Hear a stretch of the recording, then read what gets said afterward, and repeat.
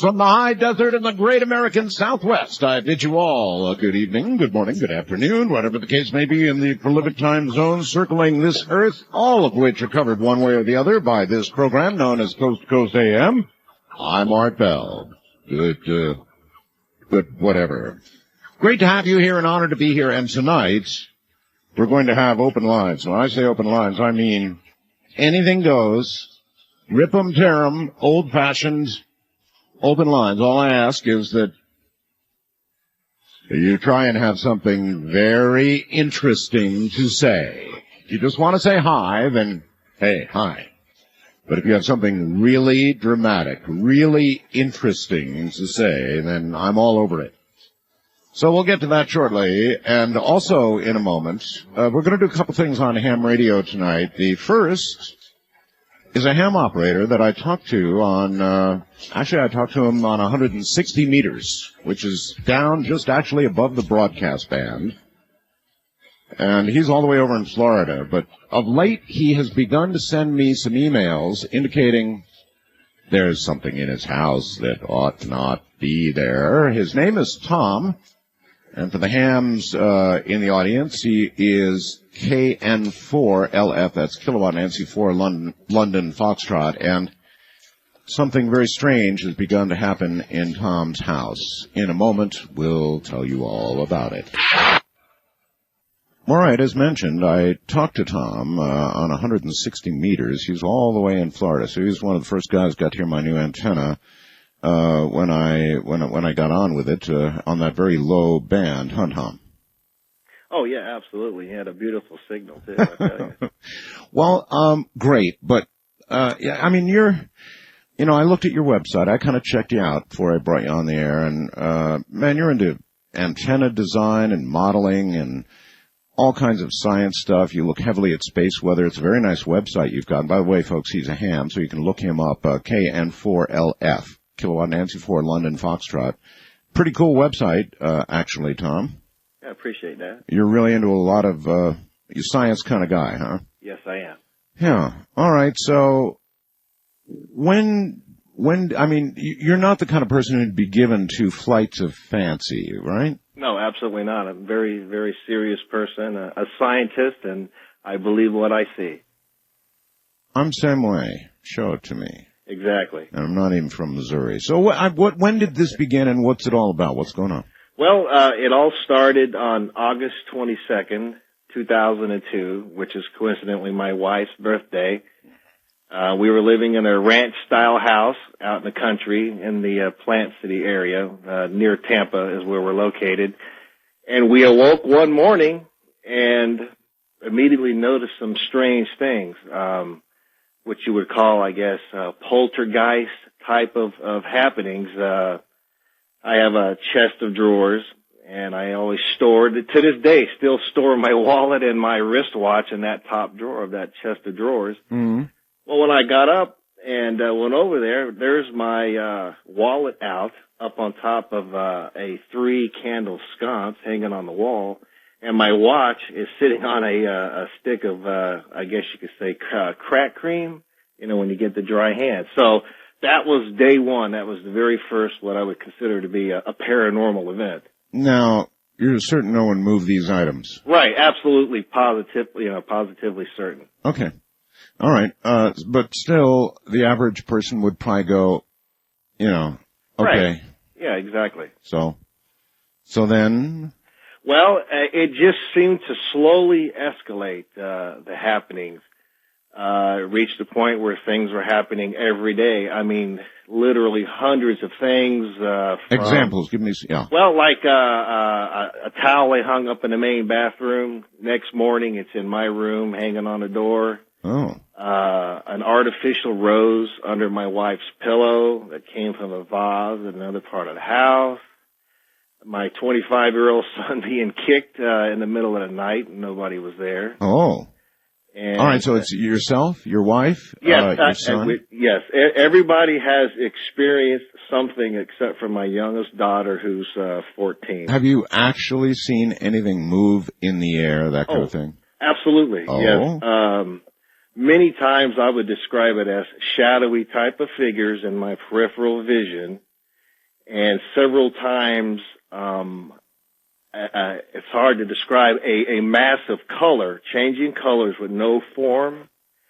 And then another time, I know it kind of sounds silly, but that movie Alien, yes, that was on years ago, and he pushes the button and you can't see him and he reflects everything around him. yes. I saw something that looked just like that, and it passed right directly square in my vision. Now, I did hear in the background your wife earlier Yes. when I called, after getting the emails. And what's been her experience with this? I mean, Well, she's had a lot of the experiences right along with us. Actually, she's had some of the more harrowing in our current house. We have we're in the large master bedroom, and we have a large bathroom, and then there's a third room, which is the toilet area, as we call it. And twice recently, when she went into that bathroom, this is at night, the door closed behind her, though it was not locked. We couldn't turn the doorknob to get her out. It's like I was fighting something on the other end, but it wasn't her. And the lights went out. The light was turned off. And that happened to her twice. What do you think? Now, this thing followed you from one house to another, is that correct? Well, maybe. We're just not 100% for sure, because there was some downtime, as I like to call it. We went through, approximately a year at the other house.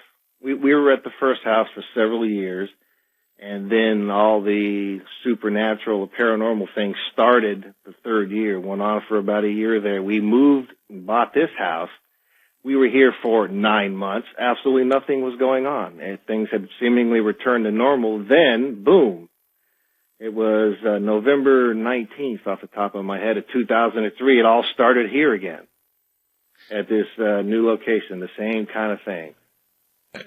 And what do you think you have in your house? Well, I'm certainly not an expert on the paranormal, but I've certainly read up on it. I would have to define it as a poltergeist, which, in German means noisy ghost. I do believe that I have a entity, poltergeist, spirit, ghost, whatever you want to call it, in my house. Well, I know I've been getting increasingly kind of panicked emails from you, one after another. Yeah. And you've been getting names written on paper, that kind of thing? Yeah, absolutely. I started, very few people knew about this. We basically sat on it for 2 years, but as things got more and more bizarre and a little frightening, we figured we better tell a few more people here. You just never know what's going to happen. The Amityville horror type of, thoughts start going through your mind.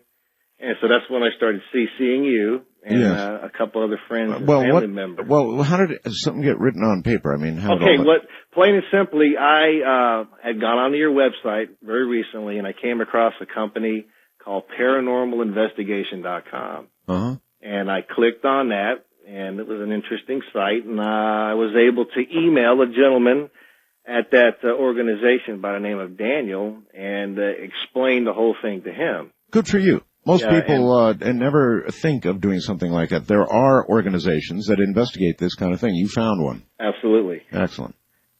And, we, in our minds, for the longest time, we wanted to get rid of it.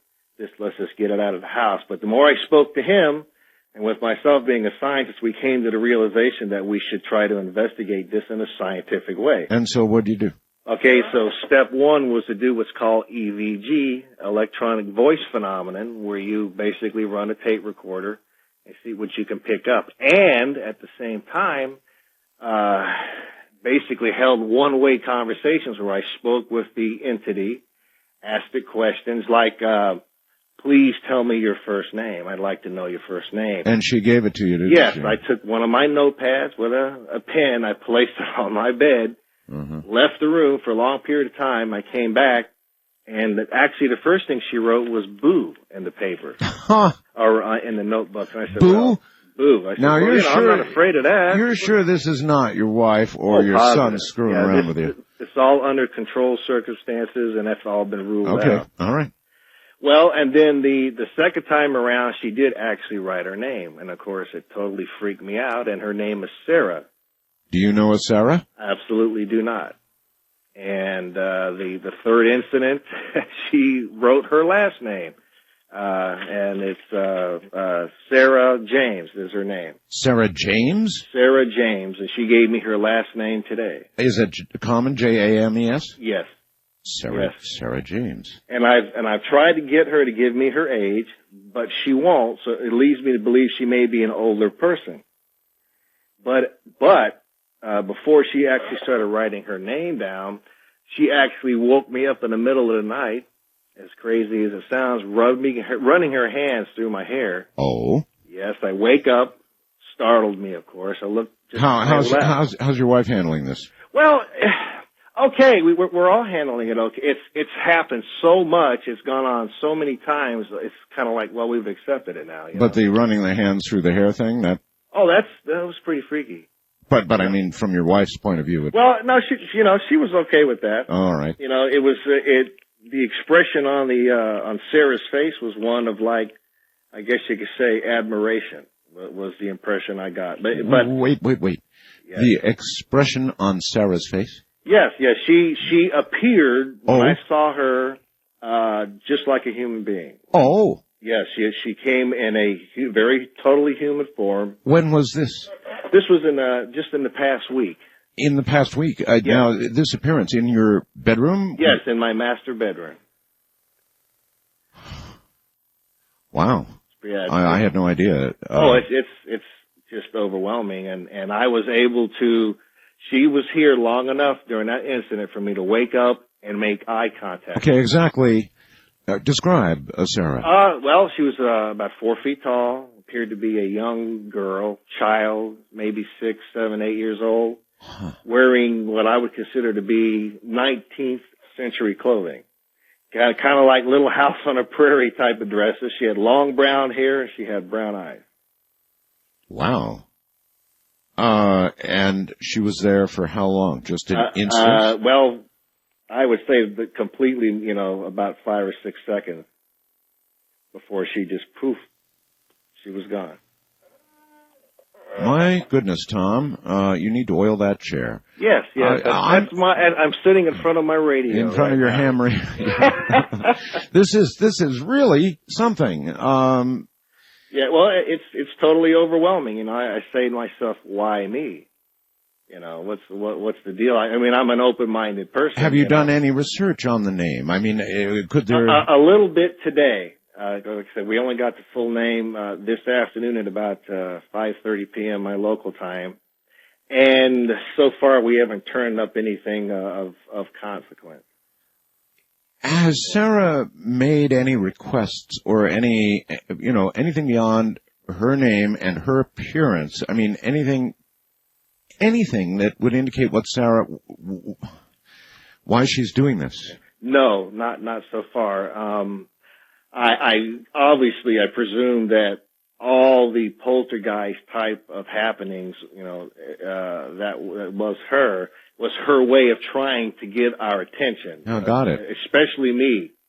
You remember I asked, you saw things. What have you actually seen move through the air? Well, one of the earliest things here in the room was a stick of deodorant that flew across the room, and very recently... One might consider that an insult. Well, yeah, and then my wife's in the bathtub, and there's an antique soap dish, very heavy antique soap dish on the ledge of the tub, went flying across the bathroom, hit the wall. Your wife saw that? Yeah, absolutely. Do me a favor. I won't tell you what she said. Well, that's all right. Don't tell me fully what she said. Do me a favor, though. Will you put the phone down for a second and go get your wife? Okay. Would you? On. I mean, you don't have to, but I'd appreciate it. All right, hang on. All right, sure. You're listening to Thomas. He's a ham radio operator, KN4LF. It's an incredible story. Hi, how are you doing? I'm fine. How are you? Fine. What's your first name? Anne. Anne. And Tom is telling an incredible story, really an incredible story of something that's in your home. Do you back him up? Oh, definitely. Definitely. It's just been really, I guess you would call it nerve-wracking. At least, yeah. And, you really don't think about things, like if you see things like this on TV and you go, yeah, right. That's right. Is this guy's crazy. That's right. This is going to happen. Yes. And then all of a sudden, all of this stuff starts happening to us, and we're like, maybe there's something to this. You've actually seen things move through the air like a soap dish, stuff like that? I was in the bathtub soaking, and we had this garden tub, a big garden tub, and the soap dish was back behind me on the back side of the tub, and I was almost asleep. And all of a sudden, it went flying across the room and hit the wall and just shattered all over the floor. And it scared me to death. I'm sure. And Tom jumps up out of the chair thinking, oh no, she's fell or something's going on. And the soap dish is busted up all over the floor. And Tom says, well, what happened? I said, it just went flying. How do you feel about this? Do you have any idea, feelings at all, even about what Sarah might want? I don't know. It's just been so much has happened, and we, it's like, well, why are you doing this? What do you want? Do you want to go home? What, Yes. what's the deal? I don't know if we're so open-minded now about all of this, is that she's just finally able to communicate with somebody because she's been around for so long. Are you religious, folks? Yeah. You are. Yeah. Then a poltergeist, a ghost, you think Sarah is just unable to get where she needs to go. Where she needs to go. Yeah. But, usually you hear about these things afterwards, not while it's happening. And this is happening to you all right now. Yeah, it's happening to us now. And, my son, we have like a little computer room, and we have sliding glass doors in that room, and my son stays up late at night on the computer, and he won't stay up late anymore. He goes to bed whenever I go to bed. I'm going to bed, Mom. I said, well, Kevin, go ahead and stay up. No, I'm going to bed. That's very un-kid-like. Yeah, and he's almost 21. But still, you say, go ahead and stay up. Nah, I'm going to bed. I'm going to bed, and one morning he got up, and something had happened to us. So much has happened, and I got up, and we were telling the kids about it, and he looked at me and he says, well, were you in my room shaking my bed to wake me up? And I said, no. Huh. He says, well, something shook my bed. And he says, I got up. He says, I thought you were in here. And I said, no, it wasn't me. And then he had a friend stay the night with us just recently this past week. And they were in there on the computer together. And all of a sudden, we have this huge china cabinet in our dining room. And they kept hearing something hitting the glass knocking on the glass of the china cabinet. Uh-huh. And, they would get up and go look, and there was nothing there. And then you could hear the door knobs rattling, and you'd hear, nothing's there. And then we had this big screened, porch. And the door opens and closes. It'll open and you can hear it slam. Open and slam. Boy, this really does sound like the classic, how they define a poltergeist.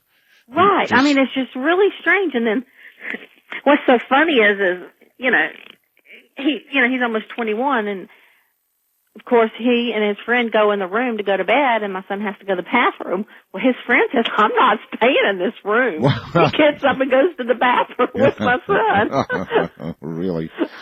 There is nothing, though, beyond sort of a poltergeist-like activity. In other words, nothing really ominous yet has happened, has it?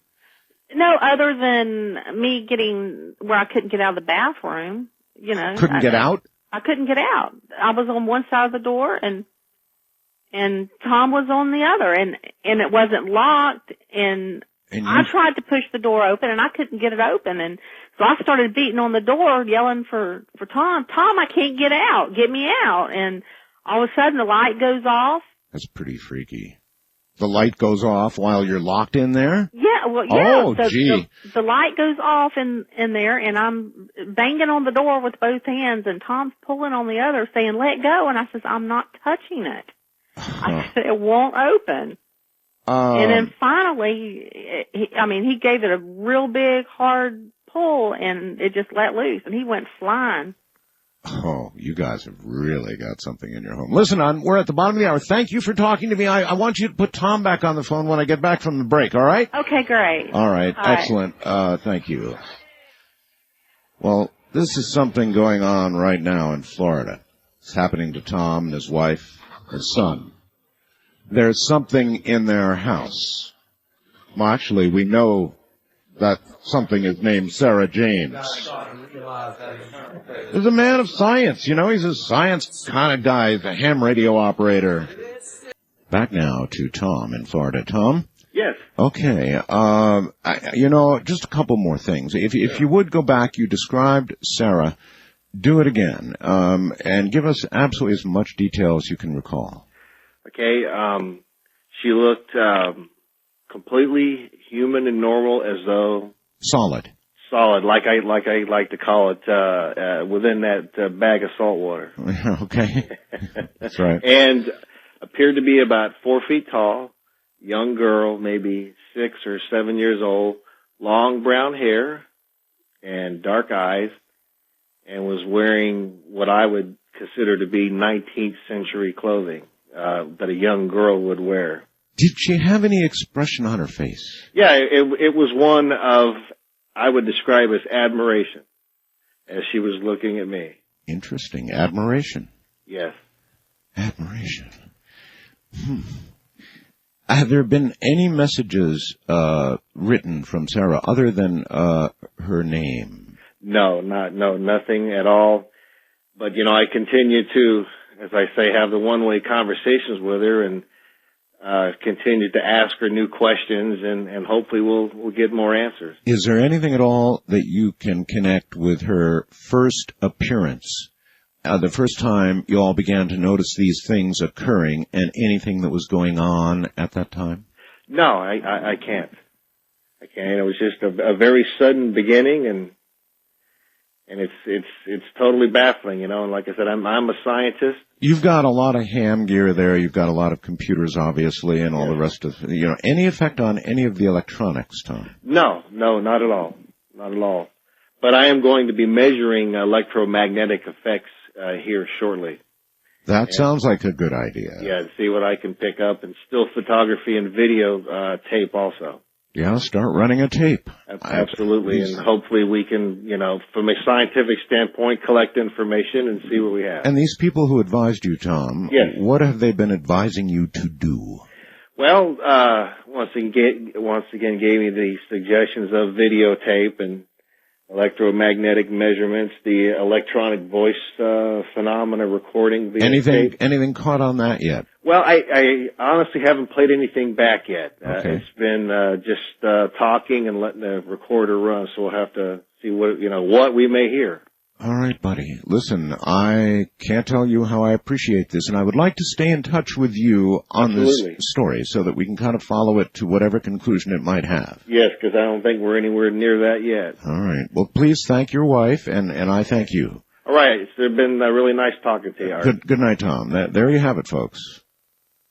There's the experience of one man in Florida and his family with something that obviously is here, and I guess fairly obviously, from another time. Or still here. I don't know. I don't know which it is. Do you? Fascinating stuff. All right. While and before we leave the subject of amateur radio, as you know, last week, I hope you know anyway, last Saturday, I had a very great deal to say and did, about an hour and a half on this coming wicked technological advance, you better put advance in quotes from my point of view, called BPL, or Broadband Over the Power Lines. It is a move of the Federal Communications Commission and certainly the power industry to put the Internet in every single wall socket in America. In fact, there have been a couple of presidential, words about this recently, and presidential hopefuls have said words about it as well. While not specifically saying BPL, they're beginning to set target dates for the entire nation to be wired. Now, the trouble with, of course, the way they're going about this BPL business is that they're going to take everything roughly from 2 to 80 megahertz. Now, that includes, so that you understand, everything either including or just above the standard AM broadcast band, all the way up into the, near FM, near the FM band, and that would be inclusive of the entire shortwave band. All the emergency broadcasting that goes on, or a very great deal of it on HF frequencies, would be affected. Degraded ham radio operators might turn out to be dinosaurs, along with CB operators and people who operate channel 2, 3, 4, 5, and even 6. And, it's just going to wipe out so much stuff. And so before I said what I said last week, Amateur Radio Newsline, which is an interesting organization that does, reports of interest to amateur radio operators, and then it's played back on repeaters and on the air in various places. They called me and they interviewed me. Usually it's the other way around. I'm usually giving interviews. In this case, they interviewed me on the subject of BPL, this horrid, onrushing phantasm of, in my opinion, noise-making technology. Anyway, they interviewed me, and so I thought it might be interesting to play that interview for you. Here it is in its entirety. Amateur Radio Newsline Report number 1389, with the release date of Friday, March 26, 2004, to follow in 5, 4, 3, 2, 1. The following is a QST. A popular talk show host says no to BPL, and REACT gives its support to the Amber Alert system. Find out the details on Amateur Radio Newsline Report number 1389, coming your way right now. From around the world, this is Newsline, Amateur Radio's independent on-the-air news and bulletin service. Now from Charleston, West Virginia, with Jim Dameron, N8TMW. I'm Jeff Clark, K8JAC. Well, if it did not know before, a large portion of the American public's now keenly aware of the danger that broadband over power line internet access poses to the nation's emergency communications infrastructure. And you can thank radio talk show host Art Bell, W6OBB, and ARRL President Jim Haney, W5JBP, for bringing much of it to everyone's attention. Amateur Radio Newsline's Mark Abramovich at NT3V had an opportunity to speak with the internationally famous radio talker and has the rest of the story. From the high desert of the great American Southwest, a call to arms has been sounded. From his home base in Pahrump, Nevada, W6 Oscar Bravo Bravo, better known to millions of commercial radio listeners as Art Bell, has called on America to stand up and fight what he charges is the greatest threat to the nation's security, broadband over power line. Bell charges BPL will cripple the nation's emergency communications backbone, striking at the heart of Homeland Security. Bell picked up the charge against BPL during his radio show, broadcast Saturday, March 20th, in which he introduced ARRL President Jim Haney, W5 Juliet Bravo Papa, to his audience. Haney and Bell pointed out the BPL interference threat extends far beyond the amateur bands. Both Haney and Bell warned that many police and fire companies, federal disaster agencies, and the FBI and military would be rendered helpless if BPL is rolled out across the nation. Bell says he's especially worried about the potential of another major attack against the United States and what BPL would do to our nation's ability to communicate. The emergency communications, my God, aircraft, amateur radio, FEMA, any other emergency agencies that are going to have to rely on HF communications. We certainly can't depend on satellites. As a matter of fact, if we should get into a conflict, some sort of major conflict, the satellites will be the very first thing that will go. And minus satellites for communications, we're dependent on the good old-fashioned shortwave bands, VHF, UHF, the whole schmear, to keep our nation talking. And in a time of national emergency, we need to be able to talk to each other. Bell says he's appalled at the behavior of the Federal Communications Commission. He says they're acting like cheerleaders instead of regulators. He charges corporate greed is driving BPL and ignoring the studies showing the technology, as proposed on the HF bands, won't work without causing massive interference. I've always had the deepest respect for the Federal Communications Commission.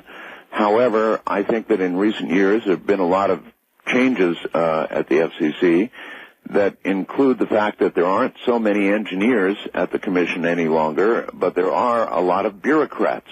Bell says he believed after reading the Federal Emergency Management Agency's assessment of BPL that the findings would have been enough to shut it down. The FEMA filing was very strong. They essentially said, look, our receivers and transmitters are not going to be able to function with BPL in place, and they specified the power levels they would have to go to continue to communicate, and suggested the taxpayers wouldn't be able to afford such changes. So with that kind of filing, frankly, when it came out, I thought BPL was dead. Boy, was I wrong. After doing more research, Bell says he decided to take the case to his listeners, and he says the only way to do it is to point out the risk to their safety. I don't think we're going to combat it by saying, save ham radio.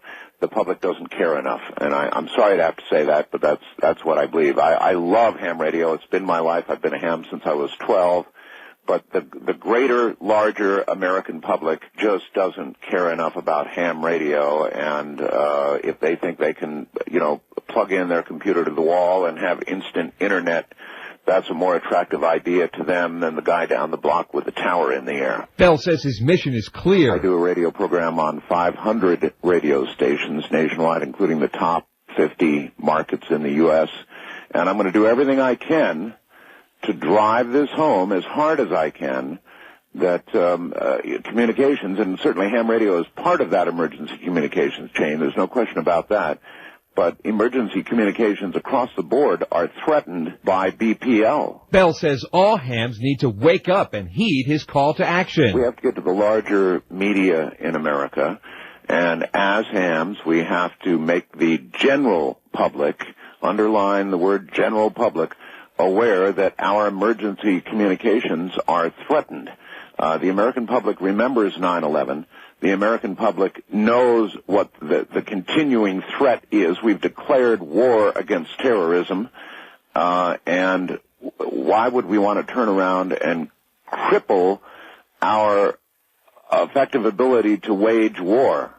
And that's exactly what BPL is going to do. Bell says if energized with information about BPL's risk to national security, millions of Americans can quickly become allies. We need to get the word out to the general public and begin to have them write to their congressman, their senator. And that's the only approach that I see at this point with a juggernaut that is presently underway from the Federal Communications Commission and the industry. The only way we're going to stop it is to make the general public aware of the threat. Bell says there are other issues, including interference to TV channels 2 through 6, residual noise to the AM radio bands, and virtual loss of CB bands used by the many truckers who listen to his show. He says there are also privacy issues, especially the potential of the government and large companies to track people and their habits and choices on a BPL system. For the Amateur Radio Newsline, I'm Mark Abramovich, NT3V in Philadelphia. Bill currently hosts the weekend edition of Coast to Coast AM. He also indicates that his presentation on Saturday, March the 20th was only round one. He's lining up other guests to talk about the BPL issues in the near future. To find out when, keep checking the show's website at www.coasttocoastam.com, he was going to say. Well, there you have it. It's really weird to be interviewed. Really weird to be interviewed when generally you are the one doing the interviewing. It's very strange having the tables turned on you. Well, BPL. Now, why should the American public perhaps not want BPL? Well, are you concerned about our nation's emergency communications? You ought to be. We're in a war. We are in a war. These are people who just simply want to kill us. They don't want to talk to us. They don't want us to change our national policy. They want us dead. And therefore, we have to go after them. And this is going to be a rough fight. This is the old fight to the death thing, right? And in that, we need to keep our emergency communications. So shutting them down or crippling them with something like BPL is just plain stupid. Hello?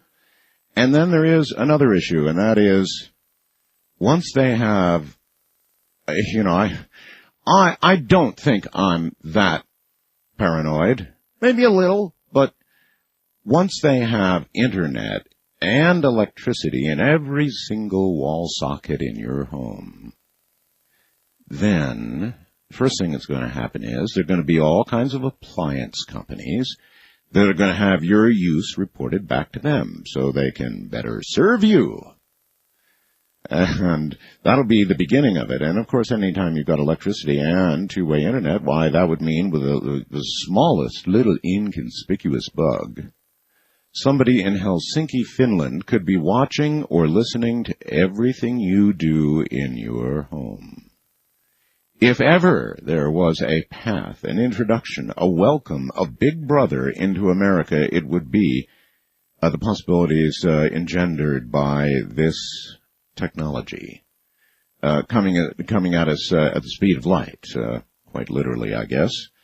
And it would seem as though the Federal Communications Commission is cheerleading the event through the Bush administration's urgings, no doubt. But, I think that it would be wise, in view of what we're sacrificing to achieve this dubious goal, it might be wise for us to stop. Wait, take a look, decide if it's really the right thing to do. After all, Japan tried it, and they threw it out. A lot of other countries tried it, too, and they tossed it out on its ear because it was interfering with everything. So I'm trying to raise your awareness about BPL, and I guess I'm asking you to simply write to your senator or congressperson, really just dash off a quick note and say, on this BPL issue, it's called broadband over power lines, please find a way to slow it down enough so we can study all of this much more carefully, and if we're making a mistake, then we might have a chance of deciding it's not such a good road to go down. And we might be making a mistake. I think there's enough weight over on the side of, hey, wait a minute here. Do we really want to trash all of the shortwave bands? Do we really want that technology in our home, whether we want it or not?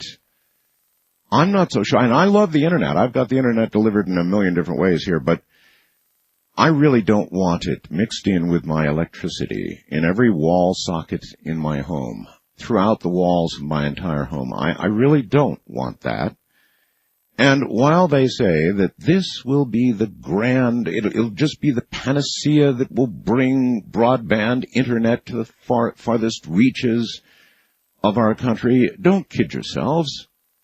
That's what cable said. They said, we'll bring perfect TV to the people out in the boondocks in the rural areas of America. Suddenly they will have. And this justified cable systems going up. Well, guess where they went up? Did they go up in the rural areas where the poor farmer can't see a good picture? No. They went up in the cities. Why? Because that's where the people are. That's where the money is. Follow the money, the old, trusted old saying, follow the money. Here, too, if you follow the money, the deployment of BPL is going to be in areas where there's lots of people. Because, you see, they have to put something on each transformer to get it to relay on down the electric line. So, kind of like cable, all of this is going to cost money to the infrastructure to put in. And so then, logically, where will they put it in? They're going to put it in where the people are. Where are the people? The people are in the cities. So the advertisement that BPL is going to be the panacea for the poor guy in the country is just out to lunch totally. This, ladies and gentlemen, is going into the cities first. And I know many of you are in the cities. So even if you're not a technology type of person, consider what it may mean to have two-way internet in every electric socket you've got. So you've got electricity, two-way internet. Think of the possibilities. And remember that we're at war. Yeah. What? Absolutely. Yeah. What? Absolutely. Nothing. Say it again, y'all. Look out. What? Absolutely. Now listen to me. This man. Beneath the destruction of this life. Woman is dead, and thousands of mothers die when the sun goes to pain and lose their. It's not myself to one lover. You have to forget to play my role. You take me up. to take myself control. I live among the creatures of the night. I haven't got the will to try and fight against a new tomorrow, so I guess I should believe that tomorrow will never come. I said at night, I'm living in the forest of a dream. I know the night is not as it would seem. I must believe in something, so I'll make myself believe that this night will never go.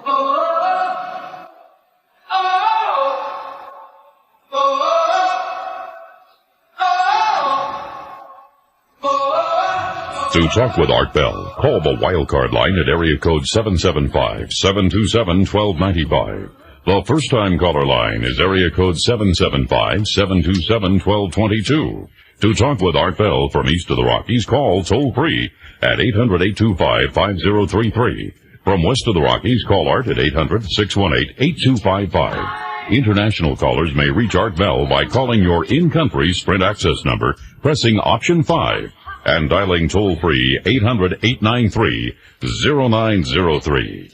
From coast to coast and worldwide on the Internet, this is Coast to Coast AM with Art Bell. It is, and we're about to enter the unscreened underbelly of the genetic pool of the United States. In other words, we're about to have open lines. Anything can happen. Absolutely anything.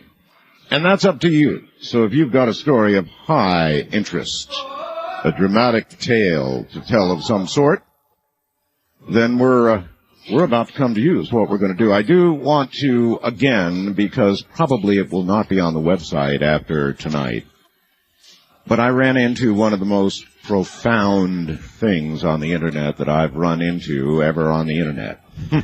You know, it really is that good. It's called Riding Through Chernobyl, and it's about a young lady named Elena. She's I don't know, she's very brave or very dumb or, I don't know. What she does is she rides through the dead areas, and I mean dead areas, the cities that house people, no longer the cities that people had to abandon instantly, or at least as soon as they were told to, around Chernobyl. And I guarantee that after you have taken this tour, there will be a profound effect on you. The photographs will have a profound effect on you. And you will think all kinds of things, like what man can do to himself, because these are staggering pictures, staggering. You will wonder about the use of nuclear power at any level. You'll at least wonder, and, you know, it's a profound experience. Take my advice, and before this riding through Chernobyl thing goes off, you get on and take the tour. Trust me on this. Other than that, let's see, what else is going on? White House in trouble on the 9/11 thing. Condoleezza Rice probably not going to testify. Gas prices. Oh, gas prices. Have you seen them? In California, they're headed rapidly now toward the $3 gallon. And when we're at these kinds of prices for gas at this time of year in summer, the vacation period, which generally bumps another 5 cents or more to the cost, is just ahead of us. You know we're headed toward $3 a gallon. So I guess we're about to have some kind of gas crisis, it looks like. A whirling storm battered the coast of southern Brazil. This is a storm shouldn't have even been there. It was a hurricane born off the coast of Brazil. They don't birth there, folks. They birth off the coast of Africa. But this one did. Defying the scientists who say it can't happen. In fact, down in Brazil, the scientists are saying it's not a hurricane. Our scientists here in the U.S. are saying, oh, yes, it is. At least Category 1. Winds as high as 94 miles an hour. It has an eye. It has a traditional, from the satellite view, of a hurricane. And it has 90... Oh, it's a hurricane. It shouldn't be there, but it is there. And now in Brazil, it has killed. Our weather is, in fact, changing.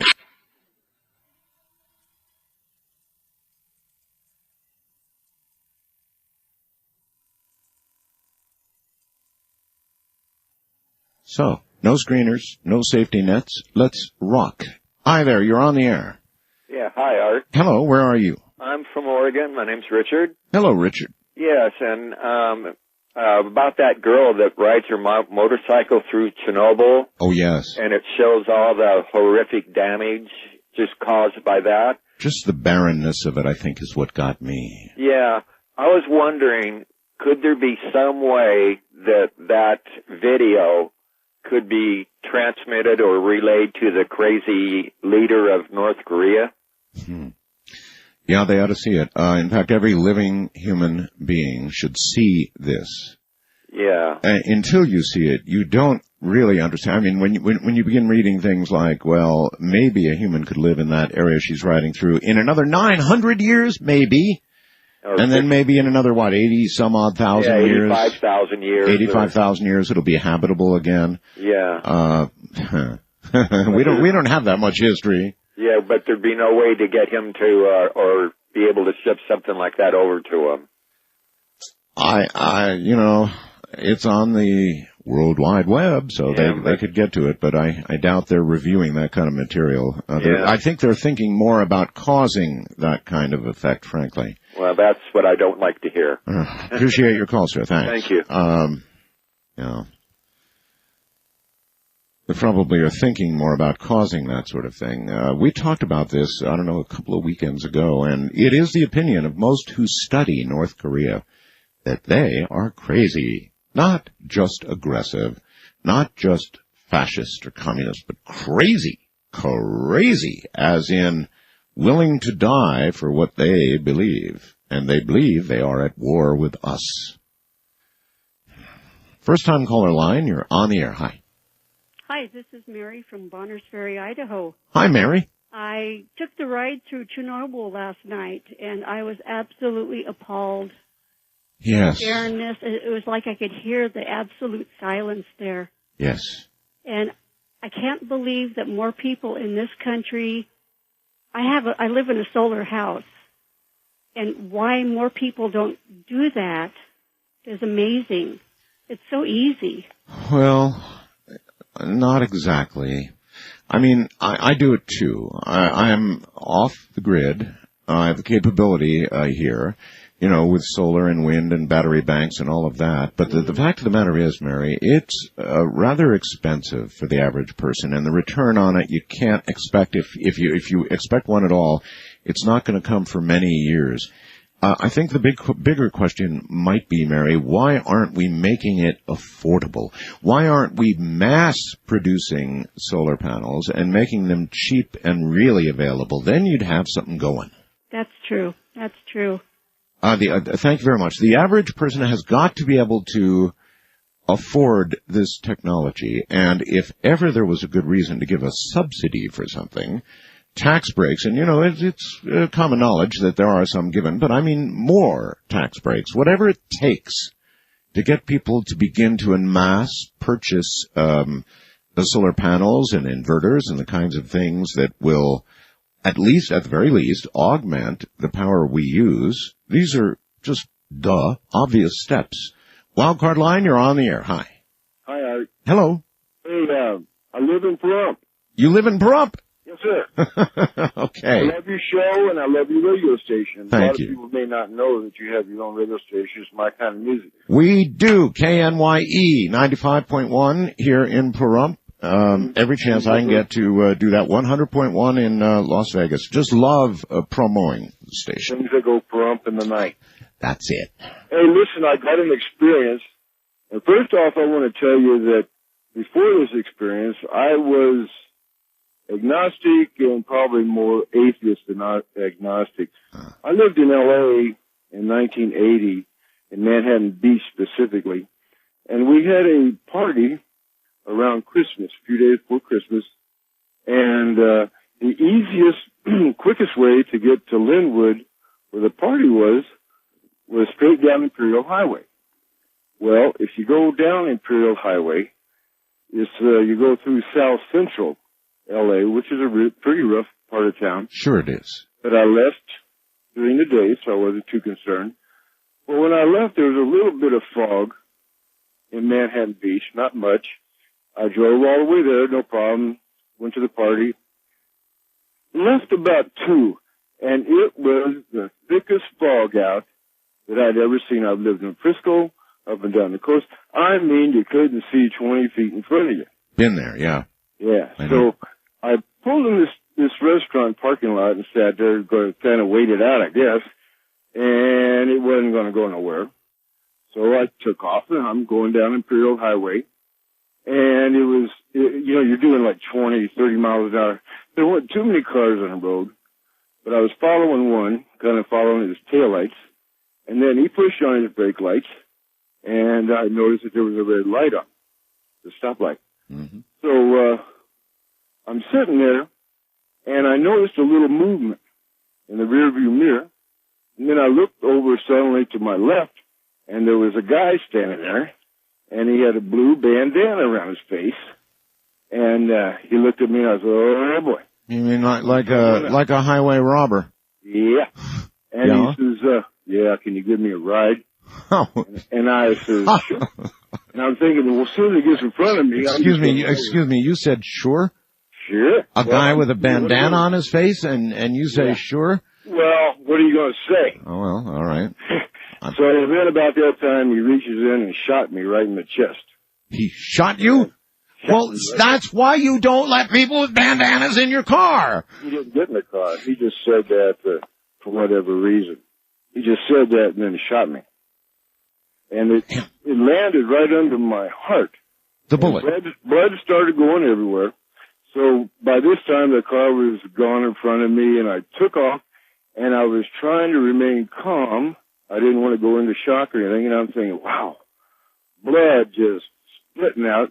And I made it. I was going to try to make it towards home. I'd have never made it, but I'm driving down the road, and you know all these signs that say emergency room that you never pay attention to? You were seeing them. Yeah, you were paying attention. Well, not really. But this big beam of light was shot right towards this sign. I would have never seen it. My head would not have shown it, would not have lit it up. This big beam of light. Lights up this, my God. Went up. It said emergency room, and it had an arrow going to the left. This was like an Imperial and Wilmington, and then going west. And it was Martin Luther King Hospital. If you're going to get shot or stabbed, that's the place to go, because they got a trauma center on standby. Holy smokes. What's your first name again? Steve. Steve? Yes. That's an incredible story. So you were shot. It was near the heart. How did you make out? Well, I drove. I saw the sign, and I thought, well, hell, that's probably a pretty good place to go right now. And I drove down there, and I parked right in front of the double doors and went crashing through. And that was the last thing I remembered till I woke up. And so they successfully retrieved the bullet. You're alive, telling the story. They left the bullet in. They said it would have done more damage if they'd have gone in and tried to get it out, but they were able to open me up and suture the. Okay, what about the masked man that shot you? Did they catch anybody? Nah, it was. They got so many shootings down there. Why were you shot? I mean, usually it's a carjacking or something, right? I had a brand new Chrysler. Oh. And, all he would have had to done was say, hey, man, I want your car. Yeah. Point the gun at me, and I just thank God he didn't shoot me in the head. But, when just an instant before he shot me, he turned his head to the left like he didn't want to see the blood. Yeah. He was going to pull me out of that car, leave me right in the middle of the highway, Imperial Highway, and jump in my car and go. And I've often wondered what he thought when he saw me driving down there. He probably thought he missed.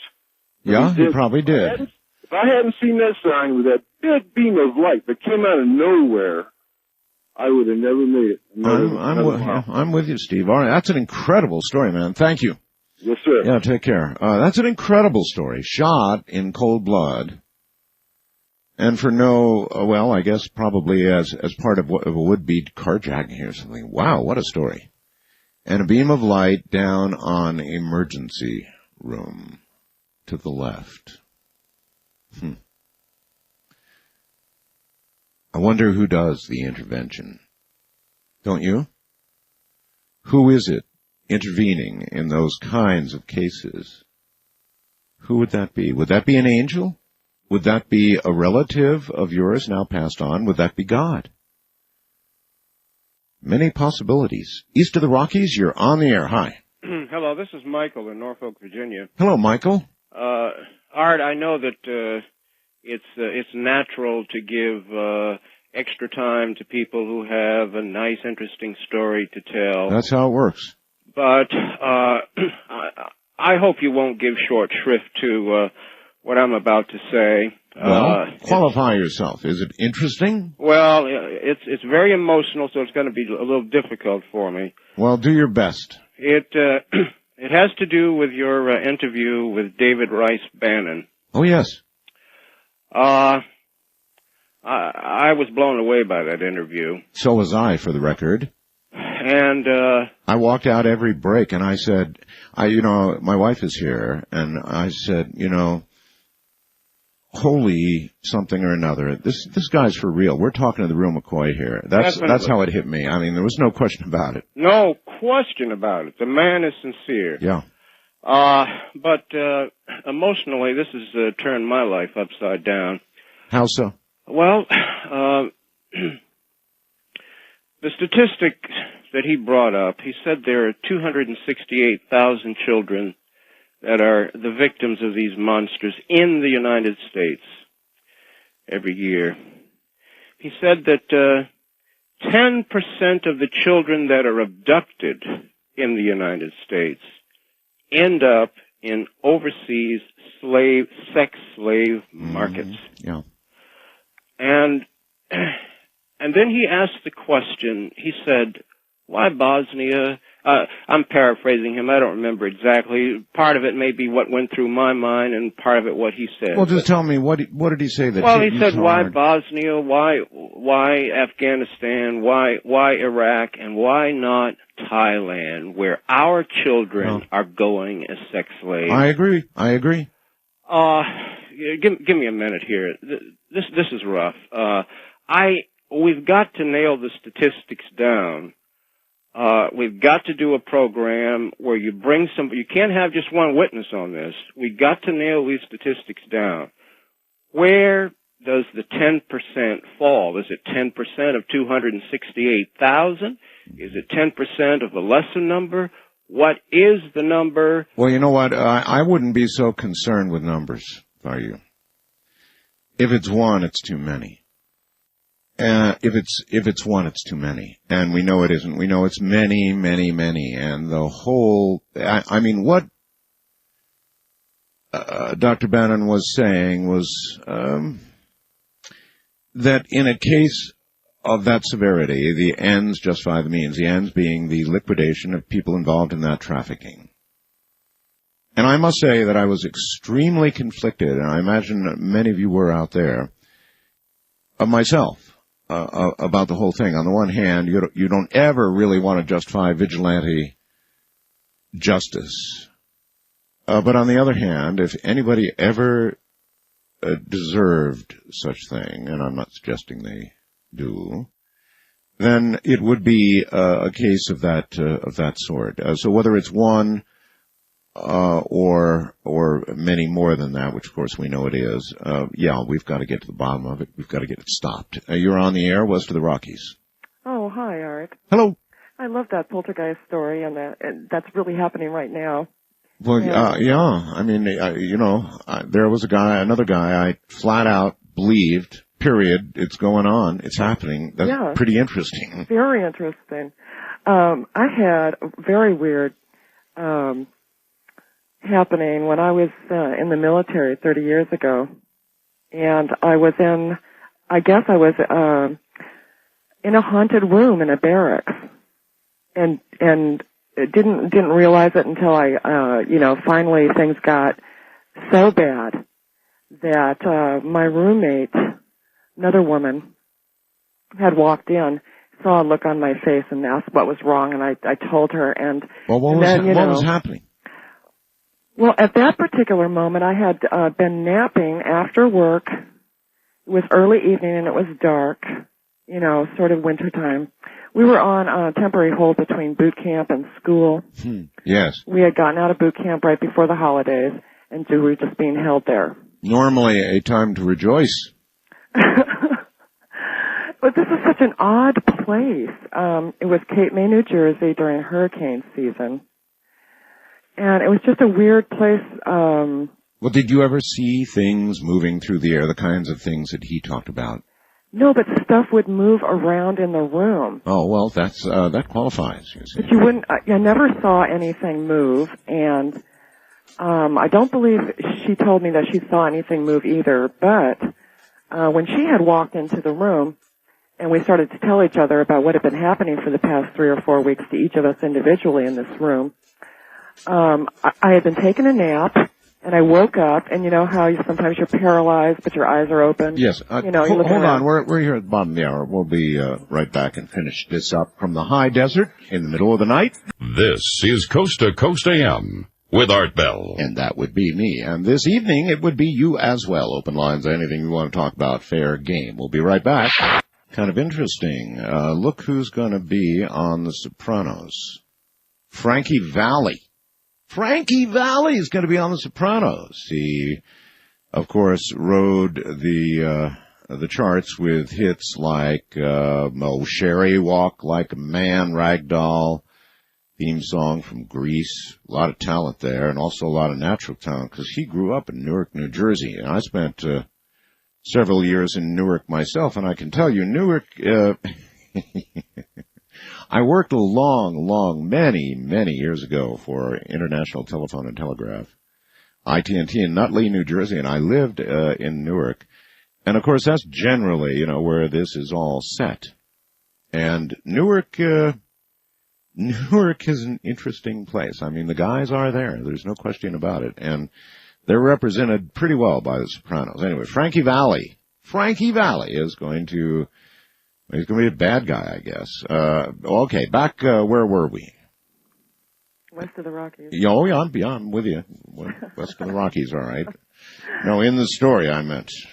Oh, I was taking a nap. I woke up, but my eyes were open, but nothing else. I couldn't move anything else. But I could see the light under the door. The room was dark, and I was listening to the guy on the PA system. Well, you know how they do in the military. They're always calling up the PA. Yes.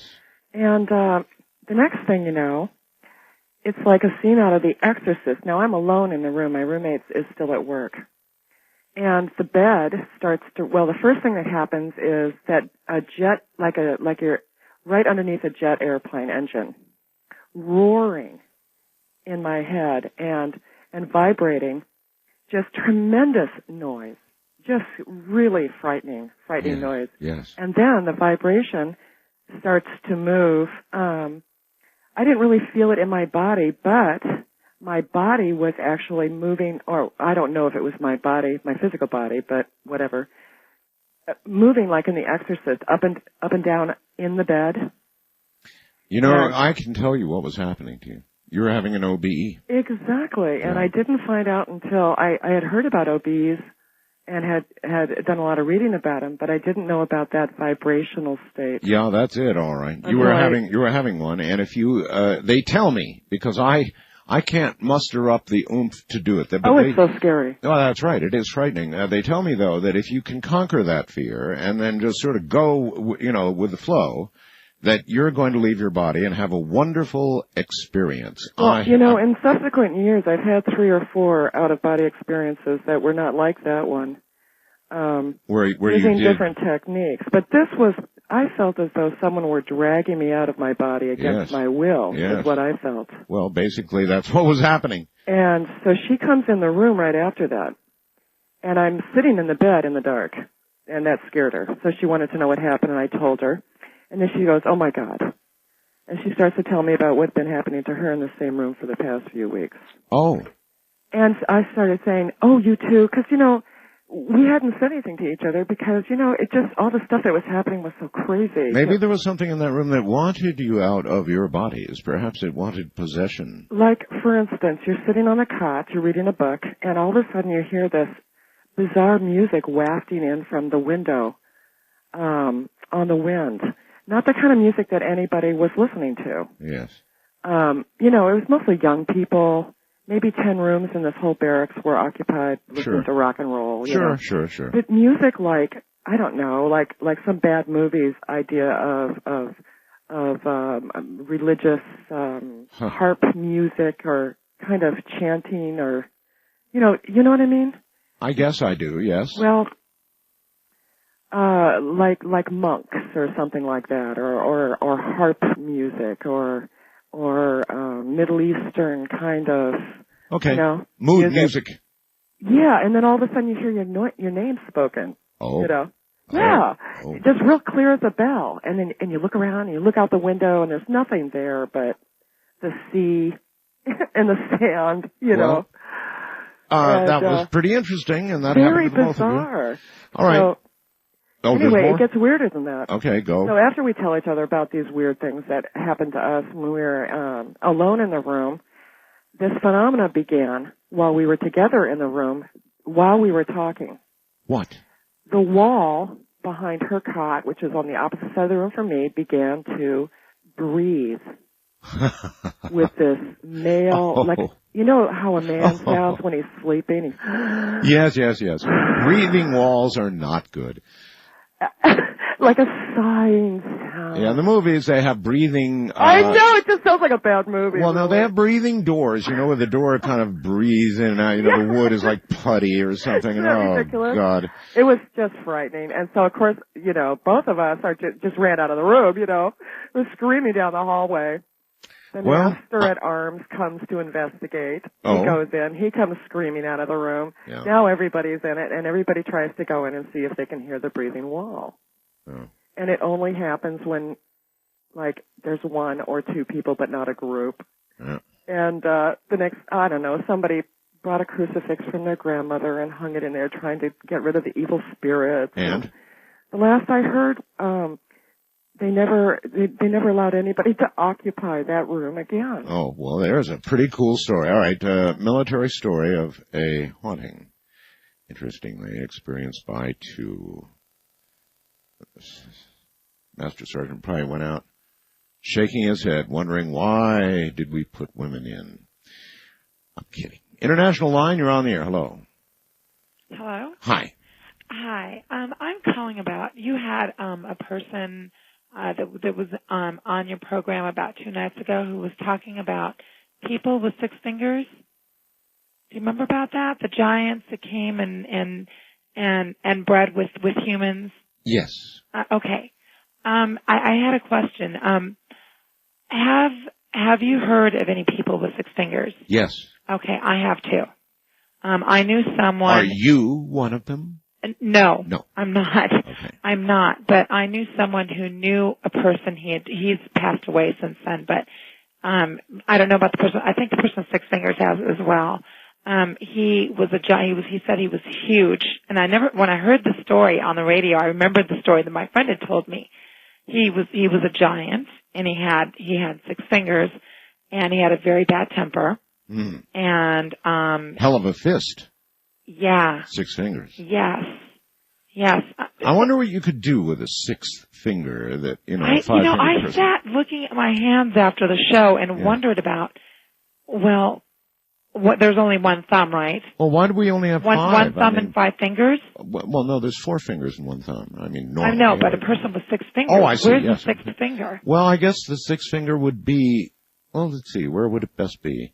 Well, it could be in between the thumb and the first finger there. There's plenty of space in there. Or it could be off the side of the 5th pinky, I mean, that's harder. No, I'd rather go for the area between the thumb and first finger. I mean, there's a natural area there. What do you think? Yeah, I guess. I just wanted to comment on that. I just wanted to share that with your audience. Do you ever wonder if we can genetically manipulate? We can do things like that. I mean, like even add another arm, another finger. I was just curious about why are some people being born? I mean, is this a genetic? Probably. Probably a genetic thing. I appreciate the call. One day we're going to be able to design human beings. And so I personally feel that the design of the human back could stand some reinforcement. that the vertebrae is not sufficiently strong to support the average person. Hence, you have many people like myself with back trouble. So I'm going to lobby for redesign of the back area. First time caller line, you're on the air. Hello. Hi, Art. How are you? All right, sir. I wanted to talk about BPL. Oh, broadband over power lines. You bet. You talked about the emergency services being knocked out if this came on. Yes. During the Columbine shooting in Littleton, it took very little to knock out our emergency communications. You could not use cell phones. Yeah. You could not use all the emergency communications were tied up. I know all this. I mean, 9/11. Look at when the building went down. So all the cell phones, pooey. They and just this, and we're talking before 9/11, and we're talking about a rather small scale thing. I mean, ham operators were being used for health and welfare. I went over to the Red Cross essentially and spent several hours down there with my 2-meter radio. You're darn right. Yeah, because I had to. Now, you're talking about something that's going to wipe out all communications, and let alone ham radio or anything else, even though it will hurt it and hurt it badly. This scares me because we're in a war now. Yeah, how smart is this at a moment when you're in a war, at a moment when you're going to obviously need a really good chain of emergency communications? How smart is it? It's not smart. No, it's not smart at all. It just doesn't make any sense to me. I'm surprised that some of the big broadcast companies aren't fighting this a little more. Yeah. Because they own several AM stations in a market. It amazes me that they're not trying to fight this. The whole thing is insane to me. It is. And why not just look at the countries that have tried it and tossed it out on its ear? That is what blew my mind. I didn't hear the full interview last week, but I heard what you had to say today, and I just, wait a minute, if they've thrown this out, why aren't people listening? But there's only one hope. And I've been a little rough on ham radio in that sense by saying that, look, the public doesn't give enough of a damn about ham operators. But you're right. But for their own reasons, and they got plenty of them. Oh, sure. They ought to be writing their Congress people, their senators, and saying, look, at the very least, let's slow down and quit cheerleading from government for something before we've fully investigated it. Let's see if it's really going to hurt us more than it's going to help us. And, I agree with you about ham radio, Art. I really do, that not enough people care. But if we really are in a war and if something happens, and God only knows what can happen.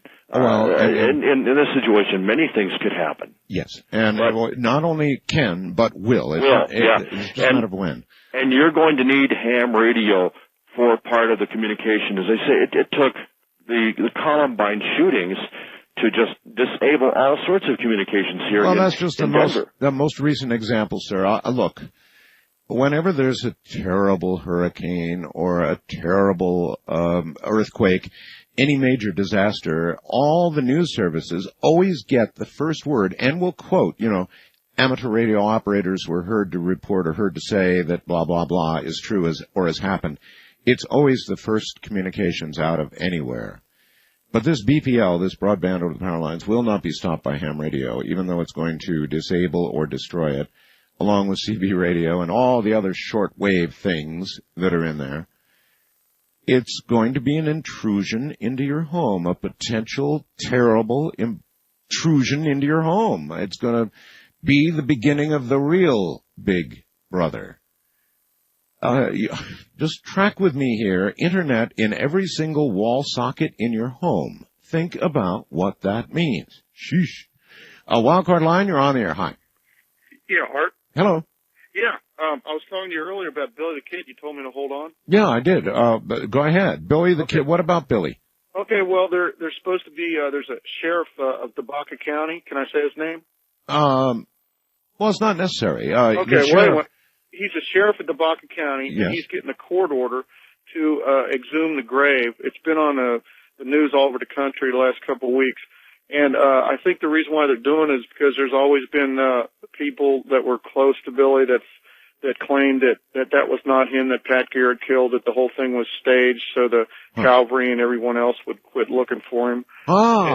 Really? Yeah, I wish you could get the sheriff as a guest on And so the sheriff is asking for the body to be exhumed so they can straighten out whether that's really the body of Billy the Kid? Right, because apparently they're getting the DNA from his mother. Really? So I think she was buried in Silver City, New Mexico. And then there's two guys that claim to be Billy the Kid in 1950 when they were like 92 years old and get ready to die. Right. Well, did you know about that, Brushy Bill Roberts? No, I didn't follow the story, but that's fascinating. Okay, now, did you see the movie Young Guns and Young Guns 2? Yes, Young Guns I saw, yes. Okay, well, in Young Guns 2, it starts out in 1950, and this actually happened in 1950. This 92-year-old guy comes out of the desert, and he met an attorney, drives up in a 1949 Chevrolet, and he's getting ready to die, and he wants to go before the New Mexico governor to get the pardon that Governor Wallace promised Billy the Kid in 1881 if he would turn state's evidence against the bad guys, the Lincoln County War. And he had several older people that identified him, the real Billy the Kid, but he was not given his pardon. So anyway, I guess they're trying to settle this once and for all, but I wish you, and I think there's a lot of your listeners out there, would wish that you could get the sheriff of Tobacco County as a guest on your show. All right, suggestion noted. Has anybody noticed that Westerns are coming back? Have you noticed, in fact, with a vengeance, all of a sudden we're beginning to get Westerns again. I think it's great. You seen the one on HBO yet? They kind of hope to follow up The Sopranos with their new hit. Oh gosh, what's the name of that? Ramona's going to come in, rushing in here any moment now and tell me. At any rate, Westerns are, definitely, what was that? Yell it again? I get a yell 6 seconds later, Yes? Deadwood, thank you. That's the HBO hit, Deadwood, and I've yet to decide about it. There was a fair amount of gratuitous violence in it. However, there was a fair amount of gratuitous violence in Deadwood. We have a unique history in America, don't we? With our Old West. There is, I suppose, the samurai warrior in Japan might be a parallel of sorts. But, I mean, it is certainly our American Wild West, and Deadwood was right in the middle of that, does have a very, very unique history. And, of course, I'm in the Old West right here, in gold mining country, actually. East of the Rockies, you're on the air. Hi. Hello? Hello. This is Wayne. Hey, Wayne. Calling from East Texas, listening on San Antonio station. A WOAI. That's the one, yes. 50,000-watt laser beam from San Antone. Yes. That's the one. Just a quick question and an idea. I've listened to the show a while now. I've been doing some surveillance work, and as you know, you listen to any kind of music, doesn't matter what kind, it'll put you to sleep after a while, but you sure listen to talk radio, it'll keep you awake. Keeps your brain going, yes. I've heard quite a few of your guests and callers talk about OBEs, but I've never heard anybody reference Jane Roberts, the Seth material. The what? The Seth material. I guess I'm not familiar with it. What is that? Well, she was a medium, I suppose, would be the way to explain it. Seth spoke through her in sessions, and her husband recorded everything. So I just, I read quite a bit. I'm like, if I get interested in something, I try to get as much as I can, In other words, channeled. Right, yeah. channeling like that. Channeling. She had quite a bit of input on that, and look, I have a comment about that. Channeling. I've always been a Missouri kind of person. I mean, show me. If you've got things flying across the room, baby, you got something you can dig your hands into. If you've got magnetometer readings, you've got something you can dig your teeth into. If you've got a photograph of a ghost, you've got something you can examine. If you've got a ghost voice on tape, you've got something that you can think about, listen to, and decide to attach credibility to or not. But I must say, and my very own sister, bless her heart, who's down now in Brazil with John of God, has had the days when she channeled. And I have great doubts about channeling. One, because there's nothing you can lay your hands on. The person apparently goes into a trance, and then begin speaking in the language or the whatever of whoever they're channeling. And I don't know, there's just too much wiggle room for my comfort. Just too much wiggle room. And there's nothing there that you can really lay your hands on or say, you know, I saw this with my own eyes. Or I've got photographic or audio evidence. These are things at least we can examine and make judgments about. But channeling, I don't know. That doesn't mean it's not absolutely true and a valid phenomena. It just means that there's no way to really check it out. From the high desert, in the middle of the night, in the middle of open lines, this is Coast to Coast AM. I'm Art Bell. This is Coast to Coast AM with Art Bell. Baby, we are on a ride. No question about that. All of us, and remember, the object is to go sliding in sideways, screeching and screaming and protesting and proclaiming it was a hell of a ride. I refer to the grave, of course. Good evening, Two-Way Talk Radio. That means you're one half of it, and we'll get back to you in a moment. Directly to the telephones. First time caller line, you're on the air. Hi. Hello, Art. Hello. Hello, my name is Aaron. I'm a police officer in Ohio. Aaron, and a police officer to boot, huh? Yeah. How's policing in how's everything in Ohio? Good so far, but I got a ghost story for you. Oh. About 4:00 in the morning one night, I got a call where there was an active burglary, and on my way there, I also hear that the resident has shot some shots into the basement because the person was trying to knock. The basement door is in their bedroom and was awoken by some pounding and somebody trying to get into their bedroom. And so when I get there, they say that they hear somebody run out the door. Well, the door never opened at all. And so I start searching around the house. There's no signs of forced entry, no sign on the doors, no broken windows. Go inside. The resident's got his gun still pointed towards the basement door. He's afraid something's going to come running out of there. And my backup arrives, and we start searching the house. Go downstairs, and there's a blood pile on the basement floor. Oh. And when we collect it and send it off to the crime lab, the DNA comes back, and they cannot identify the DNA at all. Oh my goodness, really? Yeah. They couldn't identify the DNA. I mean, now you've got my attention, my friend. You've got my attention. They couldn't identify the DNA, you mean even as human or animal or anything? No, it was just a blood pile. Maybe about 4 inches long, 5 inches wide. Just piled up, probably about an inch thick. And bottom what? of the basement. And it wasn't, they could not identify it as human blood, animal blood, anything like that. What? But they were sure it was blood. Correct. What's been done with these samples? That I don't know. So, but the resident swears up and down that somebody was in their house. We went down and checked all the doors. Everything was locked, bolted, and criminals usually don't lock the door on their way back out. Oh, no. So, there was no sign of anyone ever being in there. Nothing was gone. Nothing like that. They have dogs, and the dogs were quivering in a corner just freaked out. Oh, that's some story. I sure would like to get my hands, or have, a further look into what would be blood but not animal or human. I mean, that really is intriguing. Yes. Well, what's really intriguing is there's no other sign other than that right there that there was anything in there. Yeah, but that's quite a large sign. Correct. That something was there, that much blood. I mean, how much blood would you have estimated that to be? Well, like I said, it was about 4 inches long and about 5 inches wide and about an inch thick. That's quite a bit of blood. Yes, it is. But there's no way that anybody could have got in or out.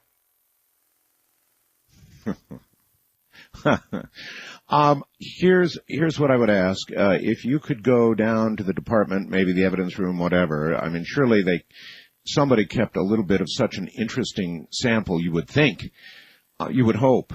And could you find out for me if in fact they did? And if in fact they did, could you email me or get hold of me somehow?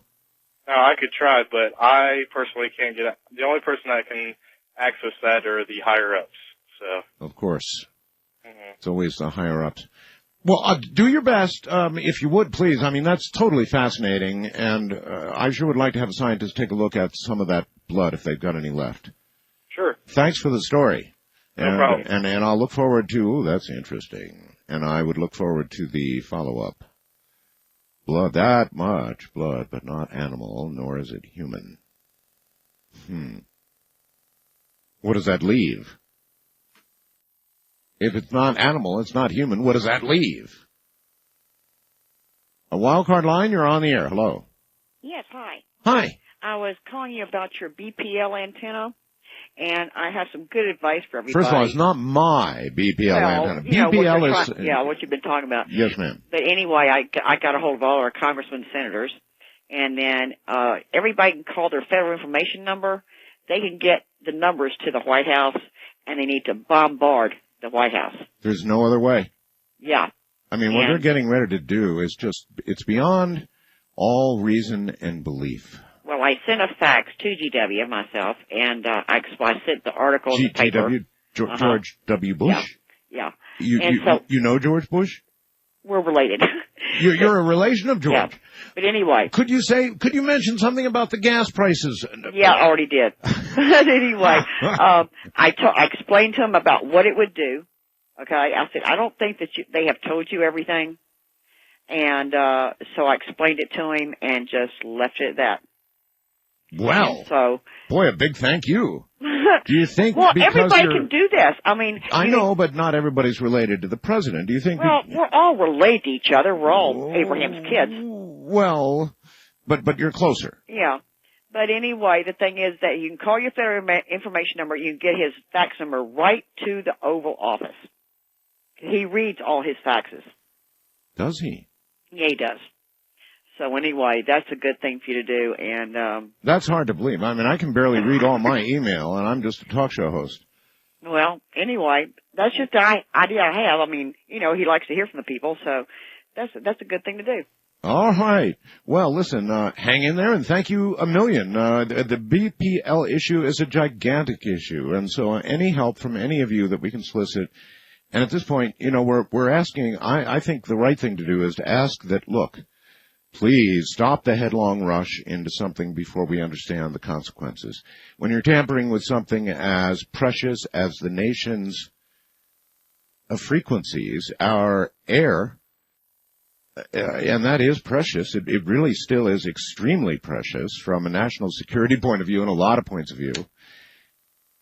Stop and find out if you're about to make a big mistake, and it won't hurt to take a little extra time to examine if perhaps the Japanese, who are not exactly technological slouches, didn't kick this out of their country because they just felt like it. They had a very good sound technological reason to boot it out. We should look at that. East of the Rockies, you're on the air. Hi. Hello? Hello. Oh, this is Chuck. Well, this is Art. That's good. How you doing, Chuck? Oh, pretty good. I'm in Akron, Iowa. Okay. And I grew up in Southern California, a little town called Lomita. Oh, yes. And I was in about the 4th or 5th grade. And it was about October. We had a new student come in. Right away, the other kids didn't like her. And we were out at recess, and a bunch of kids, mostly boys, were even running up and hitting her. Well, I couldn't go for that. I got right in front of them. I was kind of a quiet kid, you know, so I got right in front of them, and I stopped them. I told them, anybody tries to hurt her is going to have to answer to me. Now, the problem was that she's just a little bit different. She had 6 fingers on her both hands and her both feet. Yeah. And one of the teachers... May I ask a question? Sure. Where was the 6th finger? We were discussing that a little while ago, about where a 6th finger would be in the scheme of your hand. Where would it be? It was where your little finger is. It was just after that. Okay. All right. And anyway, I got called into the office, actually escorted into the office by the teacher who was on duty, and the principal started to yell at me, and I said, wait a minute. I said, you don't have all the facts. I says, the boys were attacking the girl, and I stopped them. And I says, if I have to attack you to stop hurting the girl, I will do that too. And the principal just smiled at me and says, good. I'm hoping somebody would step forward to help this girl out because she is different. Well, I'm glad you did that. I don't see what the big deal is anyway. So what if somebody, but kids, I guess, are really mean, aren't they? But basically, so what if somebody has 6 fingers? So what? It's just, are we really? I guess the answer to that question is yes, we really are. I had an email yesterday that it's like, oh man, Stone Age people. Basically this email said, kill all the blacks, kill all the Jews. Hey, Art, it's the right thing to do. This kind of email. And when I see something like that, I wonder, how far have we really come very far? I mean, how many of these people are there? We have the Nazis, right? And do you ever wonder, could that happen again? Well, maybe it could, because we have people who will discriminate against other people to the point of final solutions because they're different in some way, either religiously or physically or whatever, some difference. And so if you're not like every other human with the 5 digits upon each hand, well then, you're in for getting beatings or whatever. And if that's still really true, then how far have we come? West of the Rockies, you're on the air. Hello. Hello. Hi. Good morning, Art. And to you, a good morning. You're sounding good. Thank you. Ann here in New Mexico, KKOB. Oh, yes. Pretty strong signal. Pretty strong. 770, 50,000 watts, Yeah, the equivalent of WABC back east, a gigantic radio station. Well, maybe a blowtorch, but there's always that music, in the background, and it fades in and out a little bit. Yes. Well, Is it open topic tonight? it is. I wanted to find out the name of the man that you interviewed on the BPL. Was it Jim Haney. How do you spell it? I believe it's Hanie, I believe. Well, that was a really good interview and pretty scary, too. Yes. Japan and 5 other countries. Come on, wake up, right? Well, Washington, D.C.? Yes, wake up indeed. I mean, I'm sure that a lot of corporate interests, power companies think this is a way to fast money, or our government thinks it's a way to fast mass communications. But look here, there are possible consequences to what they're about to do. They involve our national security in a moment when we are at war. Let's slow up a little. Yeah, and speaking of that, I'm the reason why I call, for me, I don't listen to shortwave or computer, or TV or computer, and I just have a shortwave. So I was listening to a talk show the other day. Yes. And a caller noted that there were 911 days from 9/11/2001 leading up to 3/11. Yes. 2004. Did you hear about that? Yes, I've heard it mentioned. Yeah. Now, do you think there's some significance to that? I don't know. I really don't know. I mean, humans give significance to numbers. Whether numbers on their own have significance or not, I haven't made up my mind about that one. But, we celebrate anniversaries, and we do that in some cases by having violence and killing people on anniversaries of certain things. So, yeah, we attach importance to numbers. Well, here, I want to say, I want to continue this. Knowing the significance given to the numbers 6, 11, and 13, or multiples thereof by the occultic controllers, who are trying to phase in this new world order, I continued counting the days leading up to 6/6/2004. And guess how many days there are How many? to that day? 999. Okay. Well, all Is that I a coincidence or what? Well, I mean, what would you call that? Possibly a coincidence, but probably not. I'll say this to you. You're a shortwave listener, right? Yes, sir. Well, try and imagine if you were trying to listen to shortwave and all you could hear is... Yeah, well, that's what BPL is about to bring us, my dear. And so the shortwave broadcasters ought to be real concerned, too. You're on the air, Coast to Coast AM with Art Bell. Hi, where are you, please? Hello? Hello, Art? Yes. Yeah, this is Theo calling from Akron, Ohio. Yes, Theo. Okay, what I wanted to talk about is I was a young soldier going to Germany Yes. in 1977, and instead of doing 3 years, I decided to do 2 years, and I brought my wife over. Yes. And I couldn't find an apartment, so somebody told me to go out to this castle. So I went out to the castle. They had a nice room and a little small apartment there. And so everything was, and I brought my wife over, everything was nice. And for about 5 to 6 months. Then we had problems. What kind of problems? Okay, the problems were, my uniforms sometimes would be moved from where I put them to another place. I shine my boots every night. And when I wake up in the mornings, they're wet like they've been through the fog and mud and everything. That's interesting. And one day I found a iron cross sitting on the table right next to where my bed was. Mm-hmm. And I was saying, what in the world is going on, you know?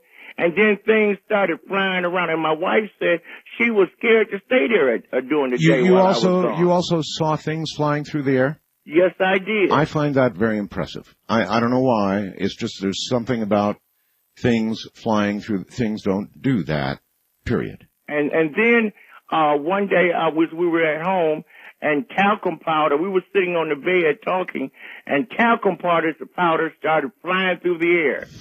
But this is the one thing that got us, that made us move, Art, is I went down to the local guest house and to pick up some good German beer. Yes.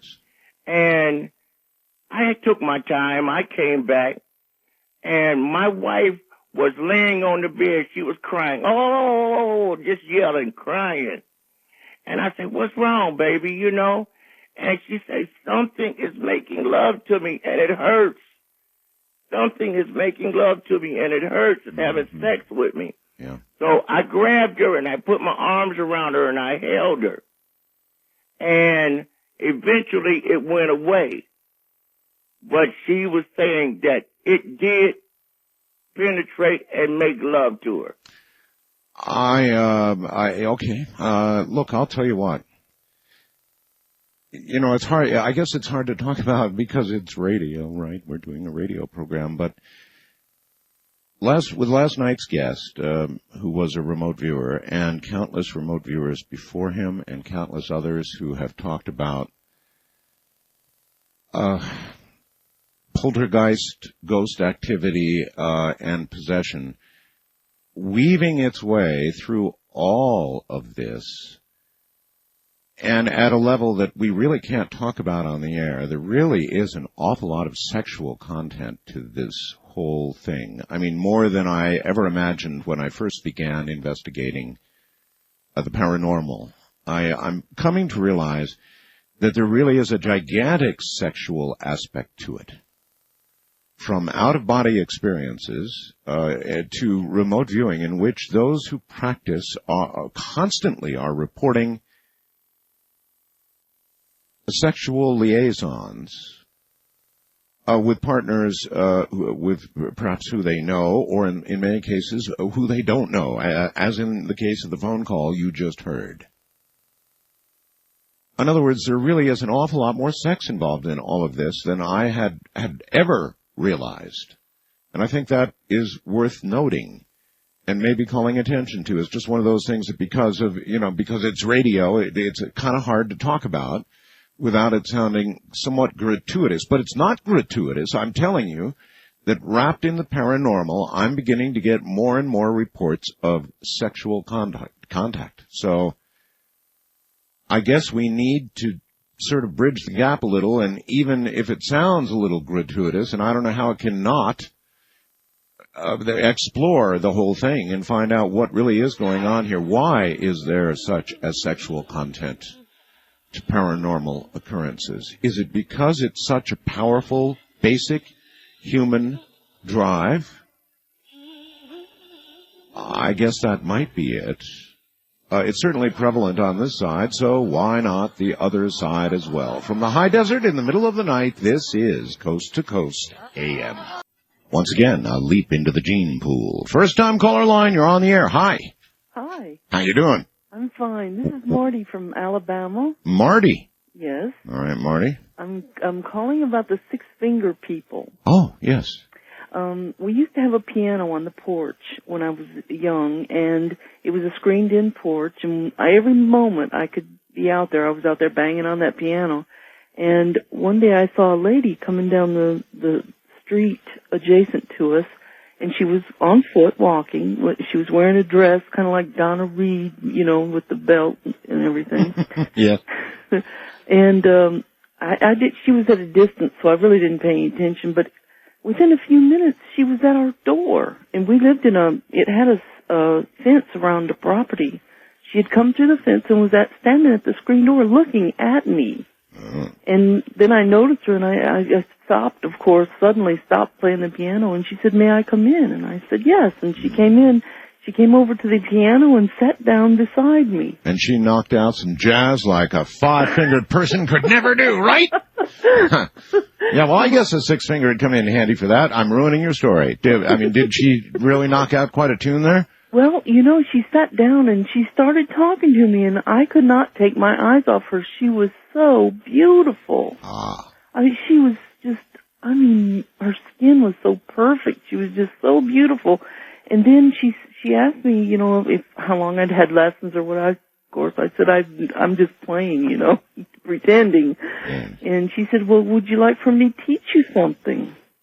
And I said, "Sure, I would love that," you know. And she played something that was so, you know, it sounded like, you know, Bach or something. Yes. To me at that time. I have no idea what it was, but that's when I noticed that she had an extra finger on each hand. Both hands. Not just one like it was some accident, you know, but... Well, all right, once again, was this sixth finger a digit that began after the little finger? Yes. Oh, it was, okay. And they looked natural, unless you were just looking, because her fingers were so elegantly long and thin. Made for a piano. Yes. Uh-huh. And she asked me if she could teach me something a little easier. What did I know that the words to that she could play for me? And I told her Somewhere Over the Rainbow. And so she taught me how to play that song with just in a few minutes. And then I asked her about her fingers. Of course, being, 10 years old, you think you can ask people anything. Yeah. And she told me that she was supposed to be a twin, and that she had extra fingers and extra toes, and that she had two of everything else. Wow. And of course, my eyes went right to her chest. Trying to see what extra stuff I must admit mine would have too. Then she said, "It's under my arm."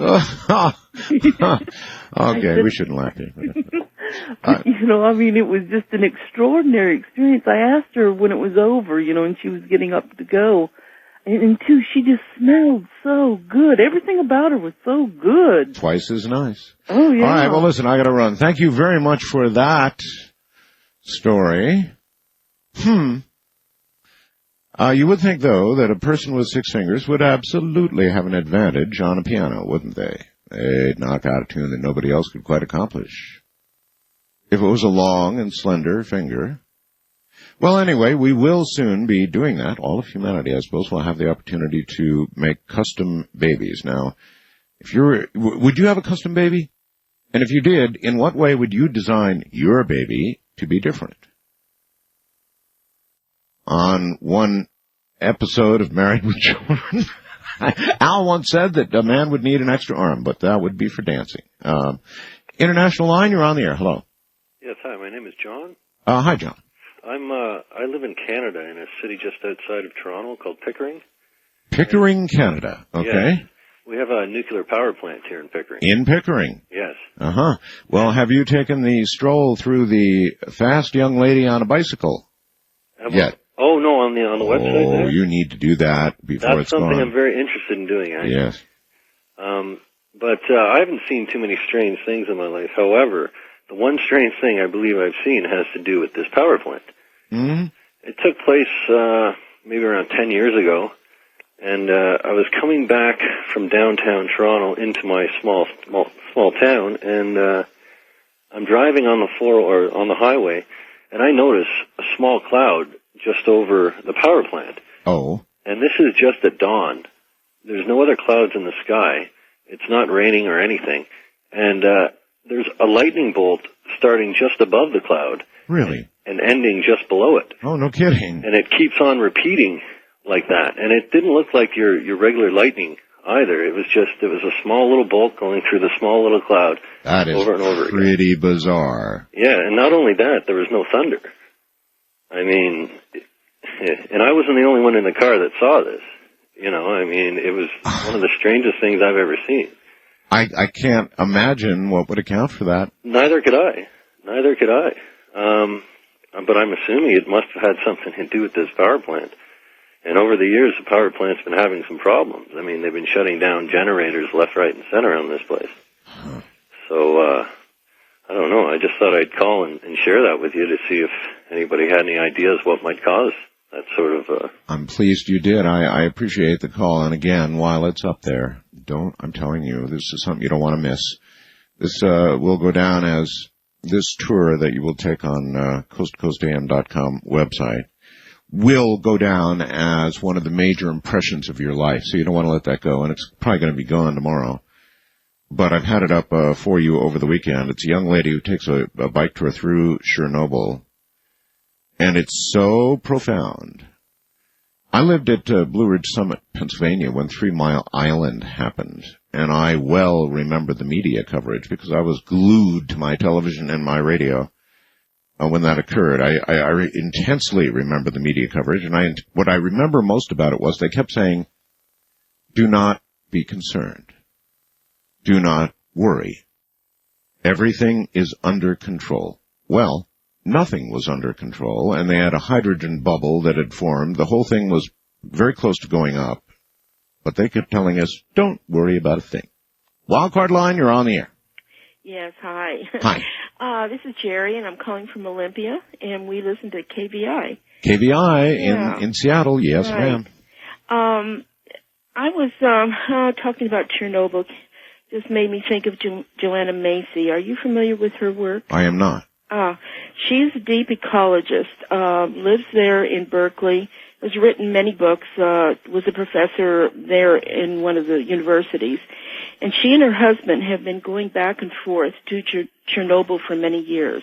Her husband is a psychologist, and they have gone there to help the people grieve and talk out their deep, deep, terrible trauma.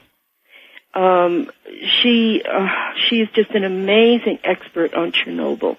It would be really interesting for you to have her on your program sometime. Put me in contact. Okay, I will. I do know some people. She is from the San Francisco area and travels all over the world, but she and her husband have taken many groups to Chernobyl and work with the sorrow of the people of Chernobyl. Mm-hmm. Please then put me in contact. Okay. I want to interview this young lady who does the fast bike rides through Chernobyl and took all those photographs. And as that, I'd like to interview your friend. Yeah, she has such experience over all these years with him. But one of the things, that we need to be reminded of is, and I think of it here in the Northwest, we love our forest. Those people are forest people. And, the elms, the elms of Russia, and they can never go into their forests again. Mm-hmm. I know. One of the things that Joanna Macy does is she plays, and she will, and you will love this, she plays a very simple song by, I think the young woman is a Latvian, and it's haunting. And she calls it the Elm Dance. Maybe that elm dance ought to be put in the website of Elena. That would be something to do, I suppose, although that would cost additional bandwidth. But it is so profound. What has happened to that portion of the Ukraine is just, it's dead to us for the next 80,000 years, really. 85,000 years. Longer than we can imagine, longer than we have history. Longer than, you just can't contemplate those kinds of time. But those are the things we are now capable of doing, rendering the Earth in large proportion totally unusable. Dead zones. True dead zones. You've really got to go through that website before it's gone. East of the Rockies, you're on the air. Hi. Good evening. How are you today? I am well, sir, and you? Not too bad. Good. I'm calling regarding your topic earlier. People were speaking about weird things happening while you're sleeping, sexual molestation type things. Well, I was noting the seemingly increasing sexual content in these kinds of stories, yeah. Right. Well, for the past few months, about 3 times a week, I have this entity type thing. It seems like entering my room and doing weird things while I'm sleeping. What I'll do is on an average night, when these nights happen, I go to bed. While I'm sleeping, I seem that I wake up and there's this, it seems like old woman with weird teeth and this weird hat and long strangly hair standing over me, messing up the sheets on my bed. Couldn't be Anne Margaret. But No, instead you described this. All right. The thing is the sheets are being messed up, and I am alert. I can move. I could get up and walk away, but I just stand there or lay there staring. The thing is I wake up in the morning, and I know this is true because what I do is I go to bed, I lay down on my back, I fall asleep, I wake up, the sheets aren't even on the bed anymore. You believe it? Yeah, I do. You've had a rough go of it. I don't know. Like, that's the weird thing. Like, I sleep, when I go to bed, I lay there, right? This thing comes into my room, takes the sheets, puts them in a ball, puts them on the end of the bed, moves my pillow around. Put it this way, 2 days ago, I woke up, believe it or not, I went to bed around midnight, I woke up at 7:30. Yes. The alarm didn't even go off. Somebody changed the alarm. I set it for 7:30 a.m. I told my boss that a few times. Well, no, it only works maybe twice. This is true. I set it for 7:30 a.m. and it was set 7:30 p.m. To top it all off, the sheets weren't on top of me. They were at the end of the bed, and there was a pillow between my legs. Yeah. How did that happen? I don't know. That's the thing. I don't know. That's my irrefutable proof that this thing is standing there. Well, it's proof. I'm not sure it's irrefutable, but and it's interesting. And the weird thing is, my wife. Your wife. I bet she's upset. Well, no, she's fine. The thing is, she says you're crazy. You keep taking the sheets off the bed when you're sleeping. Yeah, right. Your wife is fine with all this? Yeah. Well, she says she goes to sleep and she wakes up and she yells at me or elbow me in the middle of the night. Saying, that you're taking the sheets. Well, it ain't me, it's the ghost hitting me, not you. That this is the thing. She's crazy. I honestly think there's something wrong here. It happens 3 times a week. I've talked to my doctor. My doctor says it's, REM. He goes, Ed, this is happening during REM, rapid eye movement, something like that. No. He's wrong. He's wrong. Him. I'm like, he's wrong, she's wrong. Everybody's wrong. I'm not sleeping. I know. When I lay on my back, I'm laying there. Well, I'm right. You don't wake up in a different position. You go to bed. I mean, come on now. All right. So you're going to have to do something about this. I know. I'm going to set up a video camera. Yes. I'm going to tape this whole thing, and I'm going to send it to you. I'm going to put this on the website, and yes, we're going to solve everything. All right, sir. I'll look for it. Kind of an old hag, huh? She sounds really determined, too. The part I don't get is that his wife's okay with all this. West of the Rockies, you're on the air. Hello. Hey, Big Art. Hey. Yeah, maybe the guy ought to mount like one of those bug zappers so he can keep the entities cornered, corralled away from his Those things work, you know. Yes, I've heard that. In fact, do you know that I once had a phone call? Oh, I know the call. Oh, you do? Absolutely. Okay. That's why I bought one. I got them all over the place. Okay, this guy, in order to trap an entity, used 4 of these bug zappers in sort of a box. Supposedly. Well, that's how the story went. Yes. Yeah, well, anything's worth, you know, I wouldn't want to be in this guy's shoes that's got the ball of sheath all over the bed. That's the old lady, yeah, the whole thing. That's Jeez. frustrating, yeah. Try a bug zapper, you know, get one of those. You have a setting for rodents and a setting for insects and stuff. Which would you set it to? Well, if you got spiders in the house, put it on insects. Well, no, I mean, is she more like a rodent or an insect? Hey, talk about synchronicity. Richard Hoagland was talking about Lear's statement, saying he wasn't totally. Oh God, what was the term he used? Anyway, he wasn't totally into what Lear said about the square cube on the moon, but he said something a moment or two later about we're behind the 8 ball. On the TV, I got a bike show on. There's a bike they showed just then that says behind the 8 ball in the tank. That was the title of the bike. That tripped me out. But anyway, synchronicity, I suppose. It just. Do you know I have not heard a word from Richard since the night I went on the air and said that I didn't see the stuff that he was seeing. I hadn't talked to Richard. I just went on the air and I said, you know, I'm sorry, the new pictures that seem to contain implements or this or that, you know, they name it like NASA names their rocks, that I didn't necessarily see the same thing that Richard's seeing. I see rocks. Lots and lots of rocks. But that's really all I see, to be honest with you. And since then, I haven't heard from Richard. He's probably upset. But what to do? That's what I see. West of the Rockies, you're on. Do the wild thing at 775-727-1295. Oh, Marty, we don't allow last names on the air. So let's start again, and your name will just be Marty, okay? Okay, that sounds good. All right, cool. Go ahead. All right, this is Marty from the Rocky Mountains. Right.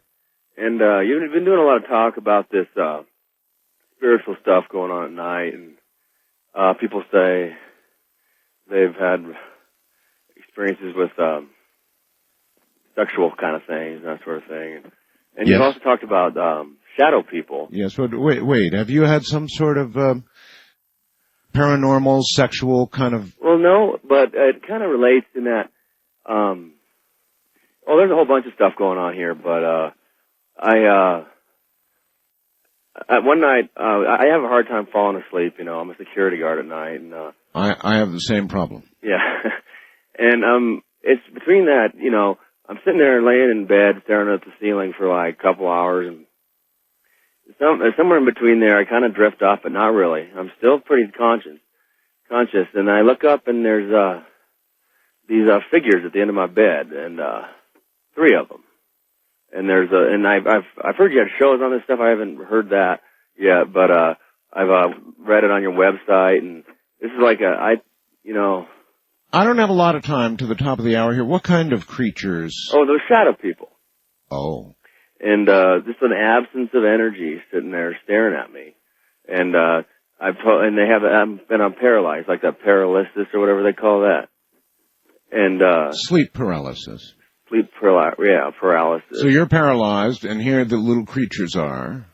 And very quickly, what happened? Okay, and they're just sitting there, and I keep trying to get up. And I'm like getting up out of bed. Yes. To switch the lights on. And then I get to shoot back into my body again, try to do that again. And it happens like maybe, a dozen times or so.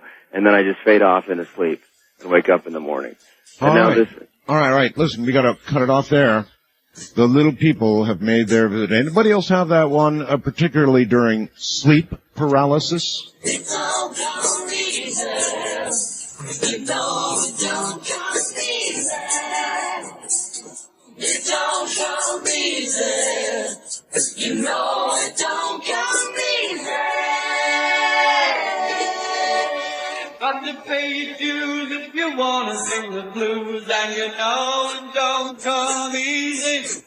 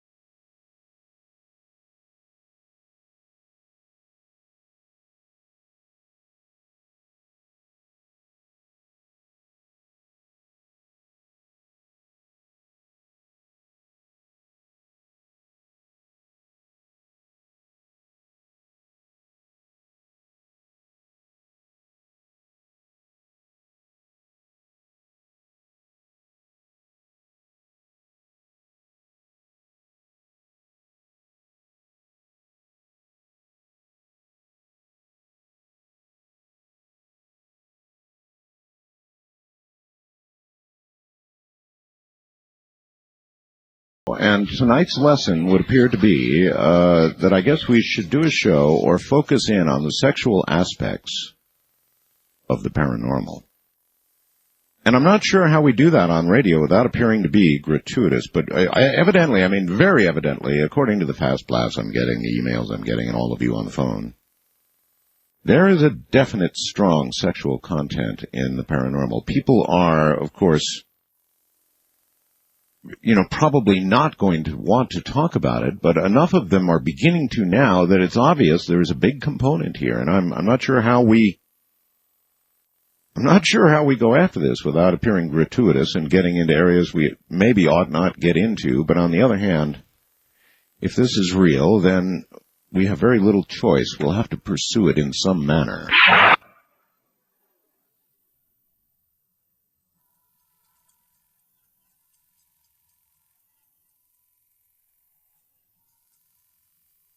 Even the researchers, the serious scientists that you talk to in the paranormal area, all light up very temporarily when you mention or ask about the sexual aspect of the paranormal, but they're loath to discuss it for obvious reasons. It's just that, this does seem to be a big aspect of it, doesn't it? And for obvious reasons, it hasn't been publicly discussed a great deal. But maybe it's more than we thought it was, which means there is some sort of duty to explore in that area, I guess, ever so carefully. First-time caller line, you are on the air. Hi. Hello? Yes, hello. Yes, I have a story for you. Okay, I can barely hear you, so you're going to have to speak up good and loud. Put those lips right on the phone and make believe you're... Can you hear me now? Well, still not great, but go ahead. Well, I live in an apartment that's probably about 40 years old, and I've seen shadow people here several times. And I live here alone, and I woke up one morning and I found my front door wide open, and it can only be open from the inside. So do you think that's maybe the shadow people saying they're here, or what do you think? Oh, well, okay, I would have no idea. The door could only be opened from the inside, but it's always possible that it simply swung open, that you didn't have it all the way closed. I don't know.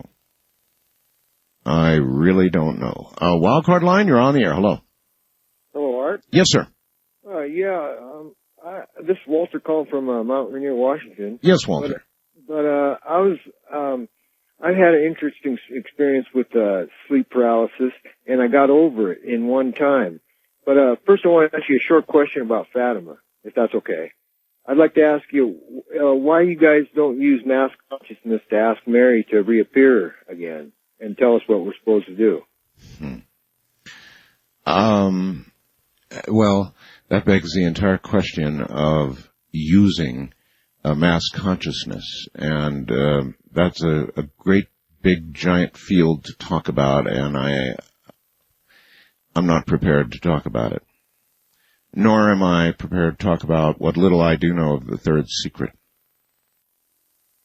I was told some things by Father Martin when he was alive. I did a lot of communicating with him off as well as on the air. And there were he said some amazing, really amazing things. East of the Rockies, you're on the air. Hi. Hello. Hello. Hello. Yeah, this is Chuck. I was talking with you earlier. Chuck? Yeah. Chuck, you're only allowed to call once, buddy. Well, I got lightning here and it got cut off. Lightning? Yeah. Uh-huh. Okay. So that's why I called back. Yes. And it was about Lisa with the 6 fingers. Oh, yes, uh-huh. Anyway, I met her parents after school, and they said thank you for helping her. And okay. For the rest of the school year. And anyway, after the school year was over with, her and her father came over and say, well, we're going home now. And I says, well, where are you going? He says, well, we're going to the stars. And he pointed out, he says, after you turn 61, get on some radio program and say if you'd like to see us again or not. And I says, well, okay, I'll do that. So you want to see him, That's what I'm doing tonight. So you want to see him? Yeah. Okay, all right, well, you've said it. So they were from the stars. Well, not all six-fingered people are from the stars. I guess quite a few of them are right here on Earth, born on Earth, human beings, simply with six fingers. West of the Rockies, you're on the air. Hello. Yeah, hello, Art. Hi. Yeah, this is Dennis. I'm calling from Phoenix. Yes, Dennis. To 550 KFYI. Of course. I'm calling about something that I've been kind of putting together for a long time. First of all, I'm a long-time listener. I've learned a heck of a lot from your show and your guests. So have I. And yeah, I've noticed that over the years. You're getting pretty savvy in a lot of stuff. But I've been studying comparative religion and comparative mythology. Mm-hmm. And I've got a major interest in, I guess, what you could call ancient prehistory. And specifically tonight, I've been thinking about, or I'd like to talk about how the ancients possibly moved stones. And not just move stones, but even... As in building the pyramid, as in that sort of thing? Exactly. Well, not just that, but, they talk about Vimana aircraft. Mm-hmm. There's an example that John Mitchell in his book, A New View Over Atlantis, talks about sacred engineering of the ancients. Well, let's cut to the chase. How do you think that those large stones were moved? I think that they had a method, possibly sound or whatever. There's a myth of an Irish druid who had a flying machine. He had a battle with another druid. It crashed. And even yourself, you interviewed one night a fellow from Eastern Canada, I believe, who was building a stone flying saucer that he said he was getting, that he had gotten the... I did. Yeah. And he was telling how it was put together and held together, and the information was given to him from somebody from some other planet, or actually, I think, another dimension. All right. Well, I think it's fair to say that someone at some time did have knowledge that has either been lost or has all this time been hidden away from the rest of us. That things were done that were literally impossible. I mean, simply impossible. The Coral Castle in Florida is a very good example of that in more modern times. That occasionally this power is stumbled upon perhaps by somebody, like the man who built the Coral Castle. And that might not surprise, or perhaps should not surprise us, that there were things that once were and were quite powerful and have been forgotten or hidden away from us. Certainly. Hi there, you're on the air, Coast to Coast AM with Art Bell. Hello? Hello? Hello? Yes, hello? You're on the air. This is your moment, so... Who or what runs the universe? Who or what? Is there a plan behind the daisy, the hummingbird, the whale, the world? Who created the eye in primeval darkness? I've been listening on the phone. I've been on the phone since the last 3-4 calls. Well, tell me, who were you talking to when I picked up the line here? What do you mean, right now? Yes. I'm calling Art Bell right now. No. When I picked up the line, you were chattering away to somebody, not me. Who was that? What do you mean? You've been on the line. No. What you mean? No. But when I picked up the phone just now and said, "Hey, you're on the air," you were chattering away to somebody at that moment. No, because I've been on the phone with your last 3-4 callers. I thought there was, No. I don't know if you could hear me, but I was talking anyway, and I thought they could hear me. I see. So you thought you were on the air the whole time. I see. Well, No, I knew I wasn't on the whole, Okay, well then you were just rehearsing then. I don't know, you're putting me on the spot here. You were talking to yourself. Fine, sir. Go ahead. What is it you want to say? Well, I believe I saw Virgin Mary. I believe I saw a ghost in 1977, around that time. I believe I saw my mother's ghost, and she's still alive. My father died in 98. I believe I heard his whisper a week after he died. And I believe I was in a comatose state of mind for a little while one time, and I believe I seen a black-haired Jesus Christ appeared in a coma to me. Lots of your stories. I've been talking for a long time. Too bad I didn't all record. I thought I thought it was all. I forget what to say. That you have it all on tape or something. You could tell me what I was talking about. If they, so I wouldn't miss anything, but All right, listen, No, I no, got to I scoot. wanna- I appreciate the attempt and all the things that you apparently have seen, and even all the things we didn't get to hear about because you were doing them 4 to 5 minutes before I arrived on the line. But you've apparently seen quite a lot, and who are we to say that you did not? First time caller line, you're on the air. Hello. Art? Yes. Hey. This is Ricky calling from the Palos Verdes Peninsula. Hello, Ricky. Topically, I'm cracking up listening to the last few callers, but this is a contrail chemtrail report.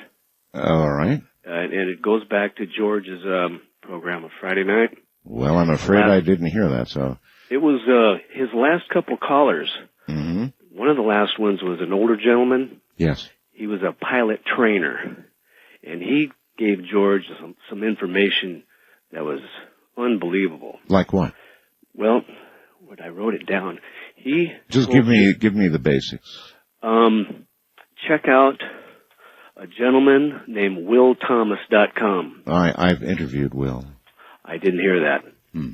The caller prior to this guy was a pilot that flew out of Edwards, and he said that he flies over Catalina. This is the South Bay, south of Los Angeles Airport.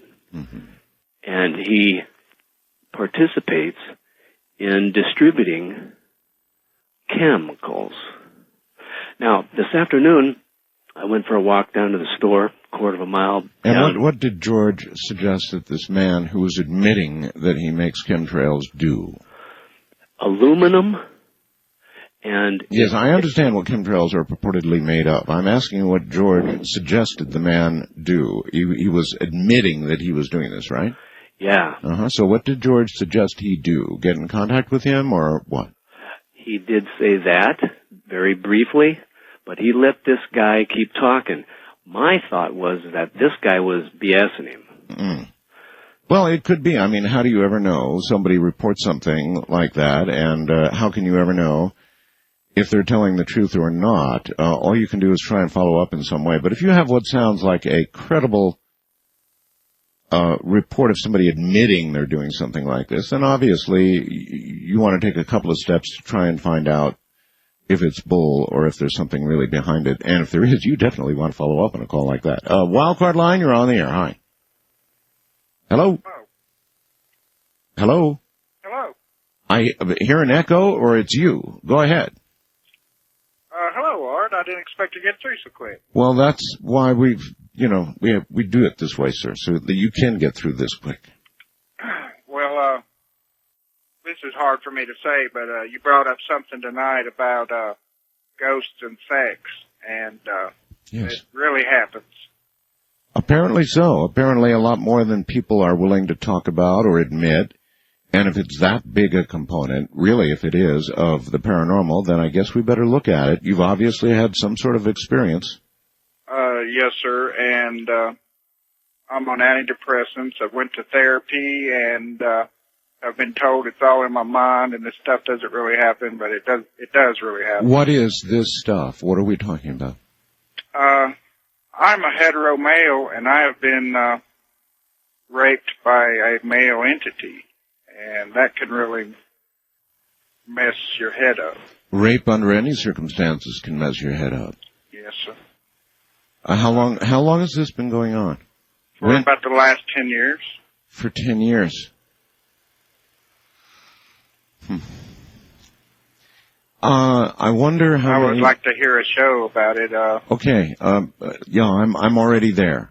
Believe me, you don't have to convince me. I'm already there, sir. I appreciate the call. Thank you. All right. Well, we are going to have to do something with this now, obviously, aren't we? I really had no idea. Well, I did have an idea. It's not right to say I didn't have an idea, but talking to some researchers, you listen very carefully to somebody when you're doing an interview. If you're smart, the smart interviewers listen to what the person they're interviewing says. And if you listen very carefully, you'll notice that between many of the words, when they get to this subject, there's the underlying forceful impression that there's more to it than they're willing to talk about. And now I'm getting that from all of you. So it looks like it's going to be important we look into this. All right, let me look into this. West of the Rockies, you're on the air. Hello. Hi. Hi. I'm Ann from Richland, Washington, and I had an experience with, I guess it would be a sexual experience with an entity. You did? I did. When did this occur? This occurred on my birthday in 1993. I was very restless that day, and my husband and I had been arguing, and there was just a really strange feeling in the air, and I had gone in our bedroom and sat down on the edge of the bed and I don't know if somebody... Okay, do me a favor and turn your radio or TV or whatever that is off in the background, all the way off. Otherwise, you're not going to be able to tell your story coherently because there's a delay. All right, now go ahead. And I was sitting there on the edge of my bed, and I was physically pushed back on my bed. My husband was in the other room. I couldn't speak out. I was forced back on my bed, and my legs were forced open, and I felt an extreme cramping in I don't know if it was an ovary or my uterus. I don't know if I was implanted or if possibly an egg was extracted. But you were attacked one way or the other. I was, and I was physically being held down. I was unable to call out to my husband or to anybody else in the house, and it was extremely frightening. This is not the first experience we've had. My husband and I together have had very many experiences, but this one really struck out because it was the first time I felt I had, consciously known that I was being physically attacked by something. Yes. May I ask what you did? Did you, other than your husband, did you report this in any way, or was it, so strange and probably unbelievable to a listener that you did not? Which? Oh, no, I did not. You did not? Did not speak about it to anybody but my husband. My guess would be that 99 out of 100 people like you would have done exactly what you did, report it to no one. It was too unbelievable. We felt that the few other experiences we had discussed with friends, and they all looked at us like we were lunatics. Yeah. So we quit sharing our experiences, and now we keep them just in the family. My children know about it. Yes, they're aware of the experiences. They too have been followed, I guess, or I don't know how else to say it. We had at the same time we had a 16-year-old daughter that was living with her grandmother in Utah, and she was followed constantly by what we would describe as men in black. So she encountered that many times. All right. I very, very much appreciate your call, and you don't have to hit me over with a hammer, with a hammer over this. I've got it, folks. I just don't know how to proceed with it. This obviously is much, much more than we thought it was. And so let me think about what we will do, but we will do something. The message is very clear. I'm Art Bell. This is Coast to Coast AM with Art Bell. It certainly is. Good morning, everybody. There's a number of people past blasting say, you don't really want to go down that road. You don't want to talk about that stuff. Well, yes, maybe we do. If this really is a very serious side of the paranormal, one that's unexplored and hasn't been paid attention to, particularly in the public, well, then we absolutely do want to go down that road. So I'm listening a little more, but if it's that heavy duty, yes, we do. All right, I'll tell you what we'll do. And this seems like the way to proceed to me. Let's see how widespread and serious this is. Now, how can we do that? Well, not fully knowing what I'm getting myself in for here, why don't we do this? If you have experiences that relate to a sexual assault or it might not necessarily be an assault, a sexual encounter involving the paranormal, then how about an email? Send me an email. If you are a researcher who is willing to talk openly about this, and you can do so without naming patients, that kind of thing, then also email me. In other words, what I'm doing is soliciting information on this. I want to see how common this really is and consider doing a program on it. So here's my email address. There are two of them, actually. You may reach me, Art Bell, ARTBELL, at mindspring.com. Art Bell, all in lowercase, ARTBELL, at mindspring.com, or artbell at AOL.com.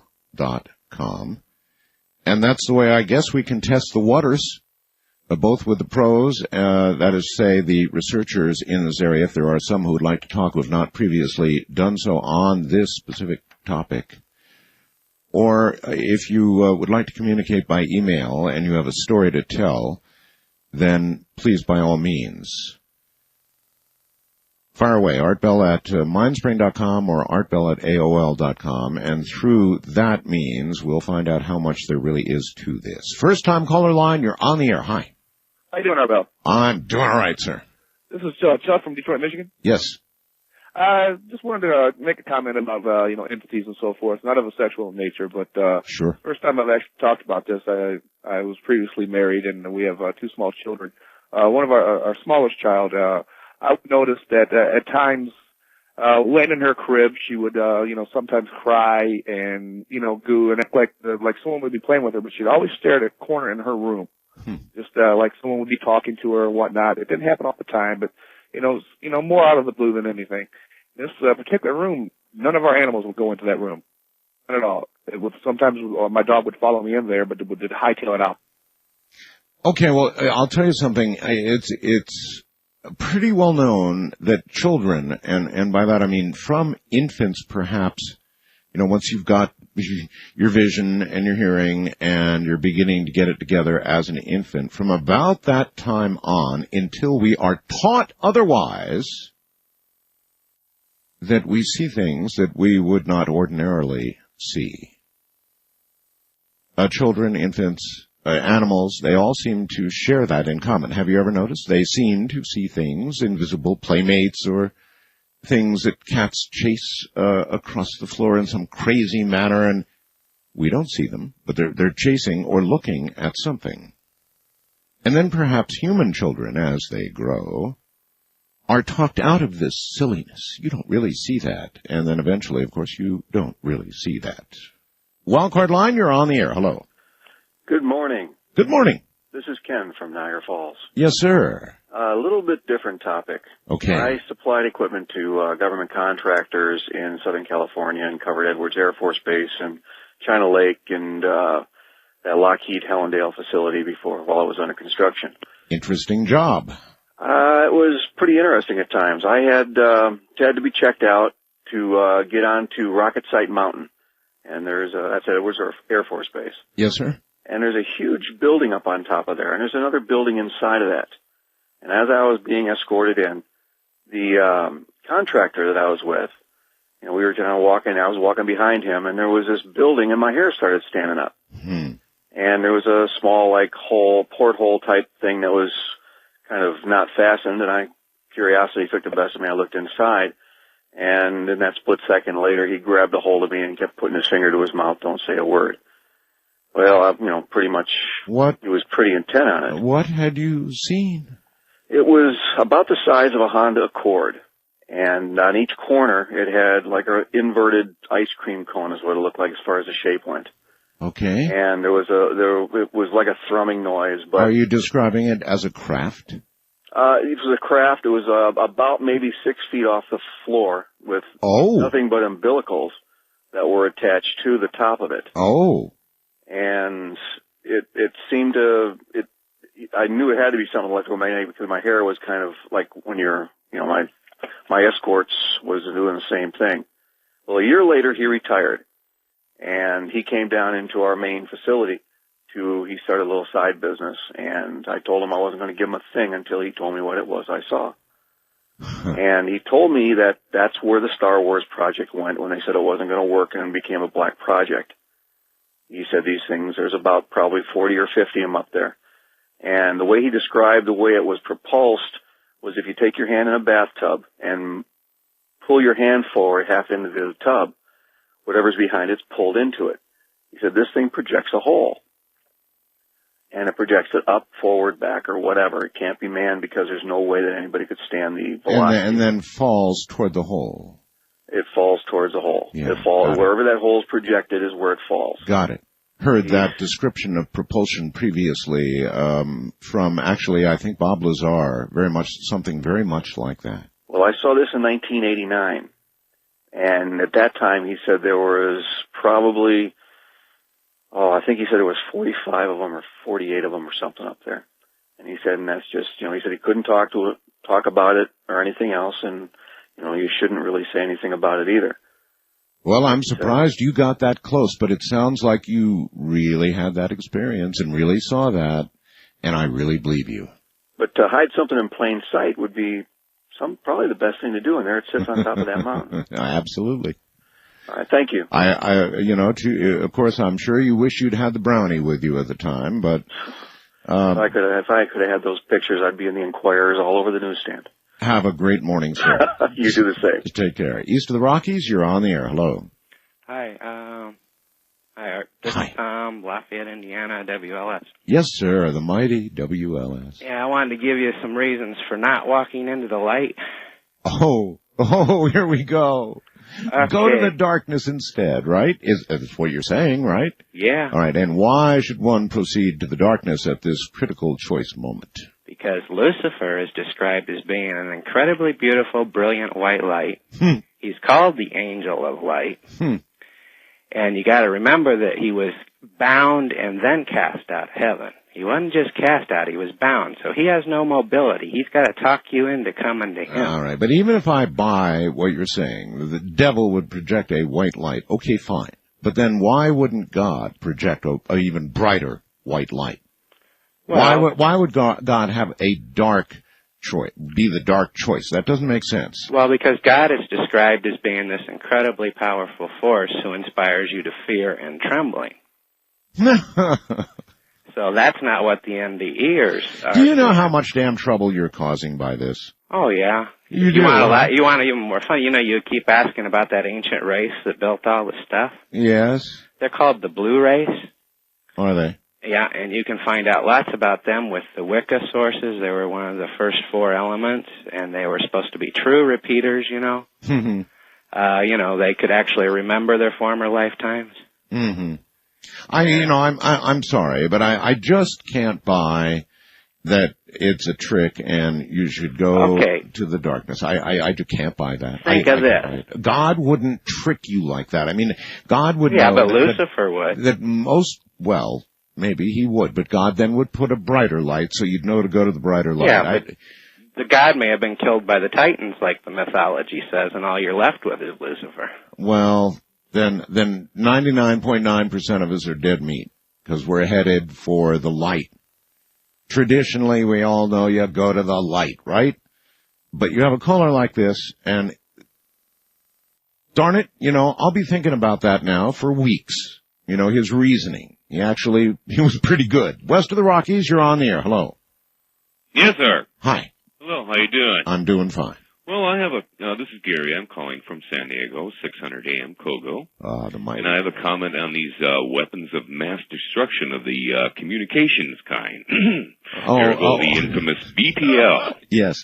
Okay, well, I find it rather ironic that with the war on terrorism, we need everything in our arsenal to, defeat our enemy. One would think. So why wouldn't we use it over there? But, we let the FCC rather, and the special interests with bureaucrats, parties are willing to leave us wide open for the enemy to attack us at our weakest moment once this BPL switch is turned on.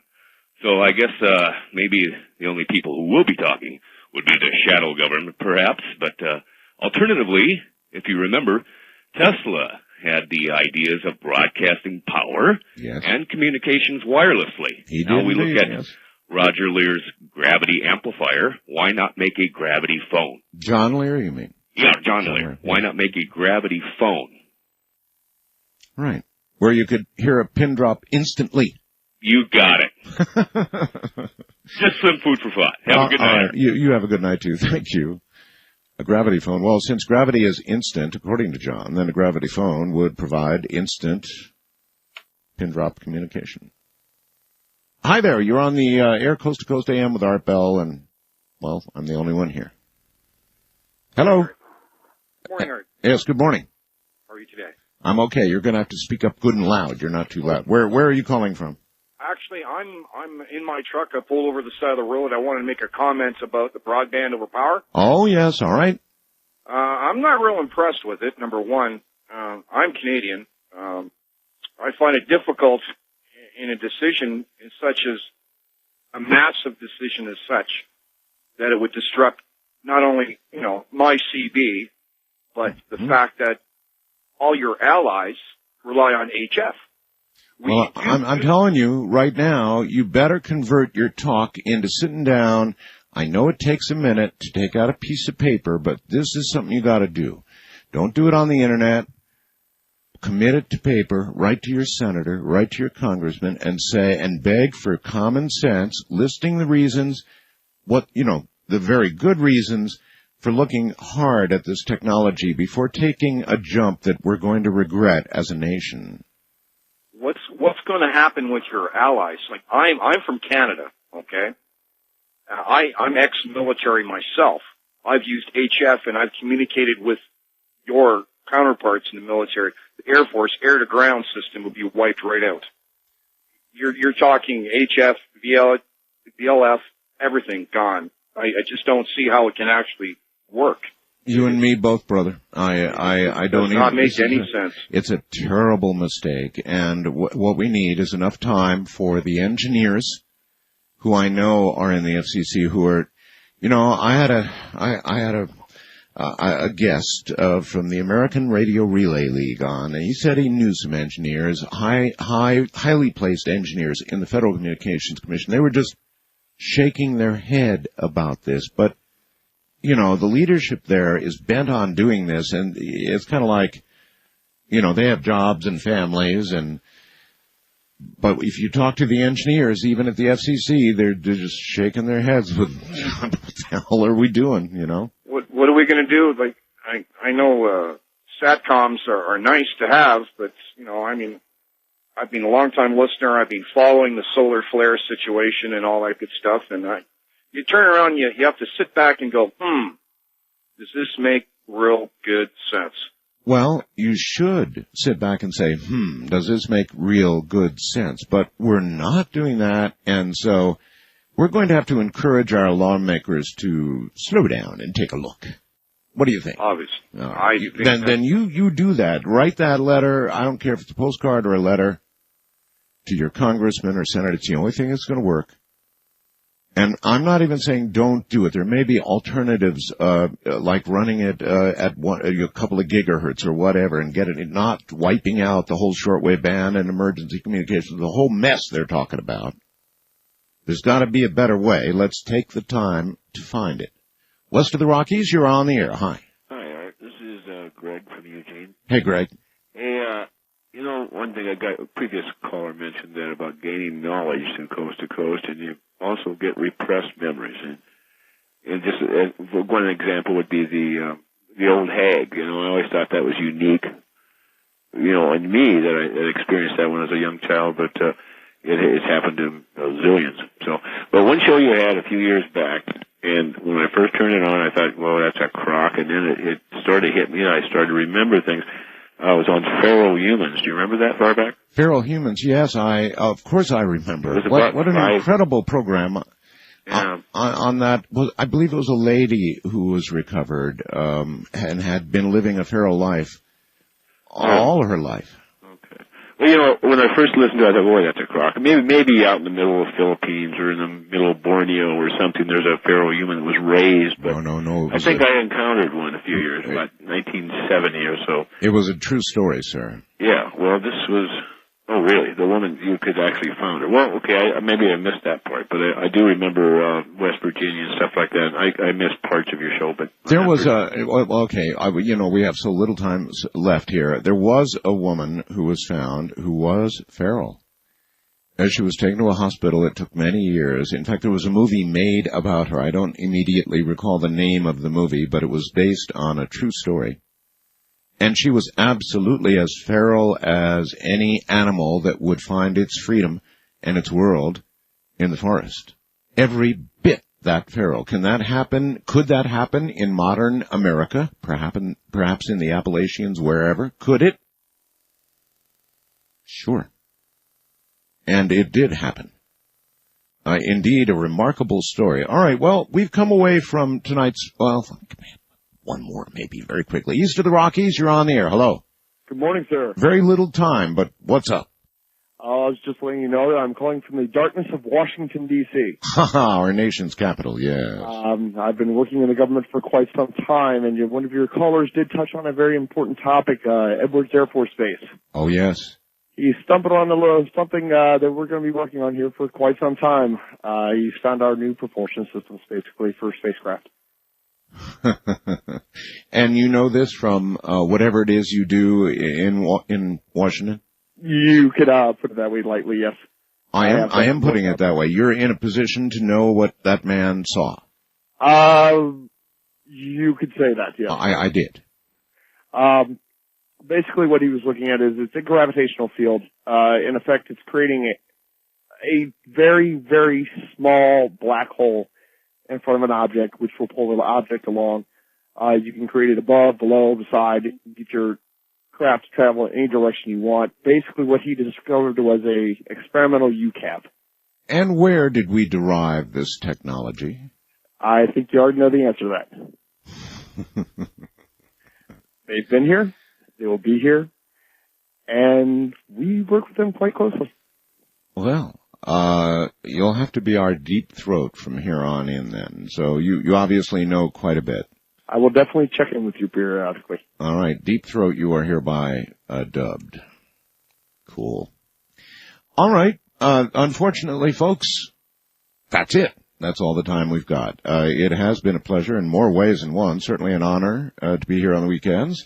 George will be back tomorrow, and between now and next we meet, I'm going to be reviewing these emails that I hope, on the subject of sexuality and the paranormal, you will be quick to send. But for tonight, from the high desert, where the stars are lined up behind the moon, such a beautiful manner, I'm Art Bell. Good night. This is a pre-recorded, previously broadcast program.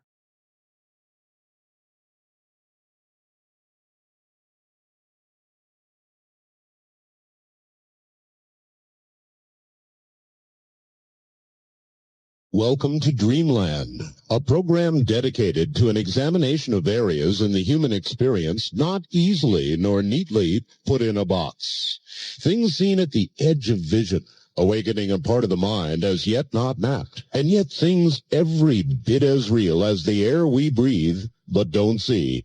This is Dreamland. It is Sunday evening. Indeed, it is once again Dreamland, and I think you're going to love our guest this morning. She is Katarina Wilson.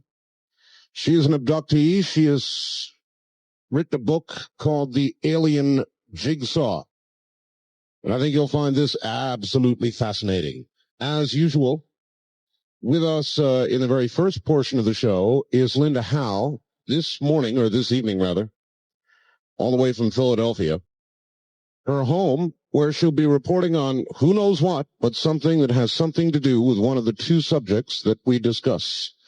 All the way to Philadelphia, Pennsylvania now, and Linda Howe. Good evening, Linda. Hi, Art.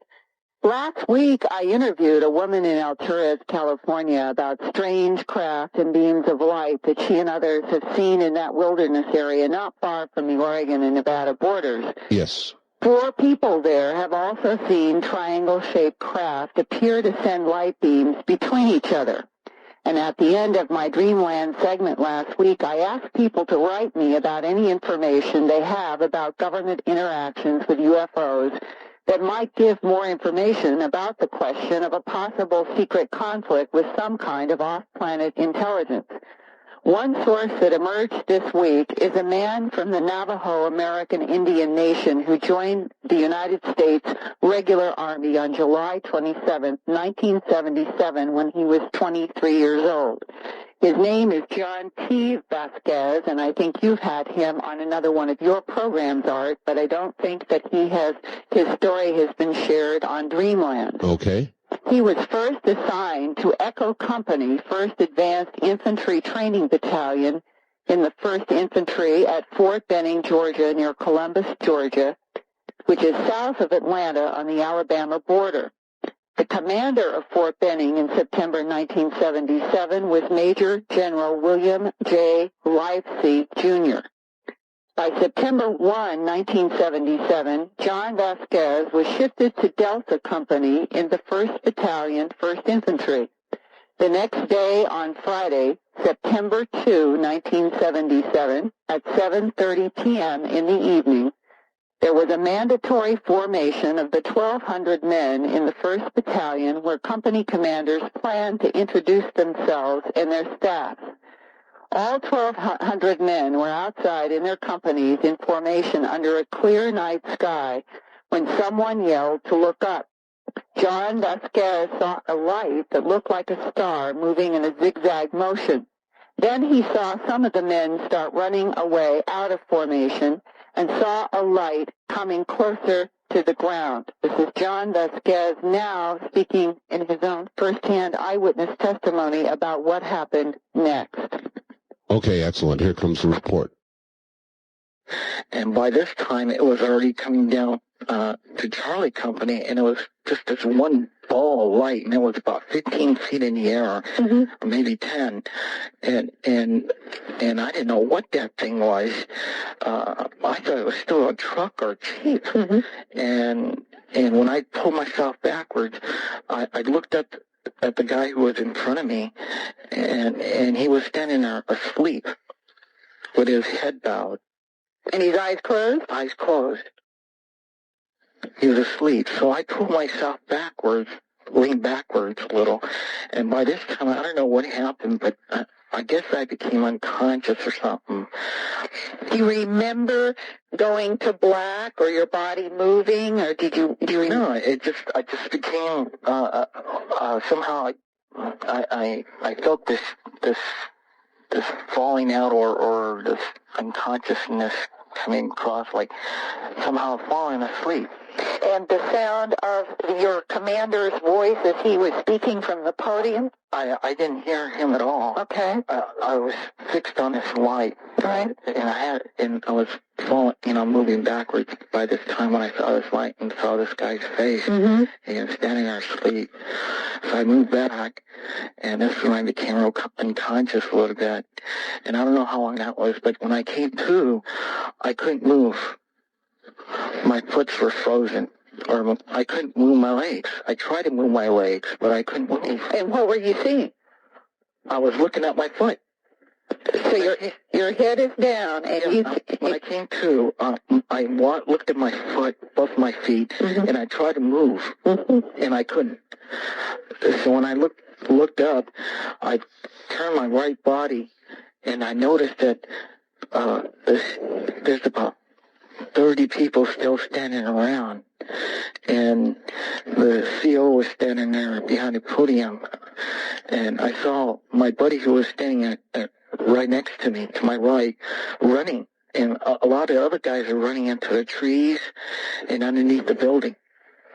And the commander, was he asleep, paralyzed, or what? When I couldn't move, I had to call my buddy to come back to help me, and he did come back, and he had to physically pull me away from where I was standing at. And when he did that, I pulled out of that place where I was standing, and we started to run. And I called my buddy, who was on my left-hand side now, that I wanted to see the CO, and he was screaming something, but I didn't understand what he was saying. I was screaming too, and I wanted to see the CO, so we ran over to the CO, and he was standing behind a podium, asleep. With his eyes closed too? Yeah, he had his eyes closed and his head was partially bowed, and he was standing there asleep. And I screamed, wake up, out loud, real out loud, and he wouldn't. And by this time, my buddy who was standing to my left had turned around, and whatever he was looking at kind of sort of straight up, and his face was all pale. and his eyes were like fish bowls, and like he had his jaw open, and I was looking at him. It was like something was draining sort of out of him, like he was in a kind of a trance look. Mm-hmm. So I shook him violently. I shook him real hard, and I told him, "Don't look, don't look." And when he came to, he was saying, "What's going on? And I just told him, "Just take cover, just take cover." And we started to run. And by this time, this ball of light, huge ball of light, just showed up to the first building in front of us. And it was so bright, it silhouetted all the frames of the glass. And the scenes of the buildings, you could see it. It was that bright. Mm-hmm. And it was in the other side of this first building, and it was coming around this building. And at this time, we saw the 4 people that was underneath the building, the first building. And we started screaming for them to tell us what was going on, what was this ball of light. And they were out, unconscious. Really? They didn't move. I know we were screaming out loud for that same guy who just talked to us, but there were only 4 of them underneath there, and they were all out, lying there, just out. They didn't even move or anything. And did the light seem to respond in any way to the sound of your yells? No, it just kept coming around this building, the first building, and just kept coming around the first building. And when it came about to the edge of the first building, I saw partially just the first edge of this thing, and it was so bright. I guess I got fixed on this light. And have you ever seen those searchlights at a car sale? Sure. Yeah, it's like looking right into one of them. It was that bright, and it was coming around, and my buddy was laying next to me to my left, and he shook me, and he yanked me and shook me and said, "John, what is it? What is it?" And I guess I can't stop looking at this. And I turned to my friend, and I told him, "Whatever it is coming this way." Okay. About this time, I started to feel a pressure on my forehead, a real pressure, and it was kind of a squeezing type pressure. And I was screaming out loud, the pain, and I felt this pain on my left forehead, and I heard, "Don't be afraid." And the implication, of course, is that these 1,200 men at Fort Benning on September 2nd, 1977, were affected by a light in what may be categorized as some kind of a multiple abduction encounter that involved telepathic communication, paralysis, people being knocked out of their consciousness. And eventually, John Vasquez found himself standing again with all the other men in his Delta Company formation. They all reported that they were nauseous and disoriented, the men around him, and no one knew the exact time because when he and 3 of the other men looked at their wristwatches, they all had different times.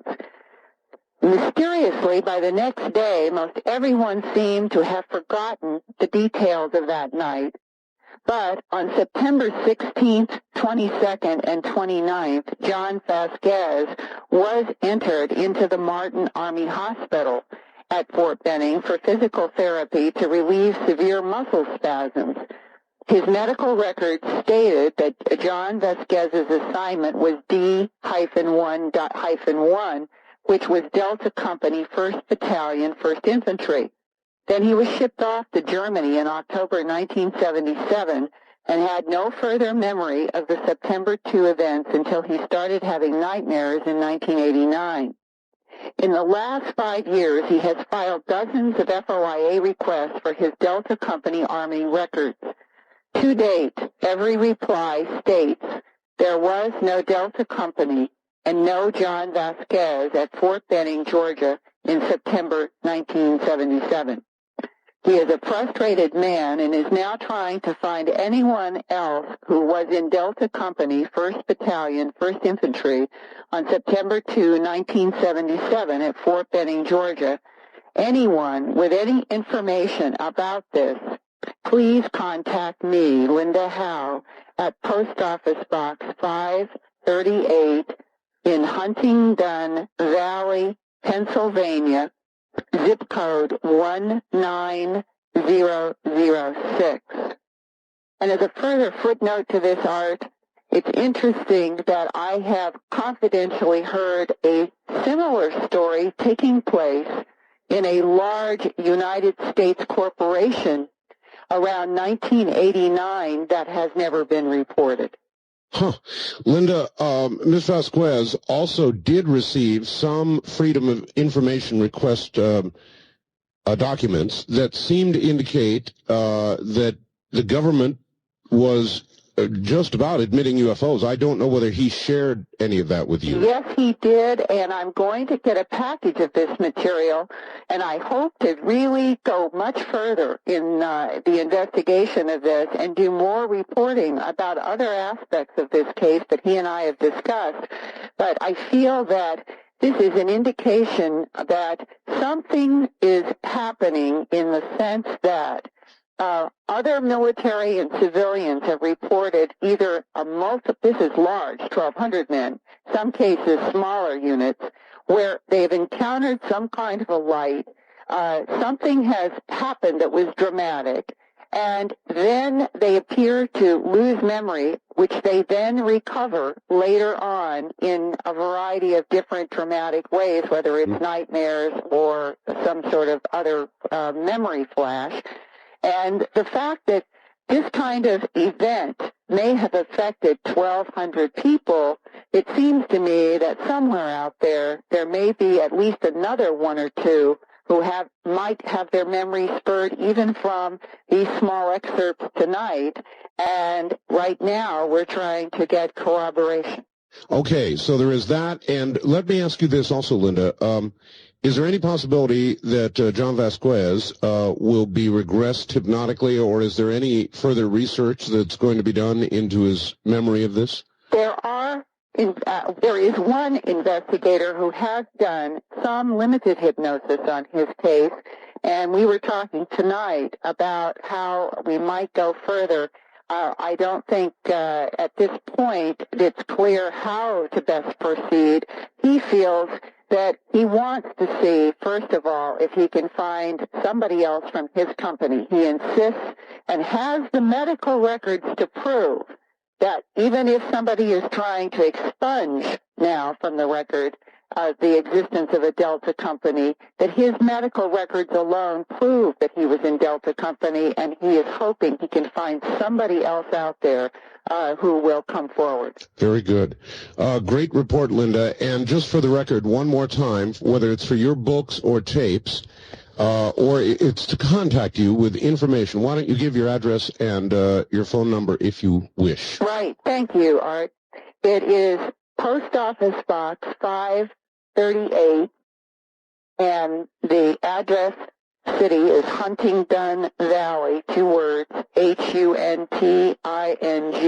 D as in dog, O-N, Huntingdon Valley, Pennsylvania, and the zip code is 19006, and I think I like getting the letters more even than phone calls, one way or the other, because the letters that our Dreamland audience are sending me have some of the most valuable information that I have been seeing in the last 15 years, and I encourage everyone out there to contact me because I will keep everything confidential that you want confidential, and anonymous if you want it anonymous, but it does help us trying to understand this bigger truth of what is happening on our planet. Great. Linda, good report. I appreciate it. I'm glad to hear the Vasquez story again, and I'd love to know any follow-up to that.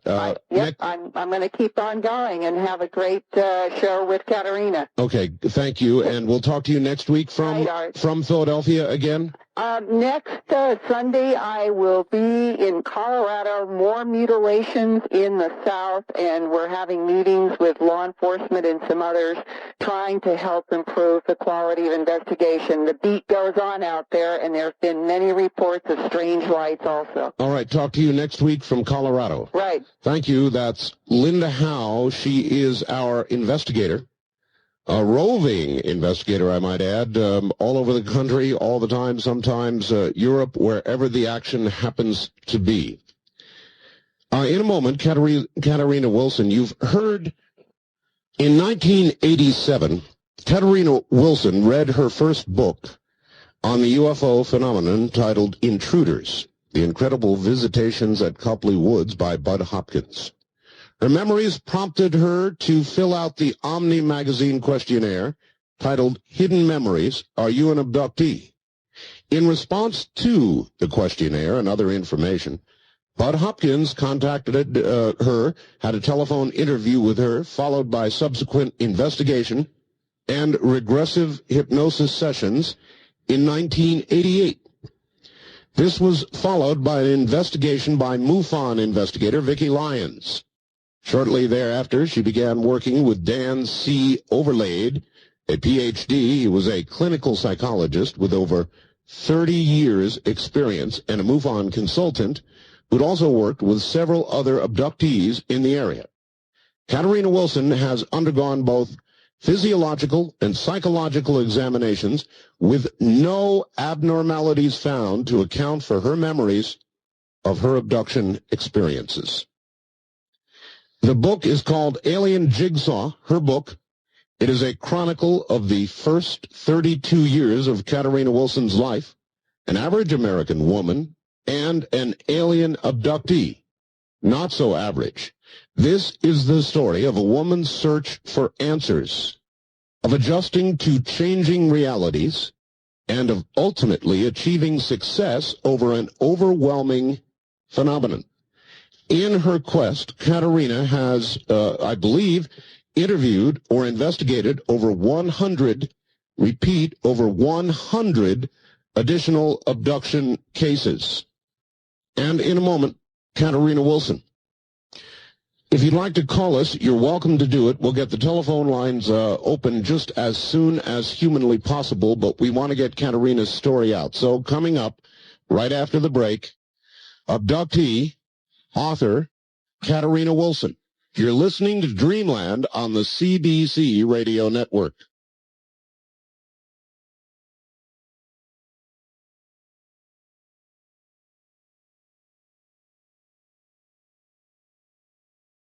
With your calls to Dreamland with Art Bell from the Kingdom of Nye. It's always that one. Welcome back, everybody. I'm Art Bell, and this is Dreamland. Throughout Sunday evening, we will be here. And now, from, I believe, in the Oregon area, it's area code 503, so that must be her home. Here comes Katerina Wilson. Katerina, welcome to the program. Hi there. Hi. It's great to have you. I understand, Katerina, you've got some good news on your book, and nobody else knows about it yet, so I thought we'd start there. Oh, yeah. The Alien Jigsaw, what's happened? Well, I just got word that Barnes & Noble wants to pick it up, and so we think it's going to be in bookstores everywhere by Christmas. That is wonderful. Yeah. They must have a very high opinion indeed of it to pick it up, and of course, as you point out, it will be everywhere. Well, it certainly is a nice Christmas present. It sure is. Congratulations, Katerina. Thank you. You are in Oregon, is that correct? That's right, Portland, Oregon. Portland, all right. Mm-hmm. For us, KEX country, we call it. Okay. That's your radio station in Portland, right, KEX. Right. Katerina, I like to be able to allow my guests to unfold their story their own way. So how in the world did all this begin for you? I mean, there you were leading a normal life. Well, we think I was living a normal life. Actually, I had quite a bit of memory since the time I was 6 years old, and I managed to kind of put things on the back shelf as they would occur. At first, when I was 6, I used to think, well, these unusual things that were being done to me had to be happening because God was making them happen. You know, as a 6-year-old, that's pretty much where I put it. Were you a religious youngster? Not really. We went to church every Sunday, but I never really connected as a child or a teenager with the religious community, although my mother, you know, made sure that all three of us went to Sunday school every Sunday, and we were confirmed through the Lutheran Church. But as a child, and of course, you know, aliens don't exist, so the only other person that could float you outside and paralyze you and telepathically communicate with you was God. So yes. That's kind of how it started for me. And then I had, throughout my childhood and adolescence, I had occurrences of missing time and unusual memories again, and I don't know, I guess, you know, you just learn how to deal with that and adapt, and you put it on the back burner because you've got other things in life you need to deal with. And I think for me what happened was I had so many conscious memories that after a certain amount of time, there was nowhere else to go with it. You know, you can only bury so much in your life, and pretty soon it just starts to bubble up. And that started happening. Kind of like the Vasquez story that Linda told about. Yes, yeah, exactly. At some point in your life, even though it's perfectly hidden, it seems to start bubbling up many times with kind of dire consequences psychologically. Right. Whether it's a spontaneous memory or it comes through nightmares or recurring dreams, eventually the information comes out. I think with most people, if it happens enough, you only have so much space in your mind, and you eventually have to release it. Well, what finally drove you, I guess is the right word, to Bud Hopkins and any other researchers that you've seen? Well, I would say in 1983, when I started keeping my journal, I had some pretty serious events happen, and I felt like I had to get them out, so I started writing them down. I also had some serious anxiety starting to develop, and that started in 83, and then by about 86, it had reached a point where I convinced my fiancé, Eric, to nail all the windows shut in the house, and I had all my cats in an enclosure and inside the house. They, you know, couldn't run free anymore, and I was going out in the backyard. We had woods behind our backyard, and I was going out looking for aliens, and I thought I was going crazy, and I had all this anxiety and fear, and I didn't even know what an alien looked like. You mean just kind of out wandering around in the woods? Well, not really in the woods, but we had woods behind our house. We had a huge backyard, and I would be outside at night, you know, silly Katerina, you know, midnight to 2 a.m. going, gee, where are you? You know, I'm expecting to see aliens, although at that time I wasn't quite sure what they would look like. And so that was 86. And 87, I was in a bookstore, and, you know, I picked up this crazy book about UFOs called Intruders, and started reading it, and my God, you know, it was like reading a story about myself. All right, there's something I need to understand. Before we get to that portion, Katerina, you say you were out in the woods, you were plagued. What exactly had happened to you to bring you to this point, or what did you think had happened to you at that point? Well, I was constantly looking up, expecting to see a UFO. I'd had a sighting when I was 16.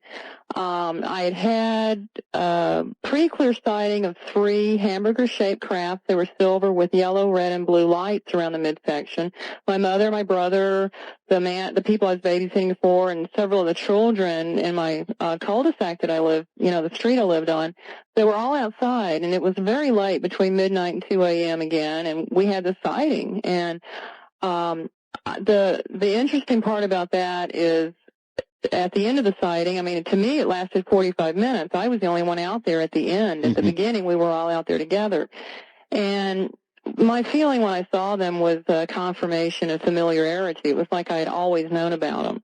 And at 16, of course, I told my friends in high school, and they ridiculed me and laughed at me. And I learned not to talk about those kind of things. So I buried that for another decade. And so at 16, so here I am at 26, I'm thinking, well, I know they exist.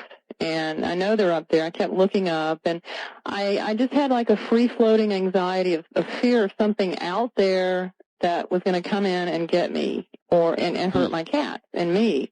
And I was having, I was aware of the recurring type dreams I was having and the memories. I'd walk up to a wall and think, gee, I know I could go through this if I just could remember how to do it. Wow. Just odd things and at the time, of course, I thought I was crazy because I had not read a book about UFOs, much less about the abduction phenomenon. Sure. And then, of course, the first book I would pick up would be about the abduction phenomenon. And I had two books in my hand. I remember one was about sightings and the other one was intruders. I mean, it was about UFOs. And I said, well, I know they exist. This is what I need. And I didn't really know what intruders was about.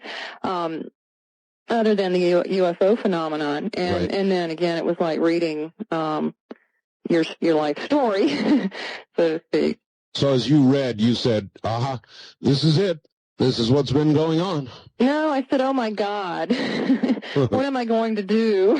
And I actually gave the book to my fiancé and said, I want you to read this. And I just kind of, put my head down and said, we'll just wait and see. And he finished it, and we just looked at each other. We didn't really say anything, but we looked at each other, and it was kind of a sad, intense moment because we knew without speaking to one another what we needed to do, and that was to look into that. And so you did. Yeah. And how did the research develop? In other words, I guess it was Bud Hopkins, right? Right. All right. How did Bud handle it with you? You talked to him once by telephone, then what? Yeah, well, I filled out the Omni questionnaire, and I couldn't just say yes or no and circle the answer. I had to go get my journal and write down all these things that went, for each question I gave him about 5 pages, which I think any abductee that goes through this awakening and has somebody finally for the first time in their life they can talk to about this will know exactly what I'm saying when somebody asks you a simple question and you can talk and write, pages and pages about that. So I ended up having to bind the material I sent him with the questionnaire. And I thought, well, this guy, first of all, I don't know who he is. And second of all, when he gets this, he's going to think I'm nuts. And my fiance, husband now, Eric, insisted that I mail this to him. And I fully expected, the men in the white coats to show up at my house and take me away when he got it. And I remember sending it to his house. I didn't want to send it through Omni because I didn't want anybody at Omni magazine to read this stuff. I sent it to his home address. And then he called a couple of weeks later and conducted a pretty lengthy telephone interview with me and said, well, I'm going to be in town and the spring, and I'd like to get together with you. And that's when he did more, face-to-face interviewing, and that's when I wrote that infamous list of good and bad qualities down that he put in the introduction. I had forgotten all about that I'd ever written that down for him. And we did 2 regressive hypnosis sessions in a weekend, Friday and Sunday. Right. And Eric was always present during those, and not a lot of alien information. Well, no alien information really came out in the regressive hypnosis sessions. But what he was able to do was to break through some kind of mental barrier that either my unconscious mind put up or the beings, alien beings themselves imposed on me not to remember. And by going through these hypnosis sessions, I was able to look at a couple of areas of my childhood that were questionable. Although no alien activity really came out, he did break through that. And wow, the weeks after that, it was just spontaneous memories, things. It was just like somebody had opened a door of a big, filthy, cluttered closet, and So it finally all- opened the door, and all this stuff could fall out. It all came crashing down. Yeah. All right. Well, I guess that's the meat of it then. What in the world surfaced? What did you suddenly remember? What has happened to you, Katerina? Well, I figured out pretty quickly that, a lot of the memories that I had been holding in and denying, like the childhood experience that from the best that I can remember, it happened when I was 6, that, this most likely wasn't God that did this, that there was some other intelligence at work, and well, specifically, that did what? What were your memories of? Well, yeah, the memories were of flying, seeing the road below me and flying through the air, floating, not having any clothes on and floating, and having a telepathic voice inside my head, somebody communicating a very important message to me that I was not able to remember, but I knew that it was more important than anything in my life. Seeing a hybrid, what I call a hybrid type being, wearing a white lab coat, telling me that after this little mark on my arm healed, that I'd have a little hole there. All right, And, Katerina. things like that. Just unusual people telling you things that really happen. You'd wake up and they say this is going to happen. You wake up with this scoop mark scar, and there it is. Scoop mark. All right, Katerina, I want to find out more about that. Hold on just one moment. We'll be right back to you. My guest is Katerina Wilson, and her book is The Alien Jigsaw. The most important... Yes. On your... right arm. And, well, just missing skin or, Well, yeah, what happened was, my memory told me that there was a doctor, vague-looking face, but definitely humanoid, and he had on a white lab coat, and he had performed he did something to my arm.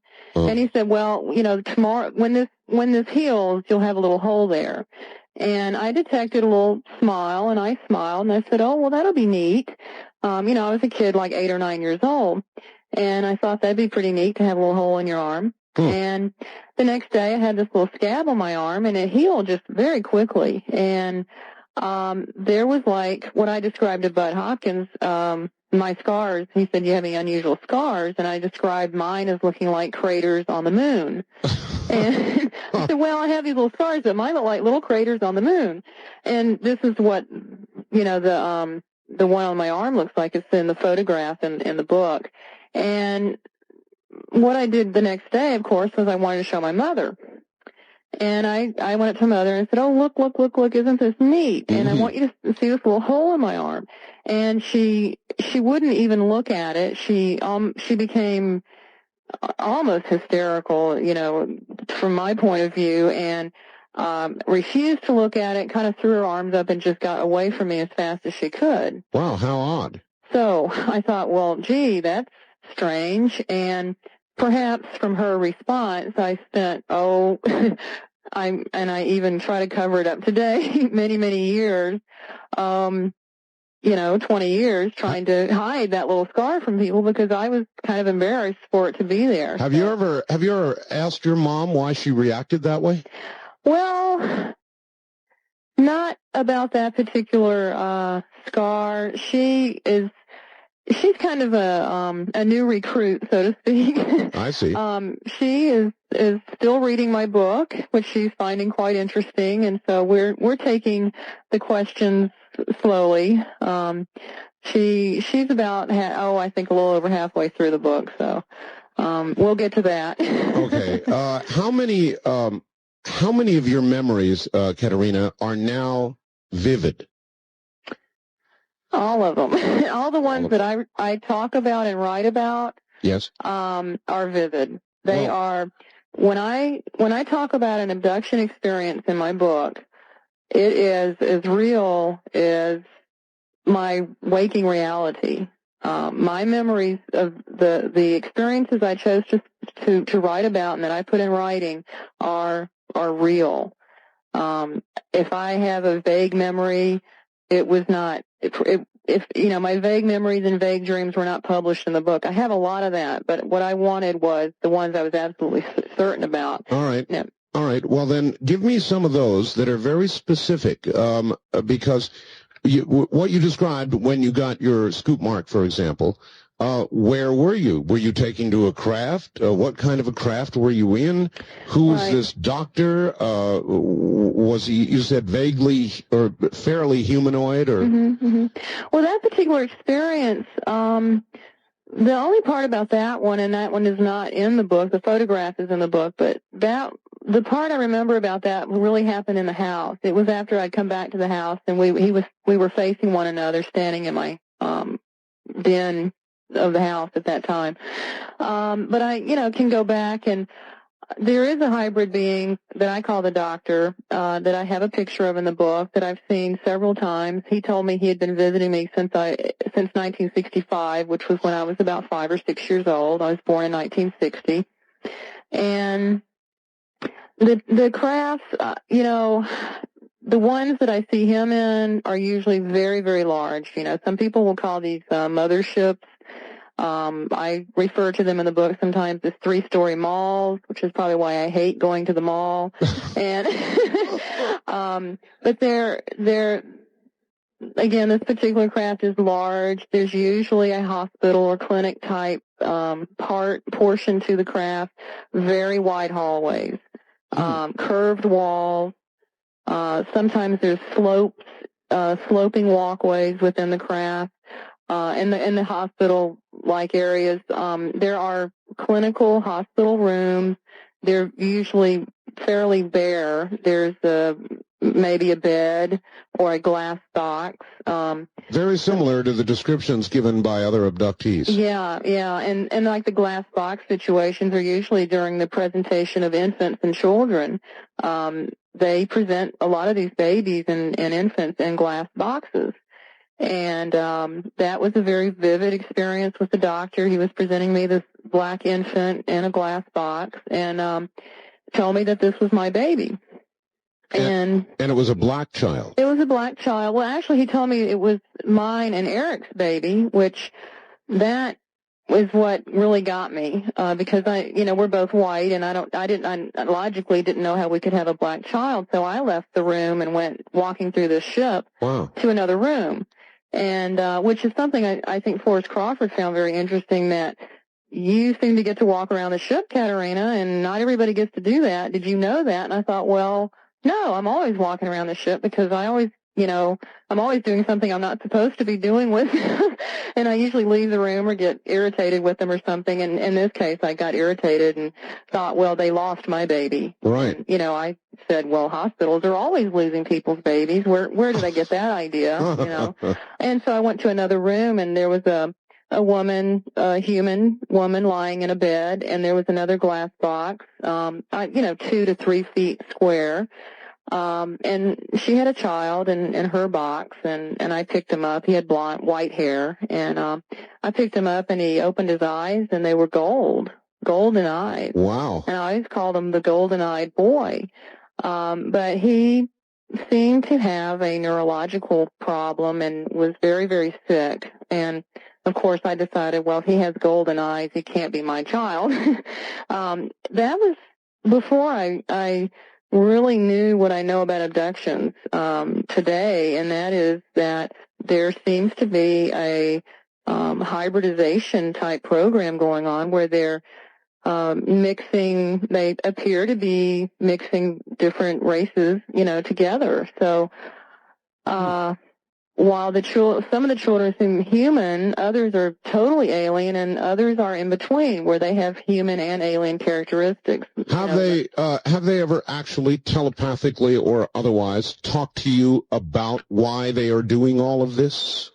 That's a tough question. I feel on one level that I do know the reason why they're doing it. All right, Katerina, hold that thought. We're going to go do the news. You won't hear anything. Don't let that worry you. We'll be right back to you. Katerina Wilson, we'll pick it up at that point.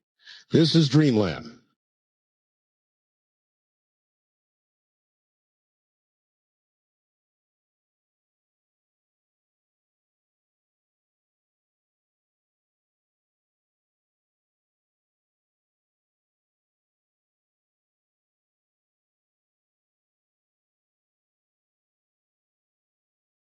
This is a pre-recorded, previously From the broadcast Kingdom of program. Nye, we continue with your calls on Dreamland with Art Bell.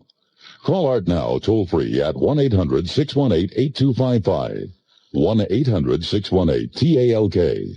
First-time callers, area code 702-727-1222.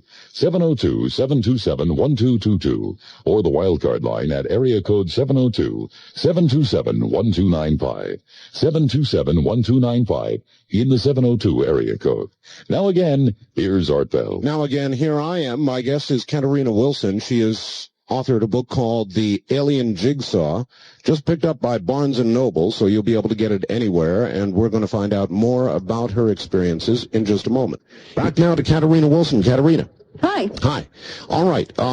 So you think that there's some sort of genetic motive, some sort of genetic motive behind all they are doing with human abduction. Is that correct? Well, not just a genetic motive. I think I may have left some of your listeners hanging. I was going to say I feel as if I've been told why they're creating these children, but I haven't been allowed to remember it consciously. I think that there is some holding back of information by the aliens themselves for whatever their purposes are. But besides the genetic factor, I think that or maybe because of the genetic factor in the creation of these other beings, beings, I think we, have to look at the type of psychological testing they're doing with abductees, the other types of physiological tests, and perhaps hindrances of, maybe creating problems with people, severe medical problems with people, and perhaps even curing other problems.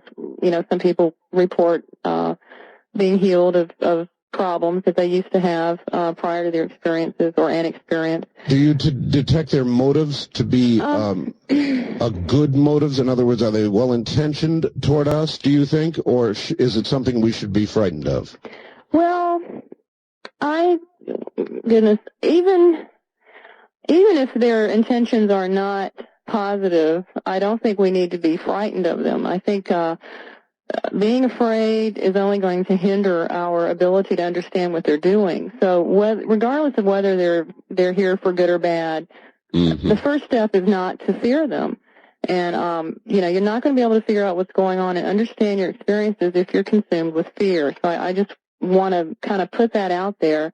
I have seen them do some good things. I've seen them do bad things. There are times I feel like I'm just an experimental animal to them. There are other times that I feel that they love me and they care tremendously for me, like we would care for our own children. And I've kind of, I guess I'm speculating, or I'm just basing on my own experiences here, that since I've seen so many different types of beings, they're obviously, they have different agendas, and I think there are some here that care about us more than others.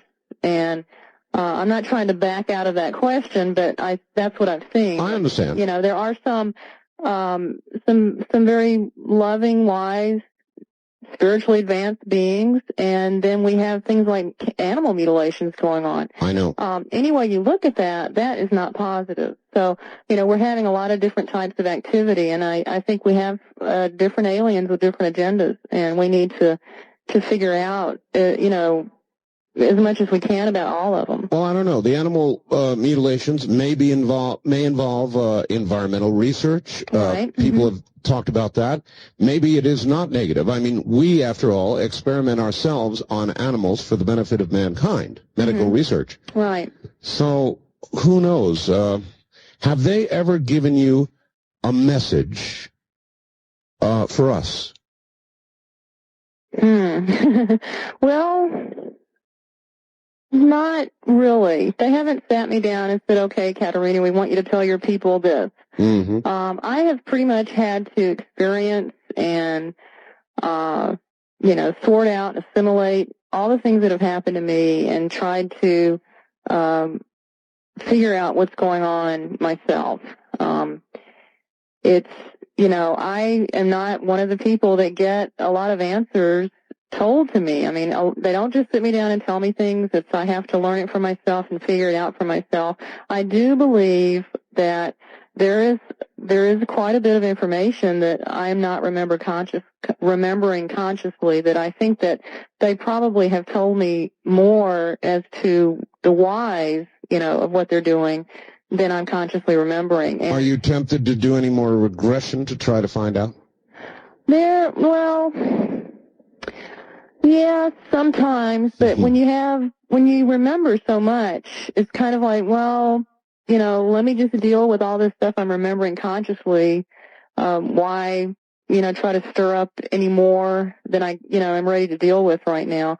I am pretty confident in the conscious memories I have. I'm pretty darn good at just, disseminating what is a screen memory, what was camouflage, what was the theatrical scenario they were doing, and a straightforward, abduction, this was an experiment, this was a test, this was a screen memory, that kind of thing. I've really learned to discriminate between the different types of experiences. And then, of course, when you do get the screen memories, or that you've had an experience and you don't remember anything, that is really frustrating. And perhaps hypnosis would help there, and perhaps not. My hypnosis sessions with Dan Overlaid revealed some new information, but not a lot, not very much at all. And we basically rehashed a lot of what I had already written down in my journal, because I've been keeping the journal, and it was important for me to document everything I remembered prior to going through hypnosis. All right. I know that you've done some very interesting work in one rather sensitive area. I guess if we're going to follow on this this business of genetic experimentation, and I know that aliens have been said to collect ovum and sperm and all the rest of it, and you tried to relate the times when you were abducted, or I suppose when others have been abducted, to your menstrual cycle, didn't you? Right.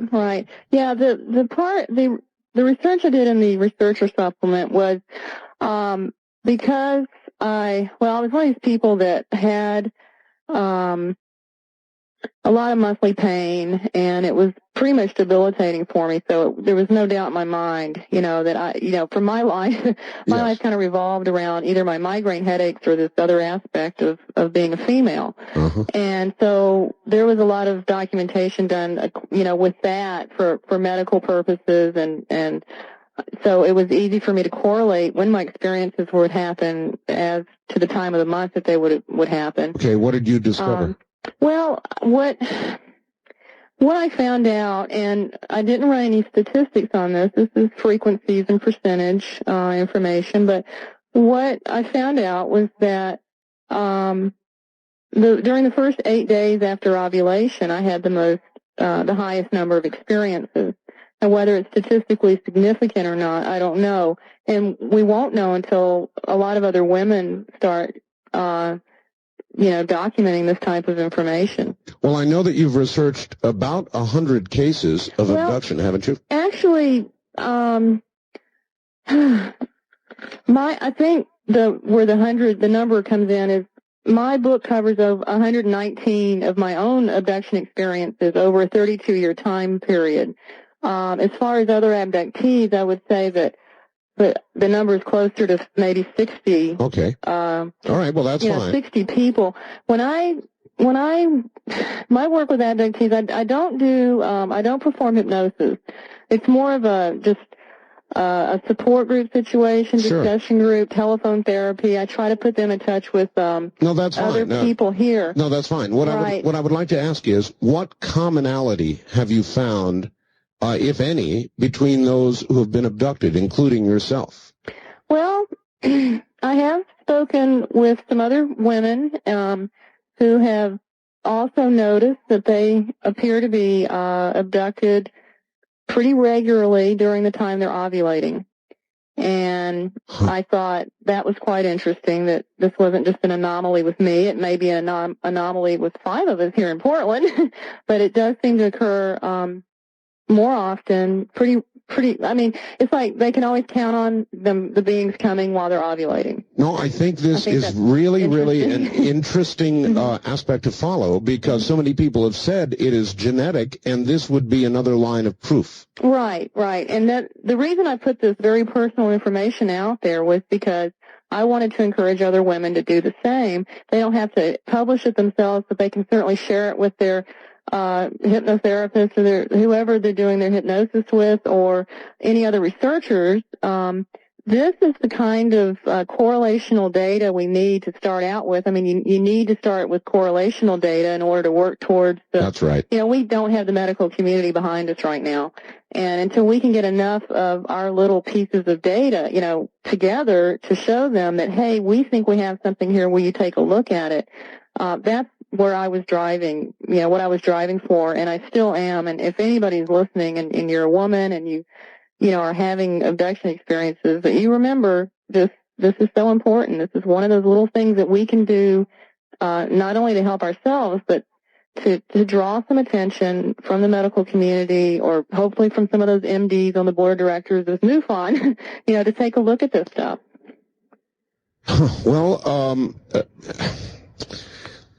I guess I'm not sure where to go from here with you, other than to ask you if you can describe any of the beings that you encountered, other than the doctor, the one that you described. Oh, yeah.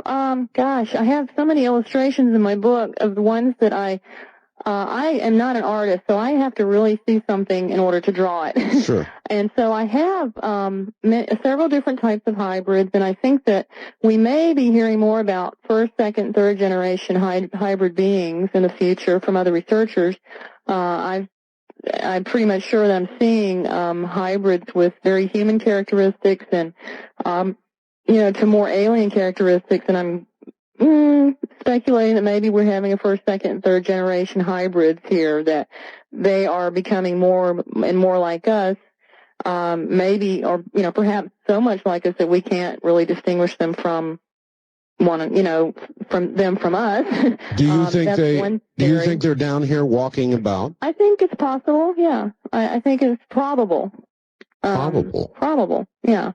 And that's not something I say lightly. It's something that maybe 3 years ago, if somebody had said this to me, I would have said, no, I don't think it's probable. But the different types of hybrids I've seen and how human they can look is just, and other people, describing the same types of beings, I think it's probable.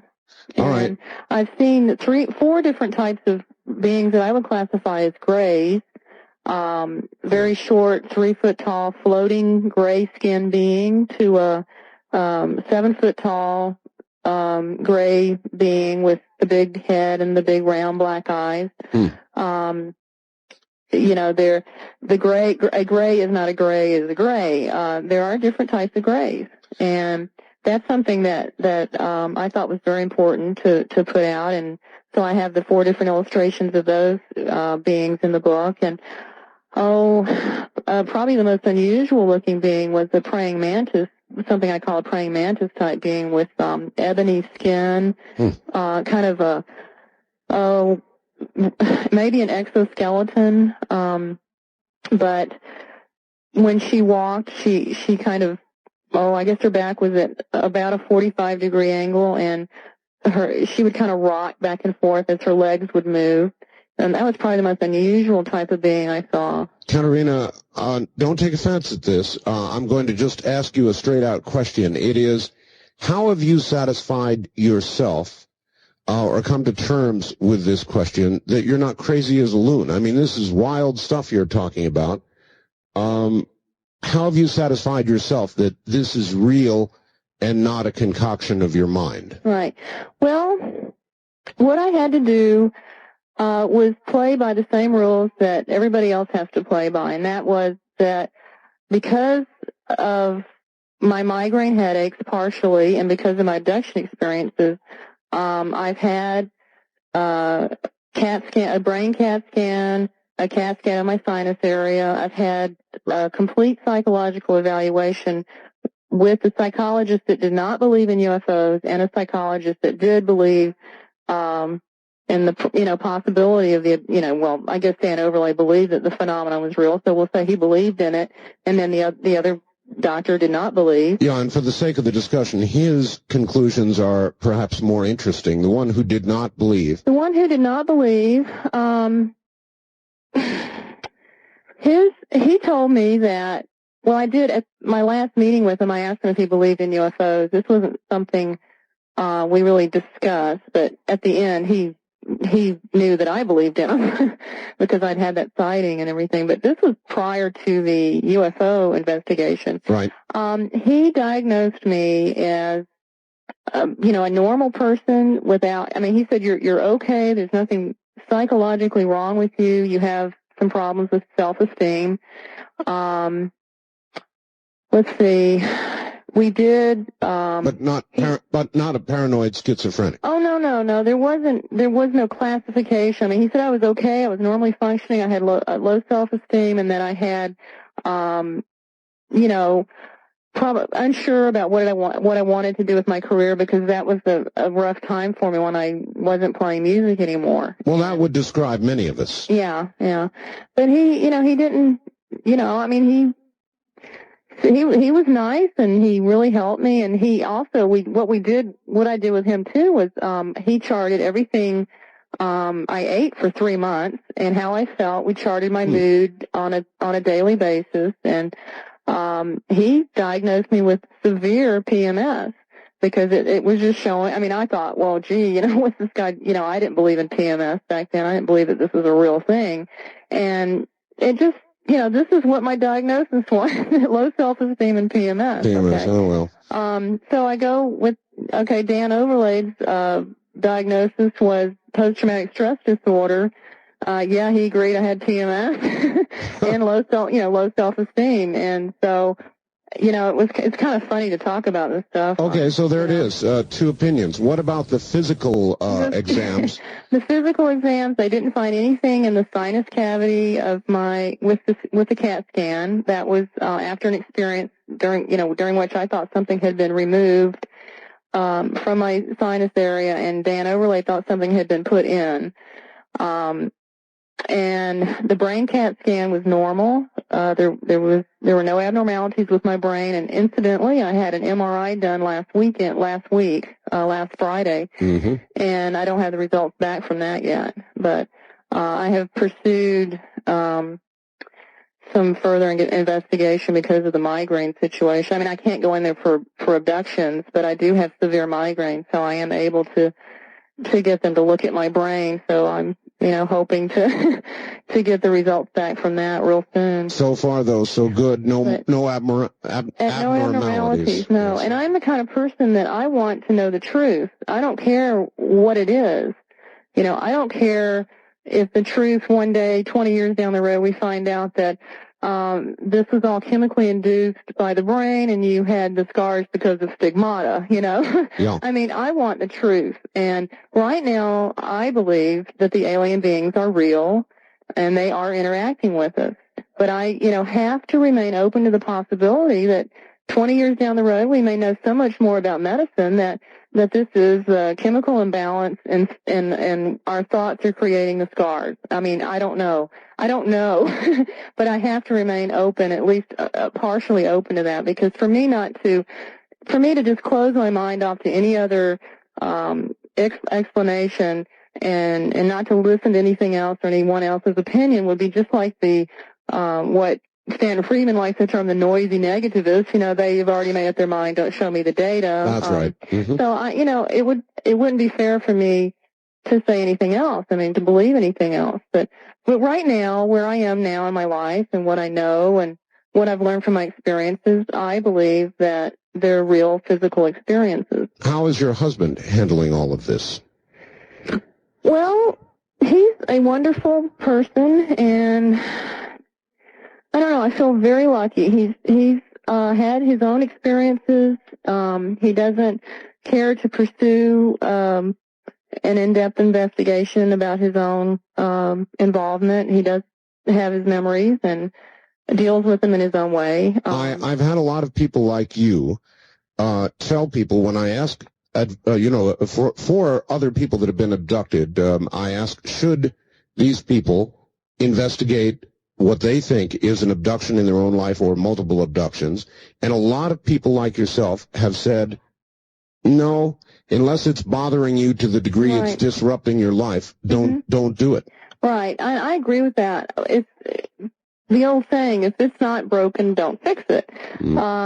If you're not having problems and you don't have memories, and then they're not, if your missing time isn't bothering you, then congratulations, I'm really happy for you, and get on with your life and live it to the fullest. That's how I feel. All right. Missing time. That's another good topic, and we'll jump on that in just a moment and begin to open the telephone lines. Katerina, hold on just a moment. My guest is Katerina Wilson, and she has been abducted many times. If you have questions for her or about abduction or one of your own experiences, we're going to open up the lines in just a moment. Stay right where you are. This is Dreamland.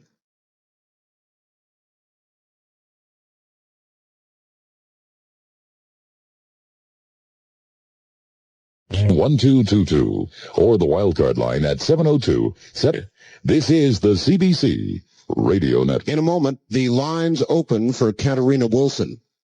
I'd like to... Now, as promised, here's how to order the newsletter. I'm going to give you a telephone number and an address. Katerina Wilson.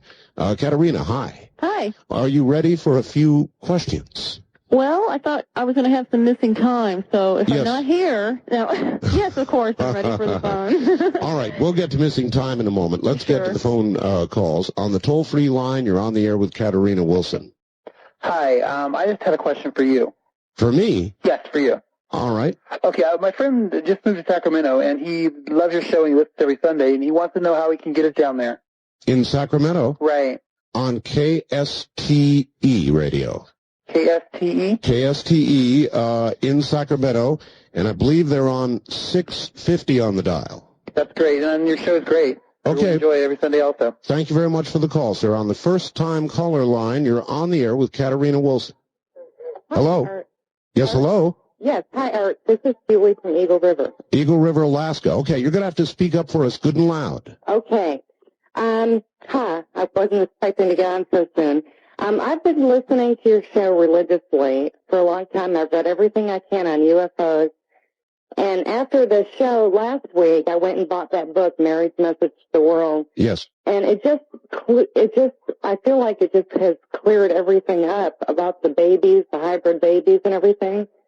If you read that book, it makes you feel like, because Mary has said that when our world ends up here, that we're going to continue on somewhere else, and that we'll be having, we'll all look completely different. We'll be a lot more spiritual, and we'll be a lot different. And they do mention the UFOs in that book.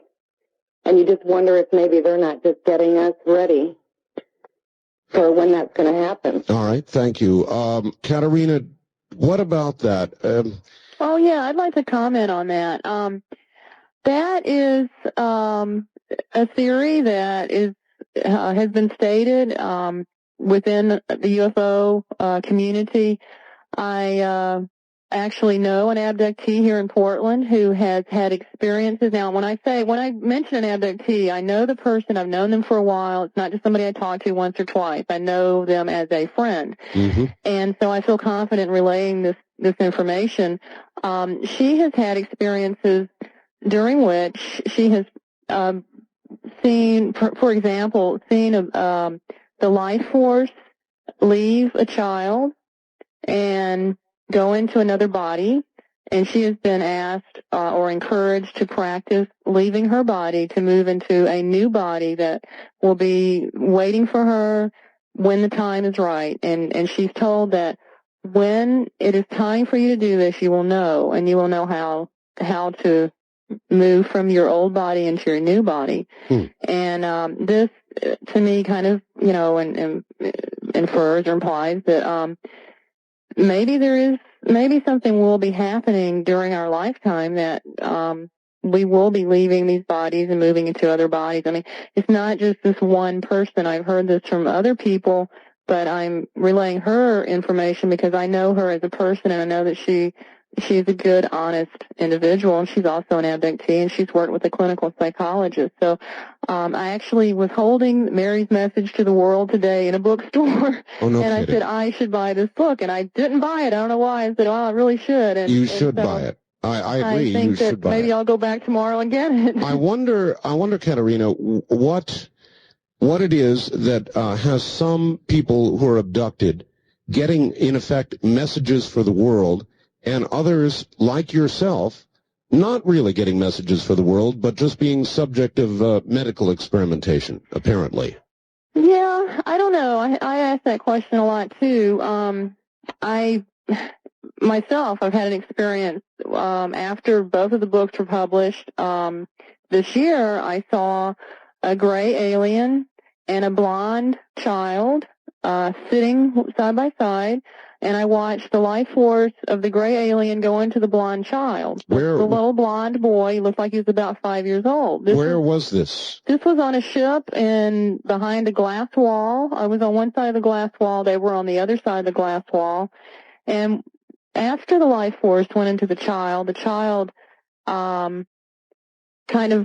they were sitting down. He stood up, and then he teleported himself. I mean, with thought. I knew that with thought he was floating himself, and he went into this little playroom, and he was floating. And I thought, oh my God, these beings are telekinetic. I mean, they can teleport themselves. And it was just phenomenal to see this. But I also felt, from my point of view, I felt a great sadness because the life force left the gray alien. I mean, he died. And I felt really sad, but then in another way, I think that maybe I just didn't understand. I need to understand more about this. Was the young boy human? The young boy was, I would say, humanoid. I don't know if he was, certainly wasn't human because he could float. I mean, he could, at will float himself around. Well, I meant physically in appearance. Physically in appearance, he looked human with the exception that he had a very muscular upper body. He was about 5 years old, and he had a muscular upper body. And you saw the life force of the alien, the gray, leave that gray's body and go into the young 5-year-old boy. Right. That's a little frightening, Katerina. It was very sad for me. I felt great sadness during the experience and the following couple of days. And I just hope that it was, a volunteer thing, for the gray. I hope he volunteered to do that and was not forced. I guess it occurs to me a long way, but if that was a human boy, Katerina, he in effect is now possessed. Well, it didn't seem.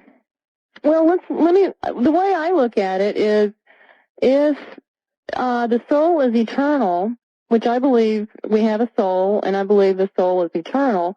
For instance, each time we come back to this planet, we know we live in a human body or a physical body, and if we come back more than once, then we're going to need more than one body. So, we're getting a little more into reincarnation here than perhaps what we're talking about. But are you a believer in reincarnation? Yes. In that respect, that I believe the soul is eternal, and that part, the life force of the individual continues, whether you're in this physical body or not. All right. In that respect, I do. All right. On the toll-free line, you're on the air with Katerina Wilson. Hi. Good morning, Art. Good evening, Art. This is Leonard in Albany, Oregon. Hello. And I have a question for Katerina. Is that how you say it? Yeah. Yeah. I've always wondered, is it possible, if you haven't ever met any of these alien peoples or anything like that, is it possible for you, if you have a desire to get in contact with them, to contact them without them contacting you? Well, I certainly have had my moments where I wanted to relay information to them, and I explain in my book, and I know other abductees have explained that they can sense when the beings are nearby. Sometimes they don't get visited, but they know they're nearby, and they might be tuning into them, watching them, listening, or some kind of mental tuning in to the abductee, like to maybe check on them.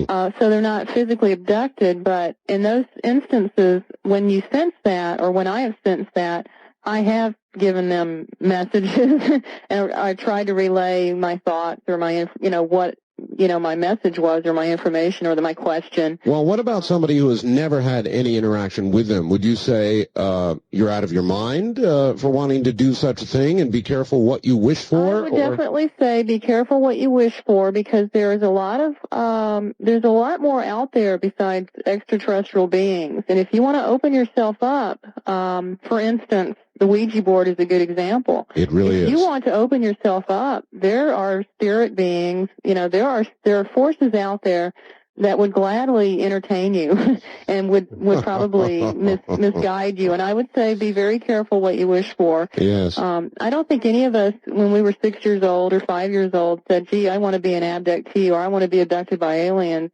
Well, I'm sure there are some people, Katerina, who listen to this and think, oh, how romantic.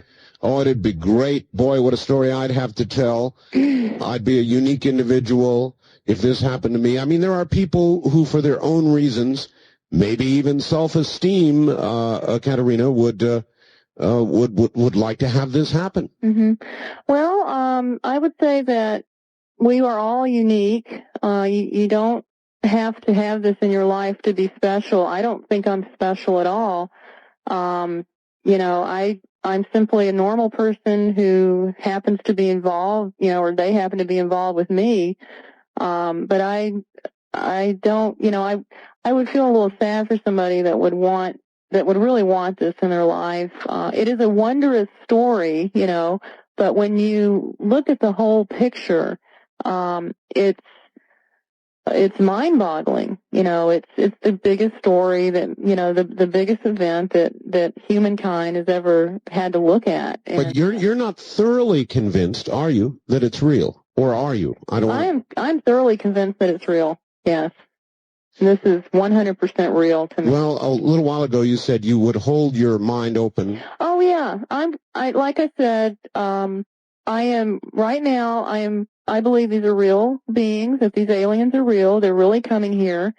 But I can't totally close off my mind to the possibility that one day, as we learn more, about our minds and how the brain operates, because we really don't know that much about the brain, who's to say what we're going to learn? That really is the truth. Yeah. Mm-hmm. And that's something that,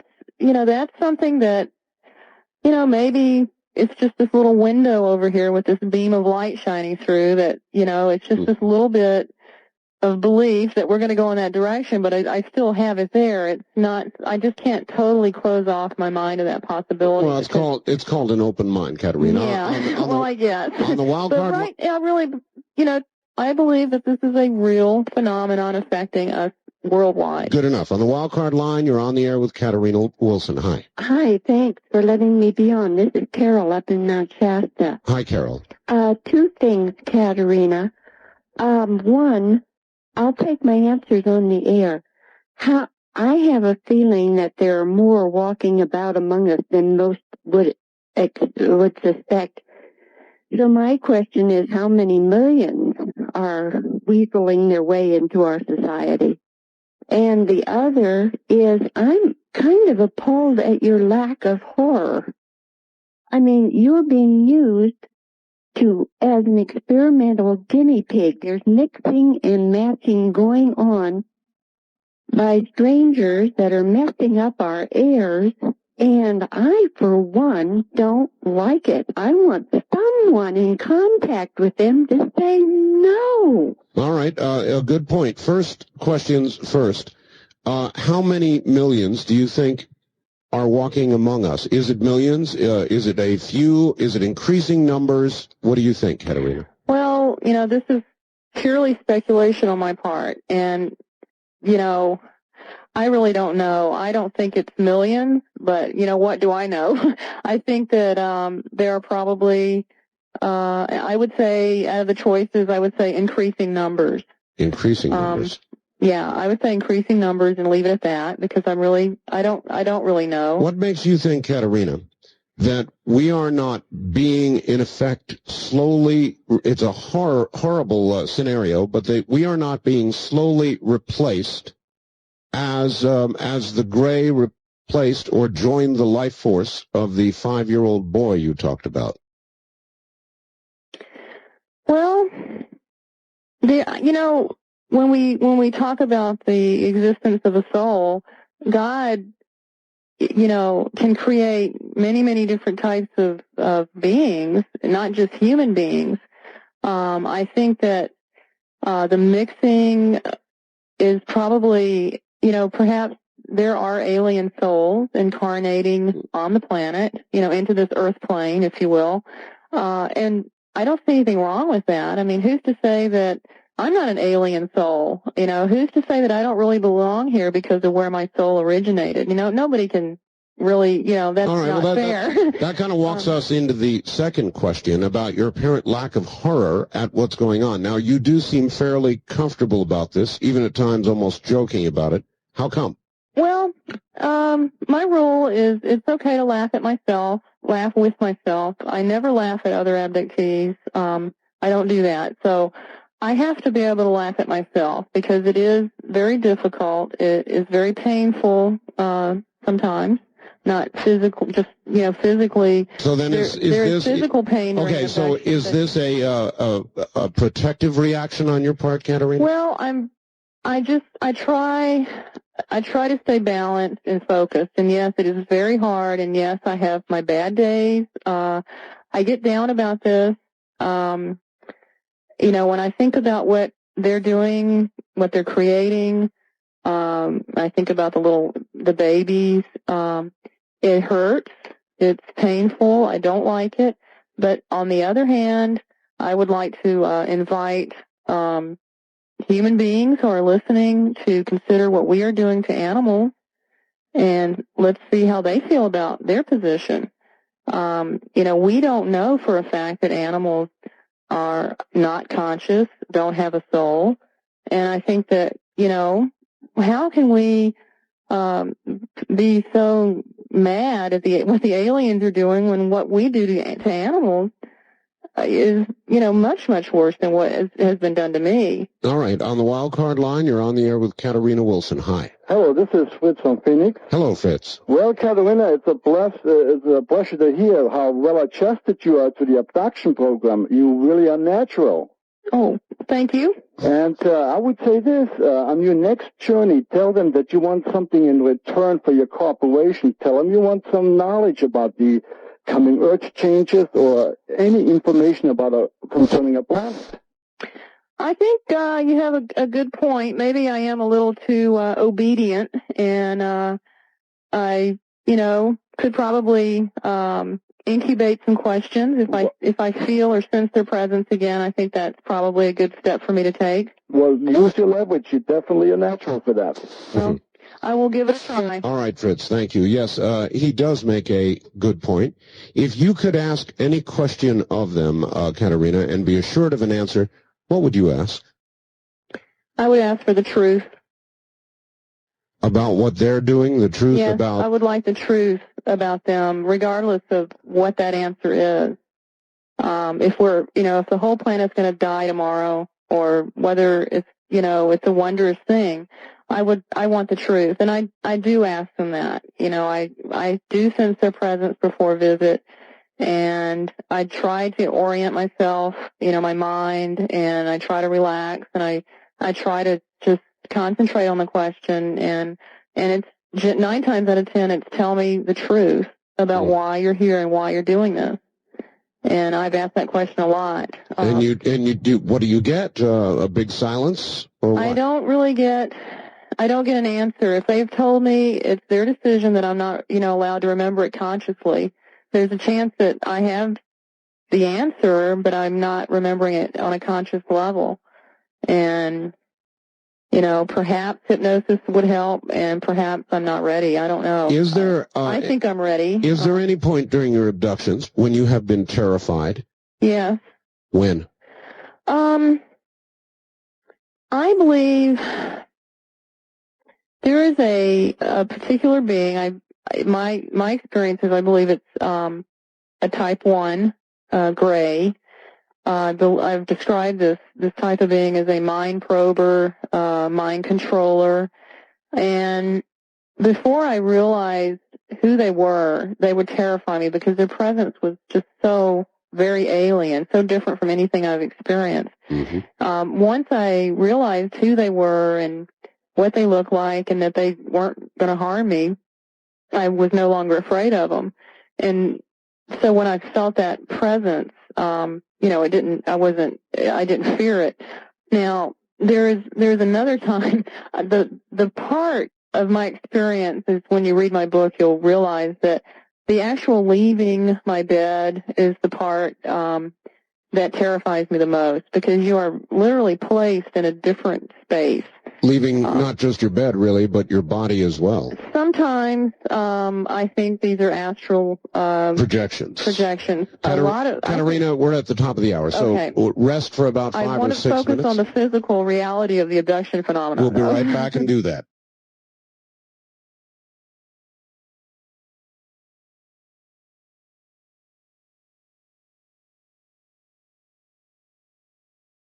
This is a pre-recorded, previously broadcast program. From the program. Kingdom of Nye, we continue with your calls on Dreamland with Art Bell.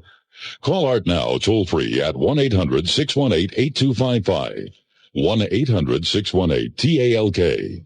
First-time callers, area code 702-727-1222. 702-727-1222. Or the wildcard line at area code 702-727-1295.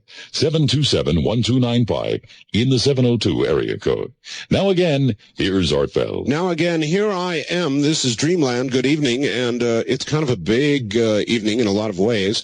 Wilson, Katerina? Mm-hmm. I've got a fax here, and let me read it in its entirety, and I'll just let you respond to it the way you would like to, all right? Okay. Art, ask Katerina about the meat of this issue. What are her feelings about the future? Why are so many aliens here at this time in history? When does she think there'll be a public appearance? Can she at least speculate on the information she thinks the aliens are withholding? How about the dreams she's had? Regarding these questions, what has she learned from the 100 other abductees she's interviewed, 60 actually? I can find descriptions of spaceships and encounters in any bookstore. The strength of your Dreamland interviews is that they cut through the crap and get to the heart of the matter. So can you shed any light on any of those questions? Could you repeat a few of them for me? Sure. What are your feelings about the future? Pretty dim. Why? Well, I was thinking earlier that maybe I should just do a little speculating and not worry so much about, what everybody's going to say about, Dr. Overlade used to say, well, what do you think, Katerina, if you just let your fantasy or your imagination, take this information forward? Yes. So, looking at it that way, if I were to just say, okay, going on what I know and what I feel and, goodness, why are they here and all the things that I've seen them doing, it doesn't make a lot of sense that if you are coming to a planet to really help the planet, to help the people of the planet, that you would keep so much information from them and that you would play so many games with them. Yes. So the lack of their willingness to be open and honest with us is not a real positive thing. It leads me to believe that they are hiding or withholding information that's not necessarily in our for our good. Right. Now, on the other hand, if there's some catastrophic event that's going to happen that they can't keep from happening, let's say an asteroid's going to hit the planet and there's nothing they can do about it, and generally when we have large asteroid strikes, that's pretty much wipes out everything. Right. Then, if I were an alien race of, perhaps scientists, just some of these beings are, I'd probably want to salvage what life I thought was important, or what life I thought I could manipulate into being what I wanted it to be. You feel something like that is on the way? I think it's possible. Mm-hmm. Yeah. All right. And Why? I would definitely, look what we're doing. We're manipulating the genetic code of other plants and animals, and this is nothing new for us. Soon humans. Why are so many aliens here at this time in history, do you think? And I guess that goes to the answer you just gave. You think something is about to happen. Well, I think something is going to happen, yeah. Whether it's a man-made catastrophe or if it's an asteroid, followed by enormous geologic repercussions, which is what's going to happen if we have a large enough asteroid. And I'm not talking about this because Without Warning was on last weekend. This is something I published in my book in March, way before the movie came out.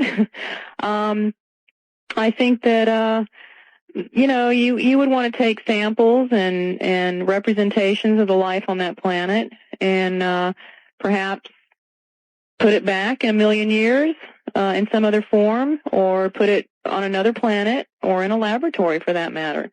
So, I kind of, back when I really didn't know anything about abductions except that I was involved and, oh my God, I got to figure this out. My first thought, back in 1987 or early 88, I remember it was in this different house, it was early 88, was, well, gee, this must be what the rapture is all about. How else can you get human bodies off the planet without any trace?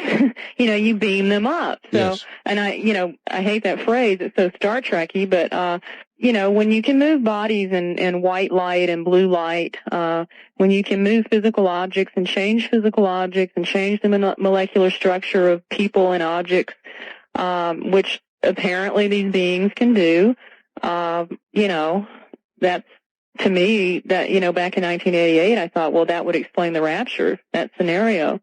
And with all the different pieces of information that people are getting and the different forms it's coming through, whether it be a classical, abduction, experiencer case, or channeled information, we're all getting a piece of this puzzle, whatever you want to call it, and it leads everybody, it's all leading to the direction that some big event is going to happen.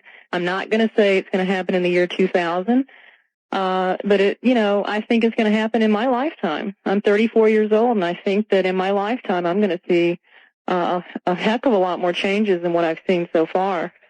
All right, Katerina, on the toll-free line, you are on the air. Good evening. Hi, Art.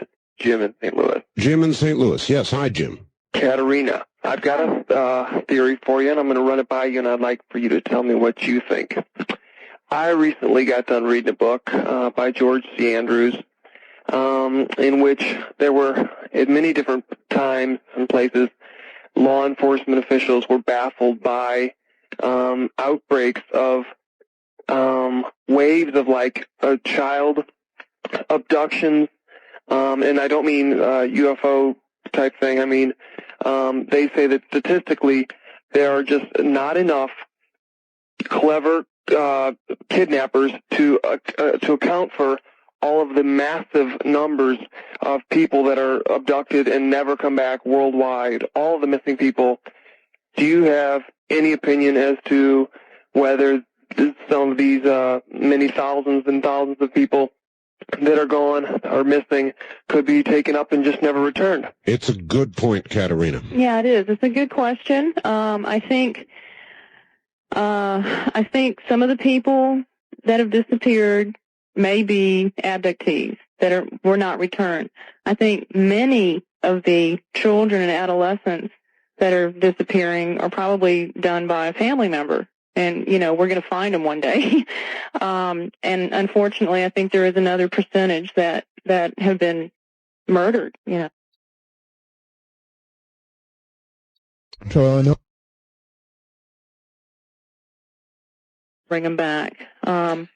Yeah, I think that's happening. I think that accounts for some of the missing people, but certainly not all of them. I'm going to kind of add up a lot of questions that S in Santa Barbara has here and simply ask you, have you ever wondered, Katerina, whether you might be an alien? Well, yes. Gee, I'm gonna get kicked out of MUFON for that one. No, actually, I have. Especially when back in '88, I told my mother that I really thought there might be something to Charles Hickson and Calvin Parker's abduction experience in Mississippi, which was, back when she didn't know anything about my involvement, and this was my way of kind of breaking the subject to her. And I said, and what other people are finding out is that there's some kind of interest in our reproductive behavior by the aliens, that they seem interested in our, reproductive aspect. And my mother just out of the blue blurted out, well, your father was an alien. Your father was probably an alien. And, wow. I guess 30 seconds went by before either one of us said anything, and it was just like, I was thinking, why the hell did you say alien? And alien is not in her vocabulary. I mean, she has never said that word in her life. And I don't know. I have since that time wondered what on earth they could be interested in me for. And that's something, when you're looking at genetics and the unusual pregnancy my mother had with me, and, I wonder if they unusual, Katerina, in what way? Well, she was pregnant and she had it confirmed. She went in to see her doctor, examinations and everything. And in her third month, early fourth month, she went to the doctor, and lo and behold, there's nothing there. She's not pregnant anymore. She didn't have a miscarriage. Really? And so she thought, well, that's odd, but my mother just was one of those women that didn't question doctors. I don't know how many women really questioned doctors 30, 40 years ago. So a few, I can't remember, 1 or 2 months later, she goes back thinking she's pregnant. He examines her, and she is pregnant, and she's well into her pregnancy. I think she was, again, about 3 months pregnant.